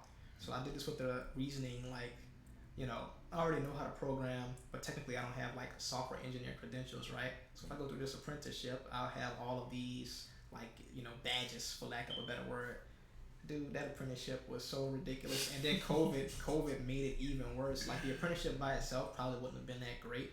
In theory, it might have been something. I'm guessing in the industry nobody would have really cared because everybody knows like IBM. They used to be the thing. Now they're just kind of like they're still around.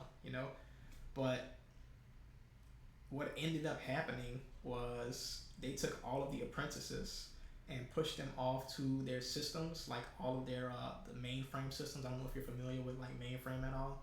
So if you've seen like any sort of old computer screen, it's just black screen, green text, that sort of deal. We're living in that world. We're living in the matrix, so to speak, and we're dealing with. I don't think it was insurance claims. I think it was like some type of claim for benefits or something to that effect. We're going through their systems and like helping people process these manually because there were like too many people once COVID started applying for benefits, and so their normal processes couldn't keep up. So we took the detour from the apprenticeship to become basically like corporate grunts, effectively.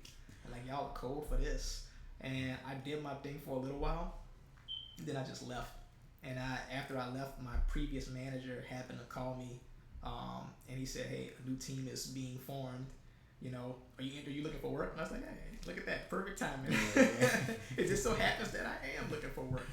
So back in the fold. Why take on this internship? You said why take it on? Yeah, like I said, I think it was just like credentials. Like, if you go through IBM apprenticeship, you might say, well, I learned this database system and I was programming with this language, and you get all these little badges you can put on your LinkedIn profile and this sort of stuff, right? I didn't think it was going to be super significant, but I thought it might be somewhat helpful to have. And then they pay you during your apprenticeship. You are doing work, right? So yeah, a little bit of income, a little bit of trophy Yeah. activity going on there.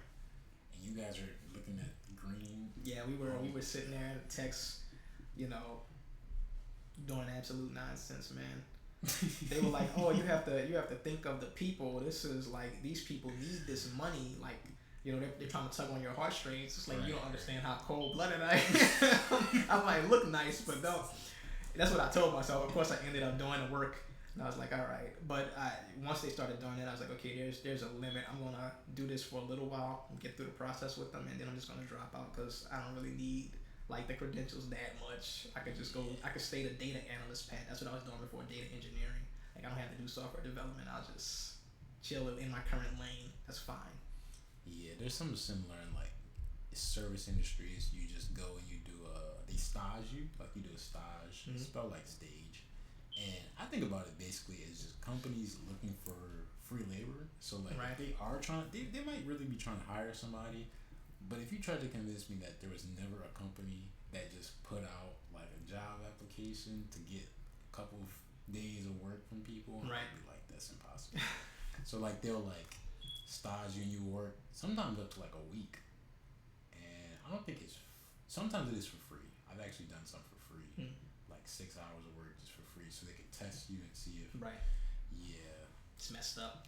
It's messed up, man. You know, it's funny. Like they weren't doing it for free, but if like I warned somebody about this recently, their practices are certainly questionable.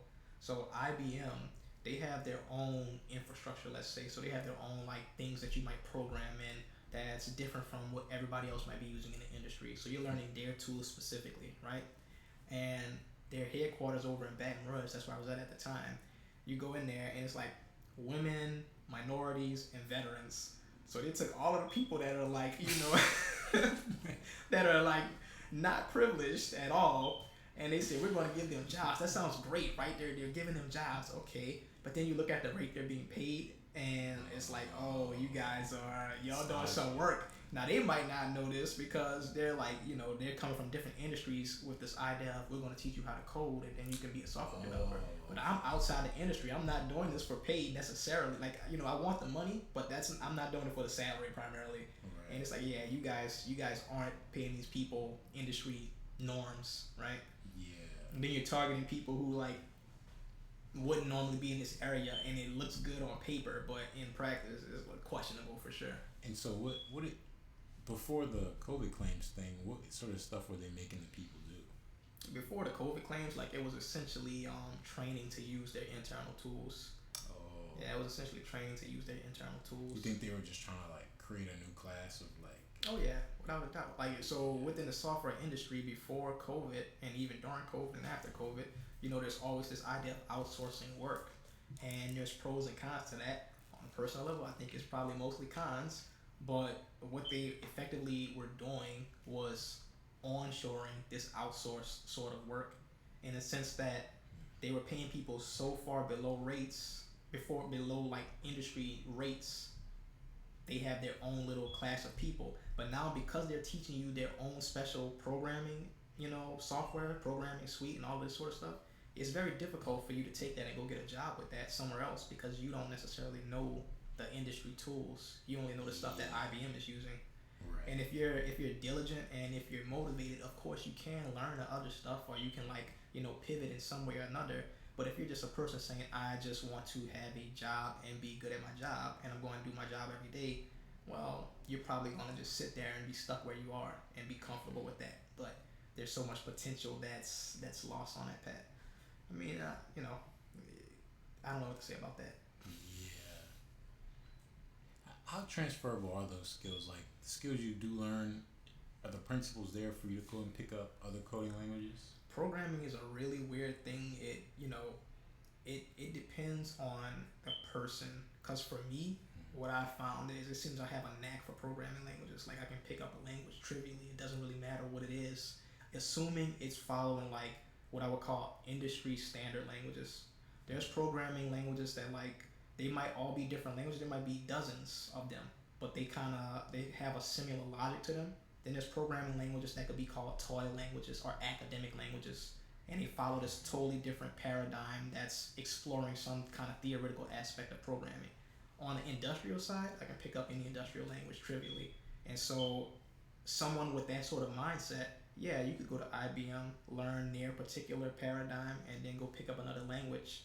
But is that necessarily going to be easy to do? It depends on you, really. Like, how do you perceive programming languages? Is this a totally new process every language, or do they all look the same to you? Right.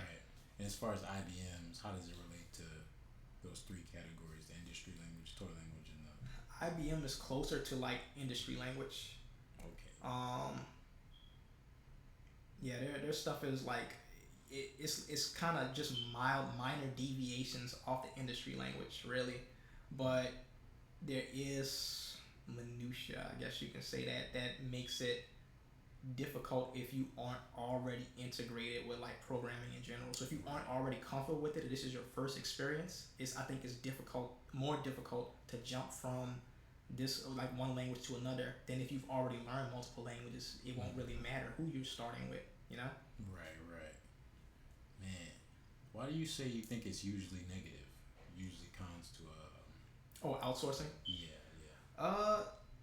So this is getting kind of like, there's things you get exposed to and you start talking about it, and the question of like, do you really know what you're talking about comes up. I think I might be stepping into that territory here.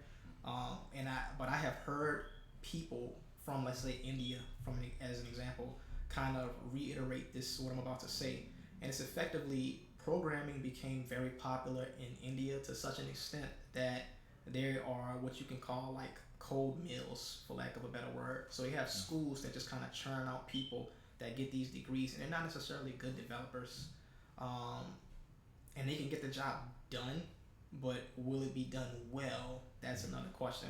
It's kind of like I can build a house and have something that takes the shape of a house, but then you punch through the wall and it's like there's no beams or anything. It's like this is standing up, but this is not the foundation I was hoping for, right? There's a drawback to that quick. Right. Yeah. And I want to like be super like, this is not something with Indians or India itself. This is just a particular thing that seems to have come about because of the popularity of outsourcing. So of course, if you get somebody who is actually driven and wants to learn it, you're going to find brilliant like Indian programmers, right? They'll run circles around me and so many others. But yeah, I think like outsourcing, especially to like India or there's like certain Eastern European countries where you might find something similar. The skills might not really be there. Okay, I see what you're saying. And in fact, it's no different than here. I would say it's like, if you look here, there's going to be people that go to code boot camps and they get all of these credentials. So I was talking about that earlier, right? They don't really know anything about programming. They're not going to be able to adapt very quickly compared to someone who has like intuition for languages, right? So you go to any of these outsourcing nations, you're going to have the same problem. There's people who are going to be excellent at it, but a lot of them are just, hey, I did this because it's the thing to do. It's like the popular thing. I can make money with it. I don't really care about it, right? I've always wondered about that because, like, yeah, I'm more interested in that stuff than most people. Yet I've never picked that up and been like, this will be easy. So I'm like, there has to be something that I'm missing as this like relates to the real world. Like, you can't tell me like they're like, oh, just take a code 6 weeks and you'll learn how to. Right. I'm like, I'm literally reading about it and I'm still like, that seems like it's gonna take me a year or so. Maybe not that long, but it's gonna take more than just taking this class to understand it. Yeah, there's this aspect of it. It's kind of like I don't know if you ever experienced this in math class, but you're sitting in a math class, the teacher explains something that makes a whole bunch of sense, and you're like, yeah, I get that, and then you go home and try to do it by yourself, and it's like, what am I doing? I don't understand anything, right? When you look at code boot camps, I can walk you through how to do something from like a programming standpoint. I can walk you through building a website or whatever the case may be, and it may make total sense to you, but it hasn't really been fully absorbed by you in that moment. It makes sense in the sense that I can tell you the recipe for how to like bake a cake or something, and you can go follow those steps. But you're not a professional chef, and maybe if I'm not there to walk you through it, you fail at it, right? Same thing with the code boot camps. Yeah, someone's walking you through it, or you go through this process focused on it, and you can get it then. But as soon as you stop, because you haven't been practicing it extensively, it's gone, or you're not that strong at it as say someone who has been doing it for an extended period of time. Right. Right. Yeah, that makes sense. That always even I mean learning complicated, I'll say, science, math, stuff like that on the internet. I was always skeptical because I felt like you can't really test your. There's a lot of it is abstract. You can't really test your knowledge yourself. You can say like I got the certificate. Right. It says I can code, but that's not how things work. You know. So that is partially true. I would think like that. I would say rather the difference with say something like software development or coding is you can go build a website. Right. And so you can look at it and say, hey, this website is garbage. Right. So you And know that's for a fact, you're like, yeah, I can't code, I can't code. Um, like you could go to that boot camp, but yeah, once you what get did out, you what code? can you do by How yourself? did you code? Like people Yeah, go to like I went to Loyola. And yeah. I did philosophy, but talked to a lot of musicians, and their music was trash. I'm like, there's something wrong with this model. You guys are just trying to make money off these kids. These kids can't make music. Right. They don't know what's going on. I mean, that is an interesting question, right? Like, so if you're a teacher, are you gonna look? This is not for you. You need to get out of this school. Like, they're bringing in the income. You're just like, look, you suck, man. You might want to consider a new career path. But again, they see it's like a conflict of interest. They won't do that because like that's how they make the money. Right. You know. But I was wondering that because it's like at some point I want to get like really good at coding, Yeah. just to be able to, just to learn it, just to see what problems exist. Like even Right. with the entrepreneurship thing, I'm like, what? I'm asking these people like, what do y'all like do? Like, what do y'all think about? How do you approach situations? So I'm like, okay, now I see how like the bent of your thinking. Yeah. So yeah, I want to learn how to code just to be like, what can computers really do? And I feel like until you can interface by yourself, Yeah. you don't really see the full breadth of it. You know? So yeah, I'm like a firm for like super strong enough to reiterate many times, like a believer in if you have a project as a aspiring programmer, coder, developer, whatever, if you have a project, that is the key into gaining real skills with it, because like let's say there's probably going to be something that's similar to what you're trying to do, which means you have a framework that you can follow how to get. You can look up things that tell you how to do this. Like you do music, right? You're in FL Studio, so you're familiar with VSTs, right? If you wanted to build your own VST, that's a very daunting task if you know nothing. But other people have built VSTs. You can probably follow a full guide for how to build a VST. And so the question becomes, can you one start with that, and then can you iterate on what you like intellectually? Can you iterate on what you've seen and kind of expand upon that? Do you have like the stubbornness to stick to it as well? But that project is going to motivate you because you have something that you want, and you're going to fail, you're going to break, you're going to like mess up a whole bunch of stuff, and that's the learning process right there. Why did this go wrong? The research that you do, that's the learning process. Right. Yeah. Now I don't know how ChatGPT and like Copilot and all of this stuff is going to impact that, because of course they're trying to like automate some aspects of coding and learning how to code. I haven't really messed with it as a programmer yet. I intend on exploring them, but that may change the landscape a great deal. Like if you can describe what you want to do and have something do it for you, now you just need to understand logic, not necessarily a specific language. Who knows? Yeah, that is an interesting application because like as far as language goes, I think it kind of is an affront to our intellectual egos that like computer can structure that, like it can take a lot of the effort out of what we're trying to write when it comes to language. Mm-hmm. Solving other problems is not there yet, but yeah, I was wondering as far as coding, like what can these LLMs do these days? So what I have been using it for is like basically an assistant to quickly get me to useful details like this. So let's say I have an error in my code, right? If I type that error into Google, maybe it would have sent me to a forum post or something to that effect, and I have to read through a bunch of text to figure out what went wrong. But now maybe I'll have this LLM tell me, oh, this is for X, Y, and Z, and this is why it happened, yada, yada, yada. So it's kind of speeding up that process. Is it writing the code? No. But it went through the text and found what the solution was very quickly. Now, of course, they make mistakes. What I found as an issue is like you have all this information online, like we talked about earlier. Things are constantly moving for software development, so these things can pull incorrect information just because that was the top hit on Google or whatever it might be, and so you're getting something that's completely irrelevant to what you're trying to do, right? Right. So there's pros and cons to it. I'm not sure how they are for actual writing of software. The reason I wasn't exploring it initially is just because it's like the time it takes me to describe what I need to do in English, I can just write the damn code, you know. Right. But I think it's worth looking into because someone was like on some post made an interesting observation about like common design patterns. So there's certain things you do in code that just happen all the time for a variety of reasons. It's kind of like building a house and you have doors, right? Imagine if you had to build a door from scratch every single time versus going to Home Depot and just buying a door, right? So there's that in programming as well. There's just like patterns that come to exist and be repeated over and over again. And they call that sort of code boilerplate code when you're just kind of building something up that's, you know, necessary to get to some goal but not significant in and of itself. Can these things do a lot of the boilerplate code for you? That could be very handy as a developer because you're saving yourself a lot of time by not having to write all of that stuff. Right. Yeah. Because so much of it is correcting errors in the code. Like a lot of coding is that, right? I mean, there depends on the coder. I mean, that is a element, but honestly, man, you know, once you get to a certain point, the errors are not that big of a deal as a programmer. I think what's actually bigger is you have so many people who go off and build what they call frameworks. So they build a particular way of how to do a certain thing. So you might have one architect that builds a house this way, one architect that builds a house that way, and so on and so forth. As a programmer, I told you businesses, they want you to know everything, right? You have to learn everybody's different framework. So if you have architects come in every year and coming up with new ways to build a house and they deviate in the plans and all of this stuff, you as a developer have to learn that. There's a lot of intellectual, I don't know what you call friction, if you will, right? To try to pick up all of that stuff.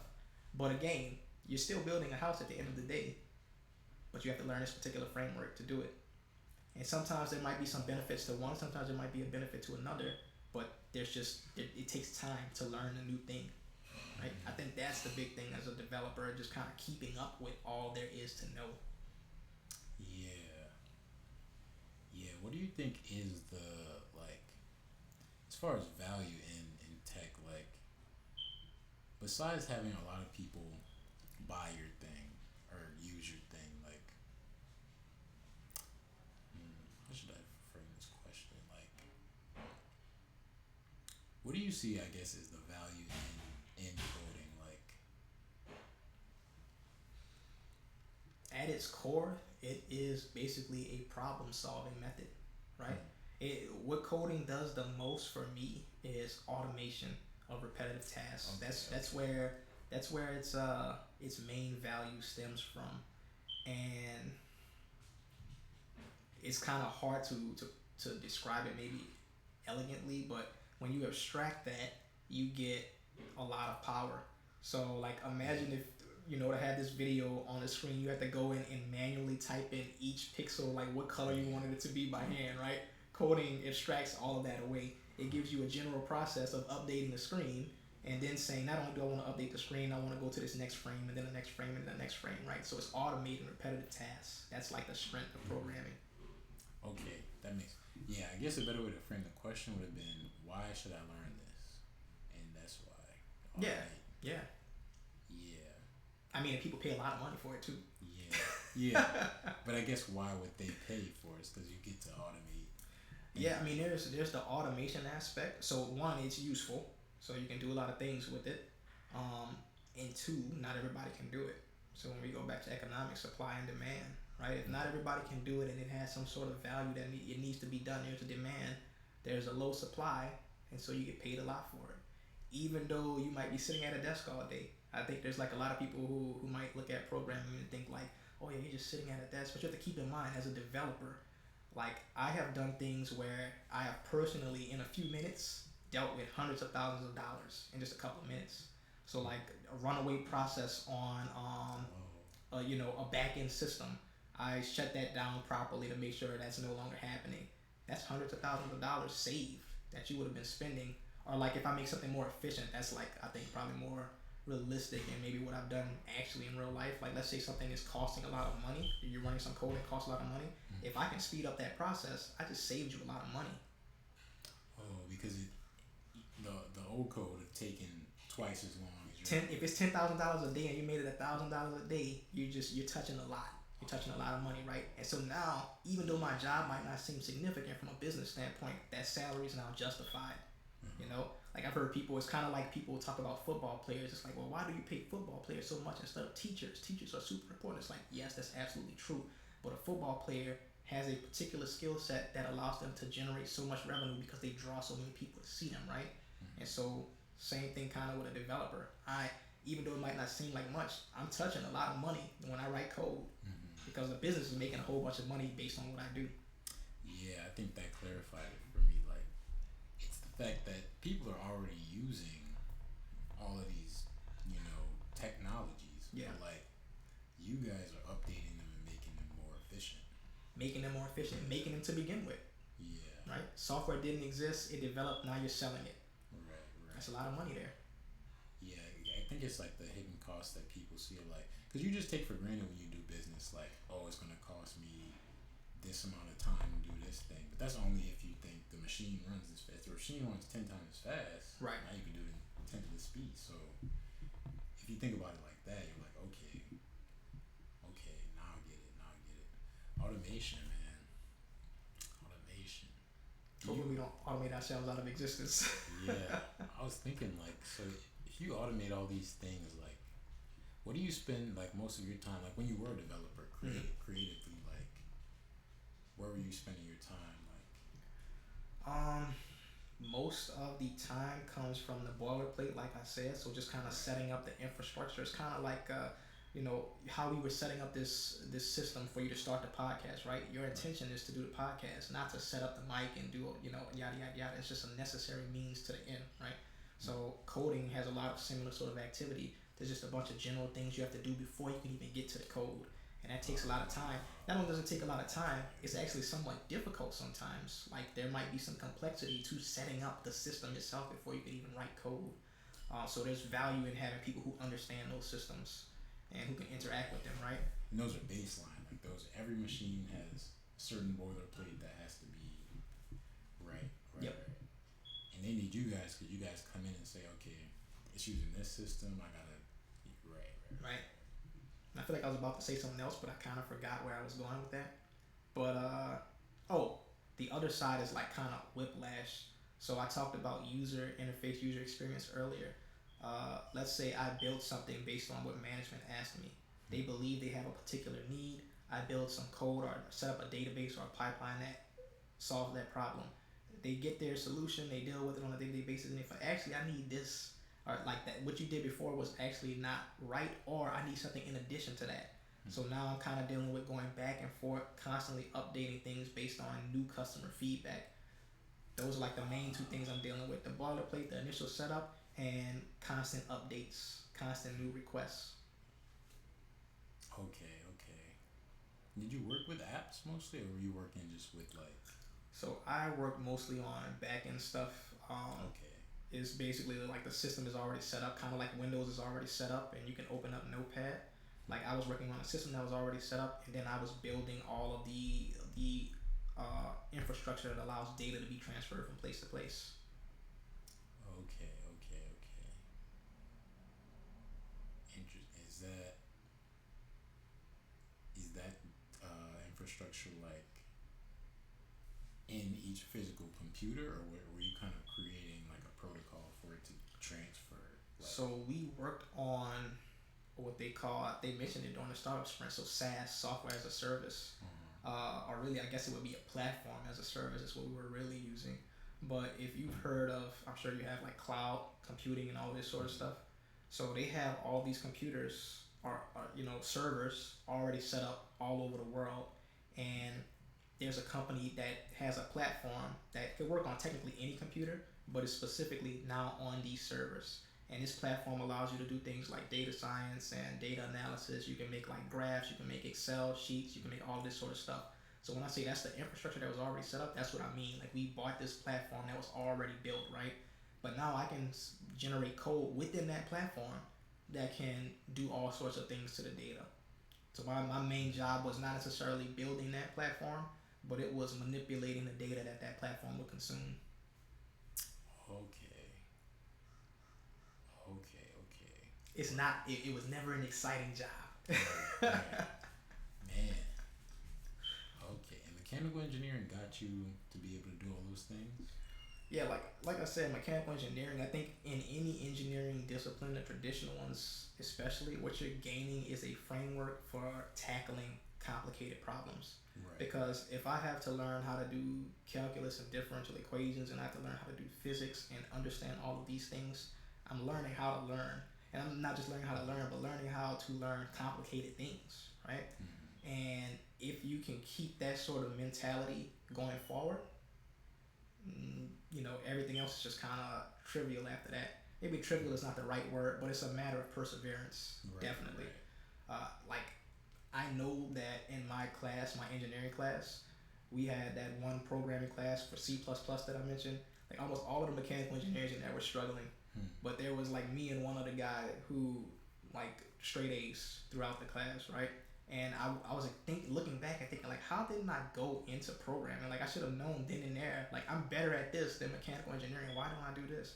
But it just never crossed my mind, and so I stuck on a mechanical engineering path, and it kind of forced me to deviate professionally. And honestly, I'm glad that it did, because I think if I would have gone into software development, I probably would have become complacent. Because I think I'm good enough at it where I would have gained a lot of skills very quickly and just stuck it with some company or something like that and probably never did my own thing. But since I did mechanical engineering, I never became a mechanical engineer. And then I'm like off on this data analysis, data engineering path and all this stuff. I'm just like off the beaten path. I figure why not continue off the beaten path, explore something new. Now I'm starting my own business. Right. Right. Yeah. Now I definitely think there's definitely you to go back to education. There's fundamentals to like Right. understanding the world, and you asked about like people addicted to Instagram. If your fundamentals are bad, I think it's gonna be hard in general in life for you to like like just be self aware that you are like spending your time doing something that's not benefiting you, Yeah. and then two to be able to change it. You know, but differential equations. Did you ever apply that to like money? Because I'm always interested when people like do like math. Like, were you ever learning that and trying to figure out, or just how important were finances to you? Like when you were in the school, or were you just focused on? When I was in school, not very important. I don't know why this happened, but after I graduated, I started like just getting into money in general. I read like this book called The Richest Man in Babylon. It's super short, like 100 pages, but it's like a small book, so it goes quickly. And it's just giving you general principles of wealth. And I think I read Boglehead's Guide to Investing, which tells you about like doing passive investing. Don't try to do active investing. Just start saving for your retirement, that sort of thing. Okay. Richest Man of Babylon says put aside 10% of your salary. So I'm thinking, okay, I need to get a 401k. I'm looking into things just because reading one thing about money leads to reading another thing about money, and it just kind of pushed me in that path. So I find economics interesting conceptually. I don't know a lot about it, but this aspect of money itself and what it represents, and then the psychology and human behavior and how that leads to economic systems. I think that kind of pushed me to learn more and make sure I was taking care of myself financially as well. Hmm. Yeah, because I think like differential equations are the basis of how compound interest works. You know. Oh, and yeah, you were talking. So that particular aspect of it, I definitely wasn't looking into that in college. I did have to take a business class, and yeah, interest is based off, I think not differential equations, but like the core of calculus. So it would start like the solution to the formula that gives us compound interest came from calculus, I believe. Mm-hmm. And I don't use calculus or differential equations for financial related things for the most part. Though I will say, like while I was exploring the practical, like financial sides of my business, I did have to use calculus for one moment. So it came in pretty handy when I was looking at like competitor products. They have a particular price, right? They have a particular sales value for a product, and they also have the amount of sales that they make each month. So I can set up an equation by I can look at that data on a chart and set up an equation and say, okay, where can I sell my own product to maximize the amount of profit and the amount of sales? It's called an optimization problem. You use calculus to solve an optimization problem. And I actually did that. And it was just like, oh, look at that. You can use calculus outside of class and it's actually useful, right? Right. So I heard about this this amazing thing. I never experienced it in a while. But yeah, it does have its applications outside of just the theory and, school and all of that sort of stuff. Yeah, no, I like calculus. I like calculus. But yeah, I think it's really important as to how.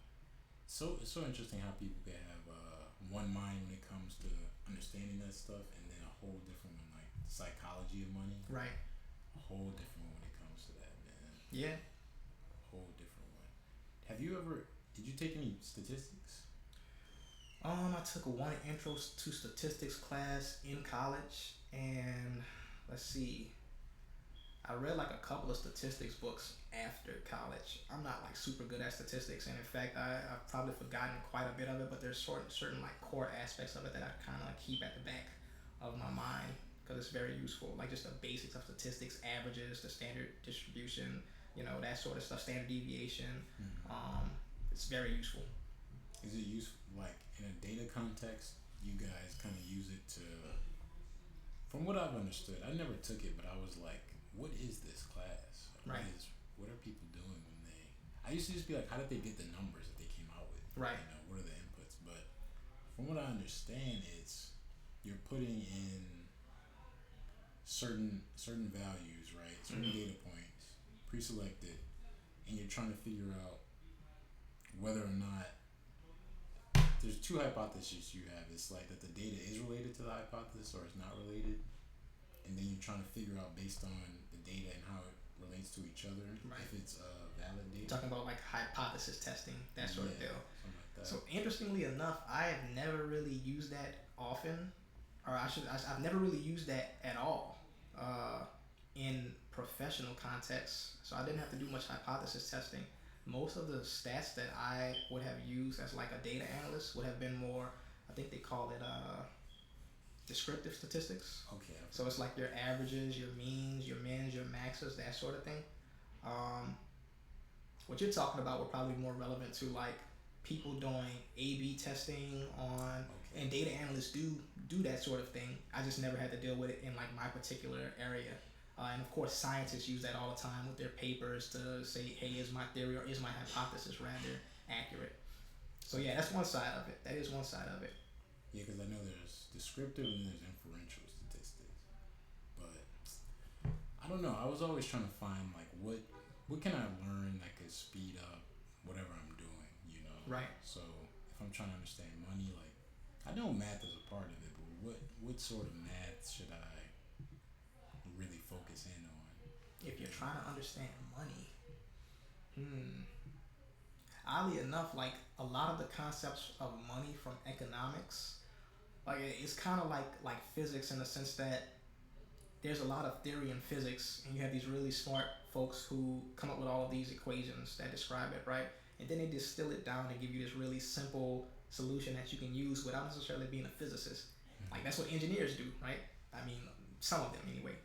I think money is kind of similar in the sense that there are a lot of complicated equations that describe economic artifacts, if you will, but you don't need to understand complicated math for economics. It really is. It does become more about psychology, I think. Like if you were investing, you don't necessarily need to invest using calculus. You're investing based on like if you're doing fundamental analysis, like what is the health of this business, or like what how are they generating profit? Are they healthy? Do they have like issues with supply chains? Yada yada yada. Right? It has nothing to do with advanced mathematics. If you're doing technical analysis, there might be some means or some sort of like basic math you're using, but it's not super advanced. If that makes sense, somebody else has already figured out all the advanced stuff, and you're just applying. You're applying that advanced math Right. in real time, in real life. Yeah. Do you invest in anything, or do you put all of your time and energy and money into your own business? So I do investing, like passive investing right now. What do they call ETFs? Okay, I've So heard like exchange traded funds, I believe it translates to, which basically is here's a basket of things that you can invest in. You don't have to invest in them uh, individually. You don't have to figure it out. And so one of the big ones is the S&P 500. So the top 500 companies within the United States. And so you're trying to figure out what are healthy companies. You can just invest in this particular ETF and capture all of the benefits of investing in those companies. that. There are some downsides to it. Okay. I don't really like fully understand, but from what I have gathered, like if you invest in an ETF and everything's just pre-selected, and let's say a bunch of people are investing in an ETF, well, part of being an investor is being able to have a say in what a company is doing. Like if you have the appropriate stock, you have some vesting in that company. But if you're in an ETF, like you might not be as focused on that, and it would be easier to become kind of disconnected from the reality of these companies, if that makes sense. Okay. Okay, I see what you're saying. Like I couldn't, let's, even if I could in theory have some sort of connection to 500 companies as an individual, it would be difficult for me to say anything about what they should be doing, right?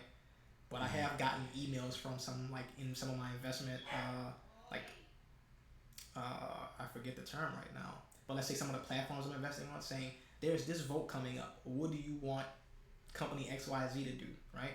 If I'm not following that, then I can't really say anything. If I'm not keeping up with that, I can't say anything. And so the company might go in a direction that maybe is a bad idea from my perspective. Okay. So that's like actually knowing what you're doing versus just putting your money in an ETF. Right. And right now, I just put my money in an ETF and just hope the economy's growing. Right? That's what happens. That's the scary part, man. With you could just get inundated with information when you Right. start going into the financial independence route, and then the thing is, anything could work. Like there is no one way to slice the pie, you know. And that's the even. It would be different if it was like you could try all this stuff and only one thing would work. It's like anything could work. It's like Right. figuring out what works for you. I've never been. I don't know what it was about investing. I've never been like buying stocks of other Right. companies and stuff, but I've always believed in like the idea of investing in your mind, Mm-hmm. like education, like learn and put your money into what you're doing. Yeah. Because even if it doesn't work out, you're gonna learn faster that Right. way. But yeah, some people tell me about Coinbase. Some people tell me about just doing crypto in general, looking into it. But Yeah, I messed with that for a little bit, and you know, a lot of these things, it's kind of hard to separate the hype from reality. It's hard to separate the bullshit from reality. So like when Bitcoin first got big, I think it might have went up to $20,000, and of course there's this saying, you know, about I forget what the damn saying is, but it's basically like you don't buy something when it becomes popular, right? So that's obviously a bad idea. That's what I did. What happens? Bitcoin crashed immediately. It crashed immediately. No, so I see. I didn't put in a lot, Okay. right? Now, what's interesting, and this is kind of where it comes to those early decisions. Like if you have some money to invest, it's okay if you lose a little bit of money, right? So I said, okay, people are saying Bitcoin's going to go back up, and maybe it is, maybe it's not. Let me just put in now that it's dropped down. I'm going to put in again, even though I lost money. I'm going to put in a little bit more money and see what happens. I'm not missing this money either way. It's not critical to my survival. I went from like I think either $500 or $1,000 to like $10,000 to $15,000. Put a down payment on a townhouse. So it's just like Bitcoin had some usefulness for me personally, but for a lot of people, it's like how much money have people lost with Bitcoin, with the rug pulls as they call it, you know, and or other cryptocurrencies. There's always that aspect, and that's kind of where the passive investment thinking comes in. So the idea is if you're investing in something that actually has value, right? So it's going to grow. Even if there is a plummet or a loss or something like that, there's no need for you to take your money out, because the purpose of you investing is not to use that money immediately. So you don't panic and take your money out. Once you take your money out, you have realized that loss. That loss becomes real. But if you leave it in and the money keeps growing and it goes past where you initially invested, that loss never was there from your standpoint. It doesn't really exist, right? So there's some psychological aspect to it as well. And if you don't know about investing or you don't really think about it, and you just get into it because somebody told you it was a good idea, and you panic, you've now lost a whole bunch of money. Yeah, I guess that would be the argument against like just do this. It's like Right. or even with the coding thing, it's like you don't know when you can't correct your own errors Right. if you're not in it for Exactly. Yeah. yeah. I mean, I guess the flip side of that is, I have done passive investing. I'm sure I have not maximized the amount of profit I could have making, but there are people who do investing for others professionally, right? So you could get someone to invest for you. There, like the same companies that I buy my account or that I open my accounts with to do investings, they have active investors working for them, right? That are tracking portfolios and dealing with how the money should move and what it should be in and all this sort of stuff. Now you do have to trust them, and there have been people throughout history who have done terrible things with other people's money. I think Bernie Madoff was one that was big for a while. He lied about what he was doing and lost everybody's savings, right? So stuff like that can happen, but that's not the norm. Yeah, man. I guess that's like don't put all your eggs in one basket sort of deal. Yeah, do you go the investor route or you passive investment yourself? I did active for a little while. I made some money, but not enough for me to like sit here and say I want to do active investing, like for just to support myself. So I mostly just do passive, just because I find looking at charts kind of boring all day, which is weird to say as a data analyst, but yeah. Yeah. Looking at charts all day is not what I want to do. Yeah, man. I don't know. I think it's something that maybe it's like self knowledge, but just for me being like, because I always think, not always think, I thought that idea of like options was interesting, because like, it's like you're betting on it stuff to go to fail. Yep, did that for a little while. Oh, you did that? Mm-hmm. Okay. Yeah, options is like that particular investment vehicle was how I learned about shorting. So you talk about betting against, but you can do like the you can go along with options as well. So you can bet on something, not necessarily against it. Okay. But options it gives you the ability to do both, which was new to me, and it's a very interesting and but also complicated vehicle. Easy to lose a lot of money with options for sure. Much easier to lose it with options than just general investing. You probably lose like if you put your money in the S&P 500 and you start trying to do options by yourself, you're most likely going to lose all your money on options. S&P 500, your money will still be there and growing. Oh, okay. Yeah, for sure. But if you have disposable income and you want to learn about options, now you have the potential to make additional money that you couldn't have made because you put in the time. But when you're first starting off, yeah, there's probably going to be some loss. So how do you like? Where do you want to trade an option? You have $1,000. Mm-hmm. Do you go to like options.com? Like, how do you start? There's a bunch of firms that basically open up accounts that allow you to do investing. So I'm currently with Charles Schwab. They were TD Ameritrade before. I think there's like a company called Vanguard. I don't know if they necessarily do options, but Robinhood might be something that you heard of that's more recent, right? So there's all of these financial firms that basically give you access to the stock market and different investing vehicles. I think let me see, it would be a stockbroker or a brokerage firm. It's the term you'll be looking for online. That's what you're trying to get into. You're trying to get an account with them so you can invest. And why'd you stop the option game? Like I said, I was making a little bit of money, but not enough where it was just like, hey, I should be doing this significantly. Hey, because when you're doing something for money, the question becomes like money versus time. So let's say I'm making let's say out of all my time trading options, I might have made like $3,000 in profit. Like if I look at from start to finish, consider all my losses and gains, $3,000. But how much time did it take me to get the $3,000? Is that really worth it versus my salary and my normal job? And then I'm not trading options. I just put it in the S&P 500. If I put enough money in, 10% of $50,000 is $5,000, and I don't have to do anything for that. I can just let it sit there for a year, and I'm now up 10% or more. So I just I was at a point where I wasn't making enough money, and it wasn't that interesting to me. And it just takes a lot of time as well to sit there and do the research on it, because you can't just like you could follow somebody technically. There's a lot of people who like to give advice on investing, and tell you go put your money in this and it's going to get you this much. I never looked into those guys because it never made sense to me. It's like there's always someone on the opposite side of a trade, right? So for trading to work, somebody has to be betting for something and somebody has to be betting against it. If I know the strategy that's going to win in money, why would I tell you the damn strategy that's going to win money? You spread it to somebody else, and now we're all following the same strategy. How am I going to make my money, right? But what you would do is, if you know it's going to work, tell people. Yeah, I tell you the opposite. Exactly, right? So, I mean, now what I've come to find is there are people, and there's probably some psychological aspects to this that I don't fully understand. They do tell you what they're doing and why, and some people benefit from that, right? And maybe you can learn a strategy from them, because I guess following my same notion, there's going to be one person teaching this strategy, and the people are going to follow him or her. It's going to be another person teaching some other strategy, people are going to follow him and her. And so what you get is a bunch of different strategies out there. No one ever follows one person entirely. Yeah. You know, so. Yeah, that dude right there, those red books, Nassim Taleb, he was like a big option. Oh yeah, okay, yeah. So I've never read his books, but I'm familiar with his name. He wrote what is it, like Anti-Fragile or something like that? Yeah. Yeah, I love his work, man. I read all those books. Yeah. He's really into philosophy too, like, yeah. But he did the Black Swan. Right. And that guy really big in the money world.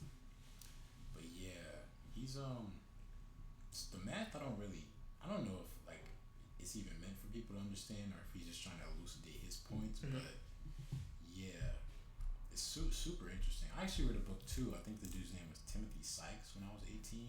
That name sounds familiar. He went to Tulane and he Okay. traded stocks and then wrote a book about it.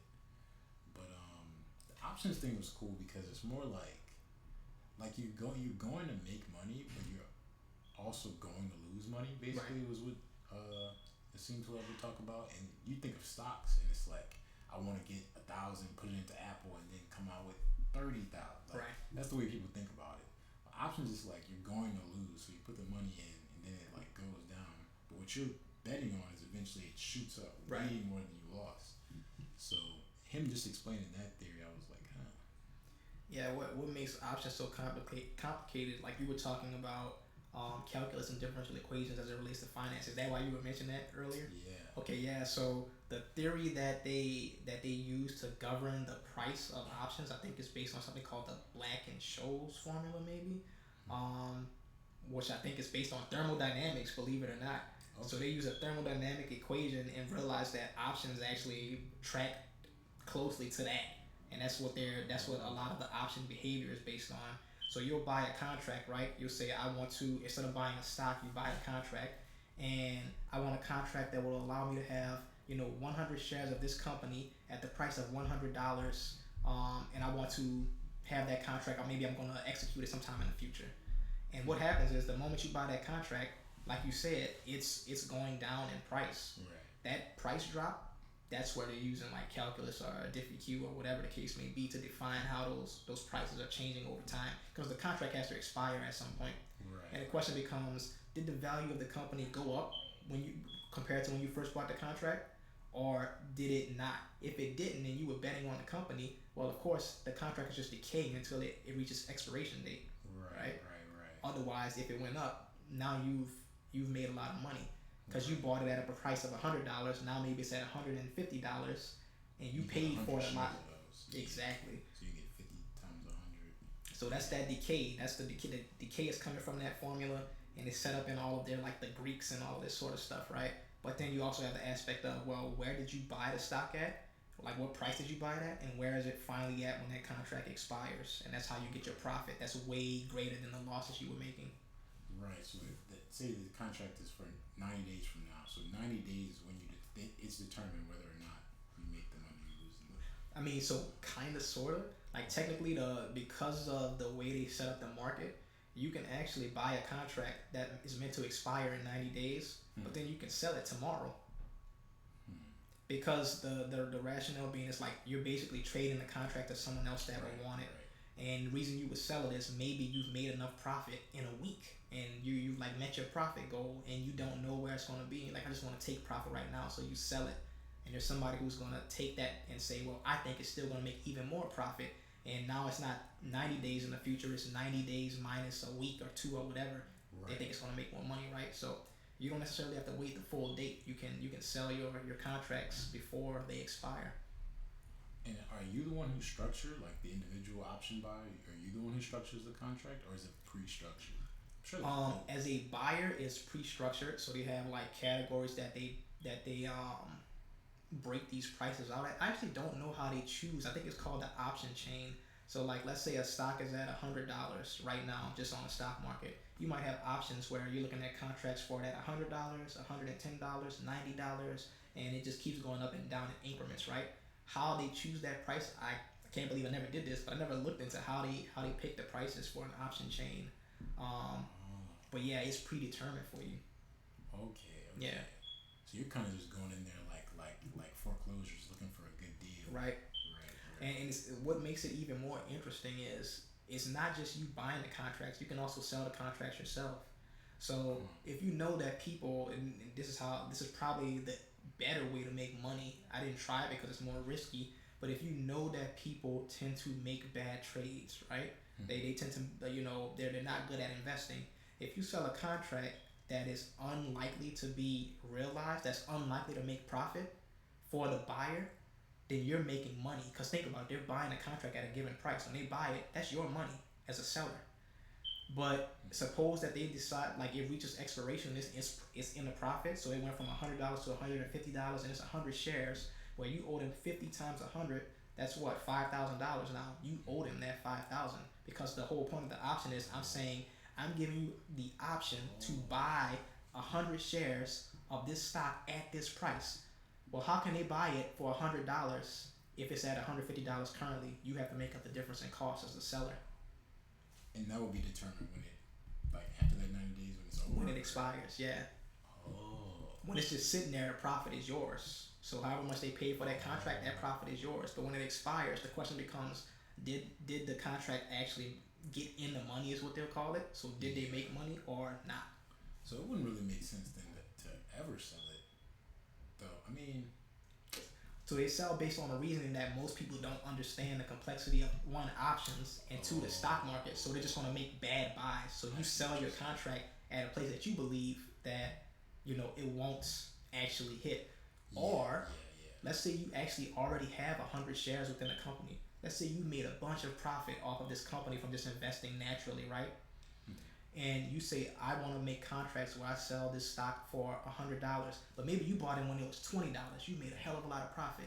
You can keep putting that contract out, and people will keep buying it. And maybe it doesn't hit for a while. You're still collecting. You actually own the share, so now you don't have to pay anybody if you lose or if it gains in value. You already own the shares, so you're now just collecting profit based on shares that you've already bought. That's another way where you can, and it's a much safer way where you can but make that's money. only if it's already going up. Um, yeah, I would say if it has already gone up and if you have made profit and you have the shares, yes, that's a very safe way to make money. If it hasn't gone up and you have the shares, it's still like probably a safe way to make money just because most people are gonna, assuming you put the contract at the right price, somebody buys it, they're not gonna make any money. So you're just sitting there collecting profit from it. It's almost like collecting rent, really. Right. But you only get the payouts only happen when the contract is over. Effectively, like I think the payout might happen immediately, but it's not like, let's say, set in place until a contract expires because it can always end in the money for the buyer, right? So you might get the money immediately when you sell it, but then when the contract expires, you might have owe somebody money, right? Yeah, that seems like a dicey way. Yeah. The thing that's dicey about it is, imagine I tell you that I'm going to like sell you some shares and I'm working with a stock that's very low price, so maybe it's like $10, and maybe for some reason it skyrockets overnight, and the amount of money that's gained, so it's 100 shares, it went from $10 to like, let's say $1,000, and it's 100 shares. This doesn't happen, but I'll just give you an example. It's 1,000 shares, so 1,000 times 100 will put you at 100,000, right? Yeah. Well, now you have to pay somebody $100,000.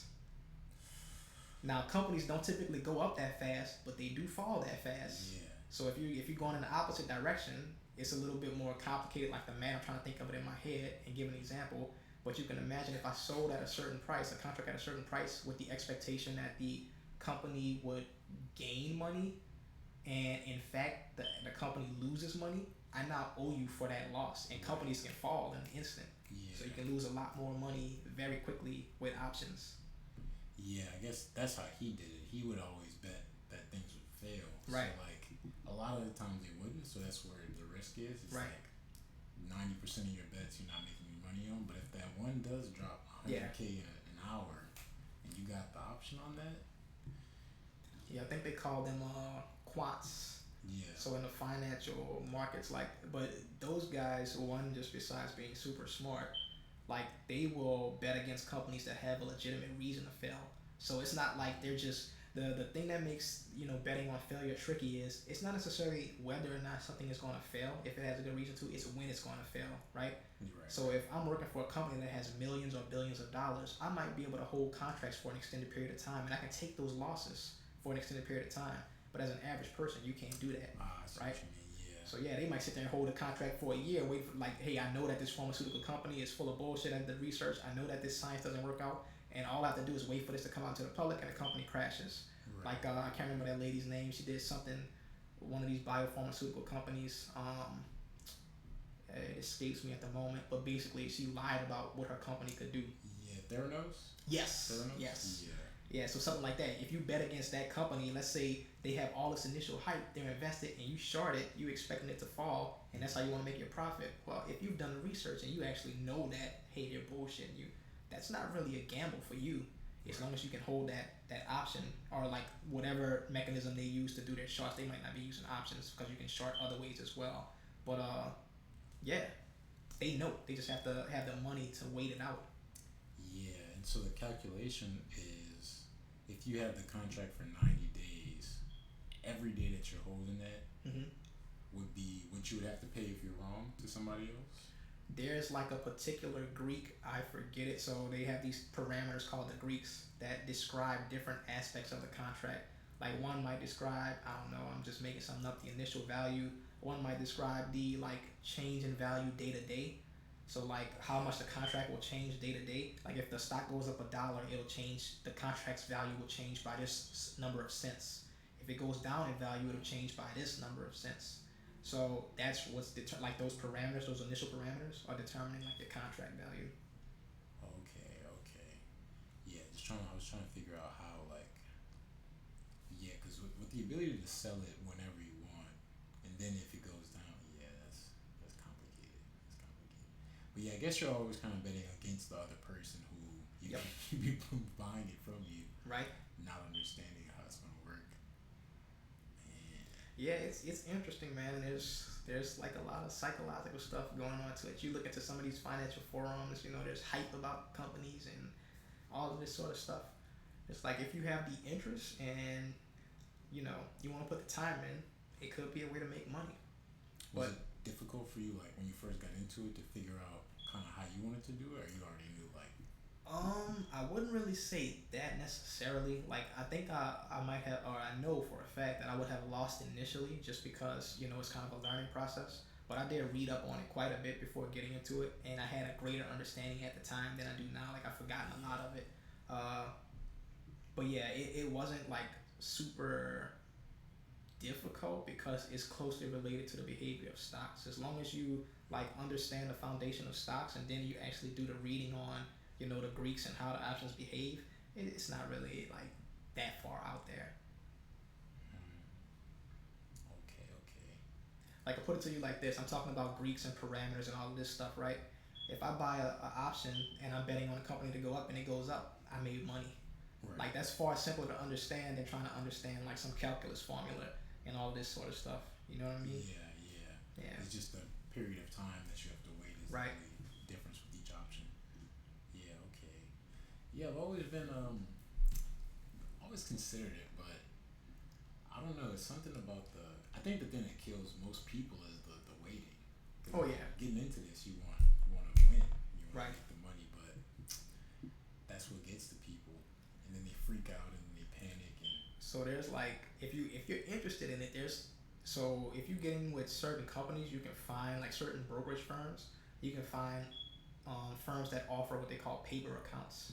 So they'll allow you to trade, and you can put in an amount of money that you would have in theory that you would be starting with, and then you can trade without actually risking any money. So they'll give you real data, and then give you fake money to play in a virtual account, almost like a game, right? So now you can actually go in and say place your purchases and sell and all this good stuff, but you're not risking your actual money, and it just kind of gives you an idea of how things work. And you're playing with real time or near real time data, like getting that live feed. Um, so that's one thing. But in terms of making money, and this is where people actually lose on options a lot. So a contract can be a 90 days out. It could be a year out. I think they might have some even longer than that. But a contract can also be a week out, Right. or it could be a few days out. And if you're expecting like a huge amount of volatility in such a short amount of time, and you keep buying contracts, keep in mind every contract costs money. You keep buying contracts and you keep losing. That's how you lose money with options, because trying to predict that volatility is difficult. Right. Right. Yeah. Right. Yeah. Okay. How long were you in it for? I want to say I started not long after I went out to Michigan, so this would have been like, let's say 2016 to 2019. I was probably messing with that. Maybe let's say 2017 to 2019. Okay. So not long after I started doing investments, so right after I started my job, I also learned about options and started reading up on that and then getting into that as well. Okay. Okay. Yeah. It's definitely the game in his mind is like everybody's gonna think about it like getting rich quick. Mm-hmm. The harder thing, and just in life in general, is like time. Like time is. He says in math, time is equivalent to volatility. Right. So like that's what will determine who's a successful trader and whatnot. And yeah, not blowing up. He talks a lot about blowing up. And I watched a video about a guy named Lit Nomad. He's a quant, Okay. and Nassim Taleb talks about it.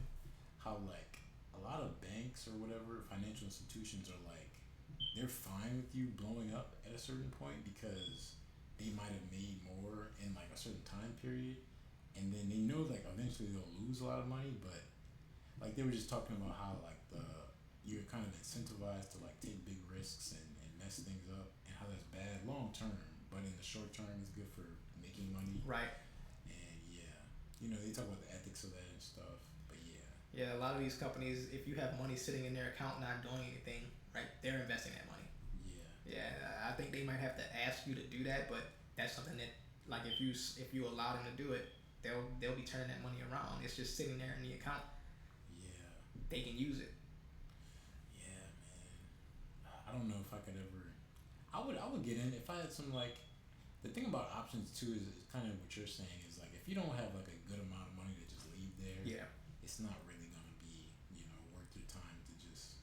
But if you have like 100K, a million, millions, yeah. Yeah, that's if you can start off with a lot of capital, Yeah. and let's say you don't have like a lot of expenses, you just want to make it. That's probably the best way to do it. Yeah. If you have just hit one. Look, if you have $1 million and you get 10% on that, that's $100,000. That's comfortable. That's comfy living right there, man. Just one out the whole year. Right. Really good. Right. So. Yeah, it's a much more fun game when it's not like $20 in the account, $30 in the options account. Right. Yeah, but it's such an interesting industry because like they don't make anything, but they like provide liquidity. Yeah. Talk about. Yeah. That's what they say to make everybody. It's like, guys, we provide liquidity to give themselves. That's how they feel good about it. Like, yeah, we provide liquidity, guys. Without us, the market wouldn't work. Somebody has to keep that money moving. Yeah, it's different, man. That's a different game. Yeah. Yeah, the whole thing it's like a mental game, like not. And his whole books are just about like heuristics about like how to live, and especially in the digital world, like how our emotions affect us and dealing with risk and uncertainty. And yeah, just if you play in that game like he was doing, it's how to not let something dropping real fast, right, destroy your own right, portfolio, and right. That's the real skill, like how to distance yourself from it, yeah, and still be effective. Because over the long term, like it pays you to do the smart thing, but what they highlight him and the other guy is like in the short term, you're kind of incentivized to like be really risky. Yeah. Because it might hit, but then like next week they might fire you because you lost 10 million. So it's so interesting, man. It's so interesting. Yeah, I don't know how they do it. Honestly, it's impressive. I think the theory is very impressive. I don't know if I would be interested in like sitting at the computer and like, you know what I mean, doing right. that part of it. But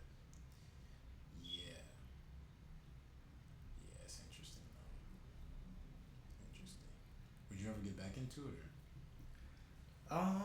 If my business takes off, no. Okay. Like my dad's trying to get me into forex because he's been doing that, and he was actually doing reasonably well, which kind of surprised me. It was like, you're doing better than I was doing, and I was the one telling you how investing works in general. Oh yeah. You're doing far better than I am. And he was like, son, you're a lot smarter than I am. I think you need to come do this. But at the end of the day, it's kind of the same thing. It's like, I'm not trying to get rich necessarily. I just want to be able to support myself. And if the options that I have are sitting at the screen doing forex or starting my own business, and both of them can lead to like reasonable wealth, I'm going to go with the business path, right? Right. And we'll see how that goes. I don't know. Like at some point, like I can't sit on retirement savings forever, because while I can say I have money in my current state, I'm basically broke, because I've now extended that over the amount of time that I want to stay out. So I don't really have much money at all in practice. Like I can only use so much a month, right? So investing and all of that sort of stuff is like, it might not really be feasible for me at the moment. And I'm not trying to take his money or anything like that. It's just like, I don't know where that's going to go. I may very well have to get a job. I might not be able to see this through on savings.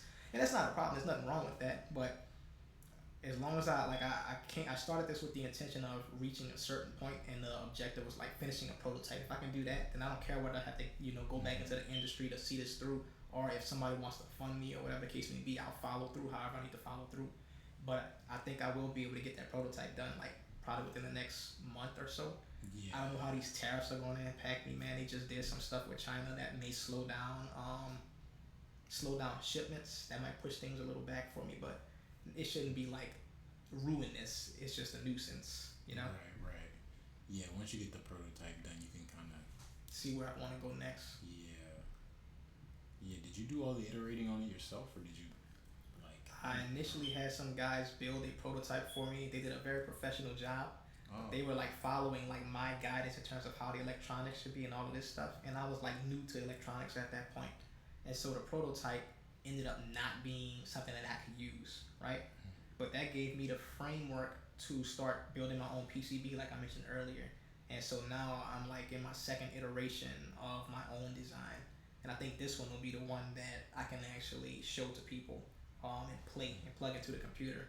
We'll find out, because the other possibility is I messed up something in the circuitry, shipped it off to the manufacturing plant. I won't know until I get it back and test it out, right? Like I can test it virtually, so to speak, a little bit, but it's like I won't know until I get it back. But I think this one is good, and yeah, I'll be starting for real in the next couple of weeks, man. Damn, okay. Very good.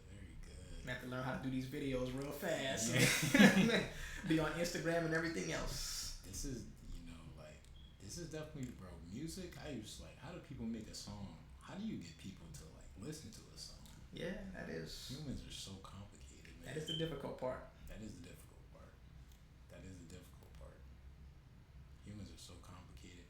And even if you look at yourself, if you're honest with yourself, you probably have no idea why you like most of the stuff you like. Right. You do most of the things you just don't know. Yeah. And that's the part that's if you're honest when you do business, it can be really interesting, but also scary, because then you're everybody goes into it I know how to, I'm the boss, but it's if you come into it like that, you lose automatically. Yeah. The second doesn't, oh wait, why didn't that? It's you didn't know. Right. Thought you knew, man. But yeah, man. One more question though, Forex. Okay. What is that?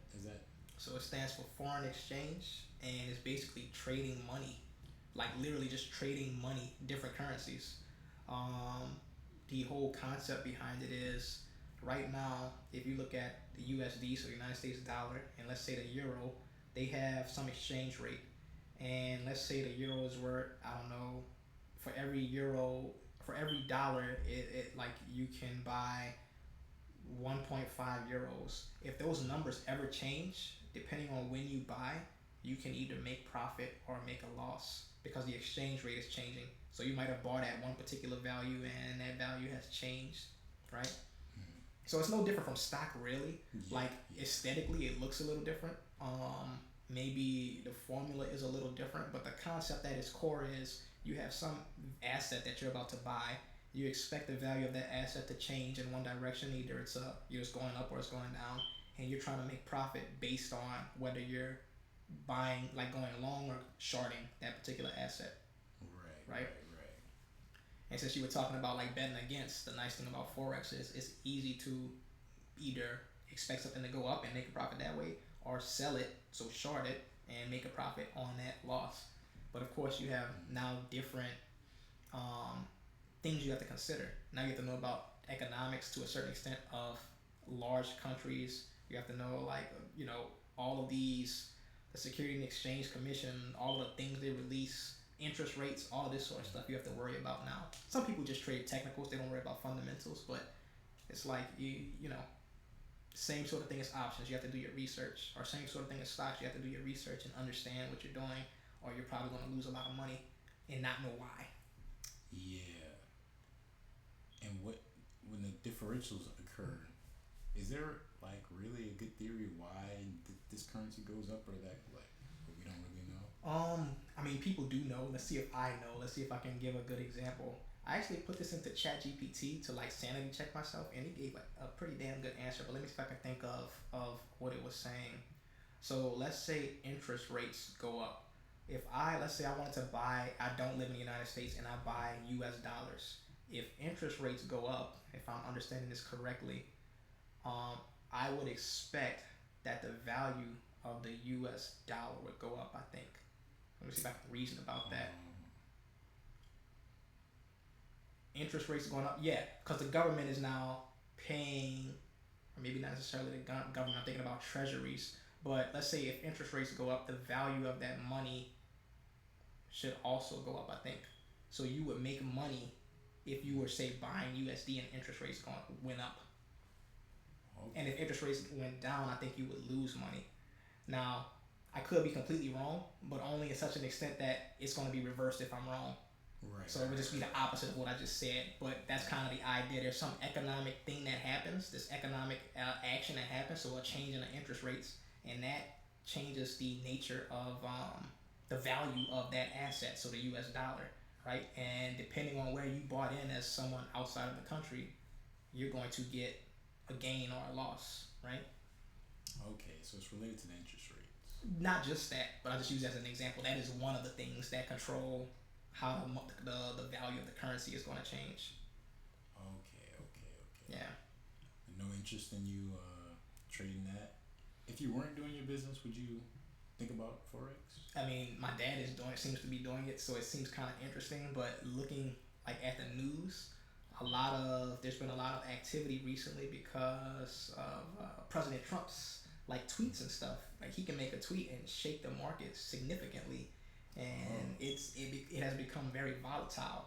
So from what I've heard, this was the same during his first term, and it only lasted for a little while because he was kind of very active with all of the economic activity, and then it kind of tapered off after that. So it's like I don't know. I mean, in terms of charts and all that stuff, it ends up no different from stocks in the sense that you're still reading charts, you're still kind of using similar sort of psychological concepts or technical concepts.